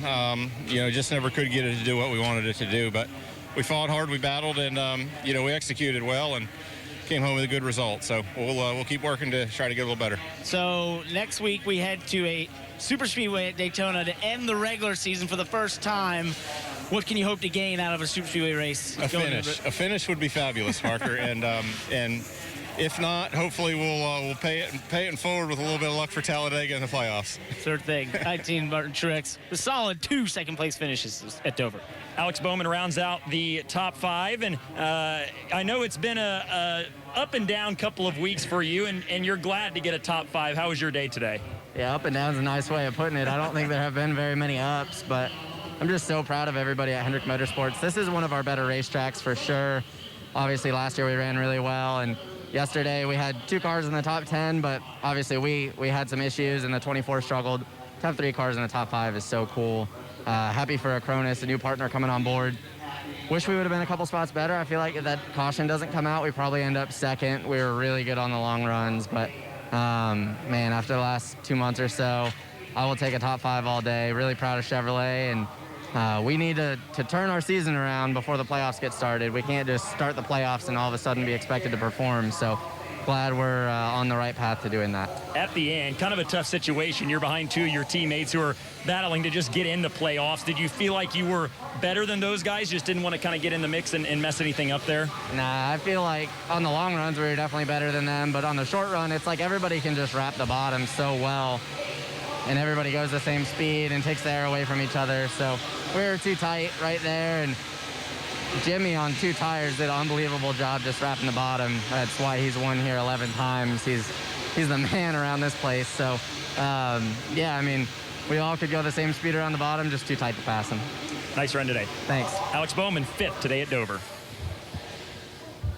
So you now heard from all of the top 5 drivers from Dover. Again, taking a look at the standings. There are 3 drivers really on paper fighting for the playoffs, but paper doesn't really matter when the racetrack is Daytona. Tyler Reddick, Christopher Bell, Eric Jones, Ricky Stenhouse, Ryan Newman, they all have a chance, and that could completely shake things up. We will discuss Daytona when we return to the post-race show.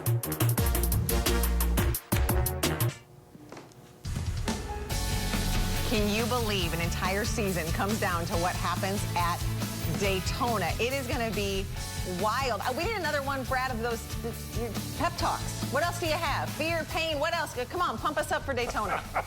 I'm telling you, this is going to be unbelievable. I cannot wait till next weekend because, like we talked about, anyone, and you heard Dale Jr. Talking about this early, anyone can win this race. And so when you go to Daytona with those types of, do you get up front, do you stay up front, or do you ride in the back and try to miss the big one? Where are you going to go? What are you going to do? You can't run. You can't hide. You're not going to sleep this week. You just better get hydrated and get ready because it's going to be big at Daytona, man. It's going to be awesome. It's going to be incredible. There is no place to hide at Daytona. That is the one thing. You can't hide up front. You can't hide in the middle of the pack. You can't hide at the back of the pack. And you've got to make sure that you make no mistakes. Yeah. Because if somebody else makes a mistake and takes you out, that's bad enough. But if you make a mistake and take yourself out, that's something terrible. I'm telling you, those 3 guys that we just, talking about Matt, talking about Jimmy, talking about William Byron, they wish we were going to Richmond for the last race of the year instead of Daytona. This is going to be so pressure-packed all week long because it's anybody, anywhere, anytime when we go to Daytona. Plus, it's hot. It's hot in Daytona, man. Going to be hot and sticky. It is going to be insane. You have to join us. Daytona and Dover both have high speed and high banks. But what is going to happen at the wild card race, the final race of the regular season for the Cup Series drivers? You will see it on NBCSN, beginning with Xfinity race coverage Friday night. Kevin Harvick wins at Dover.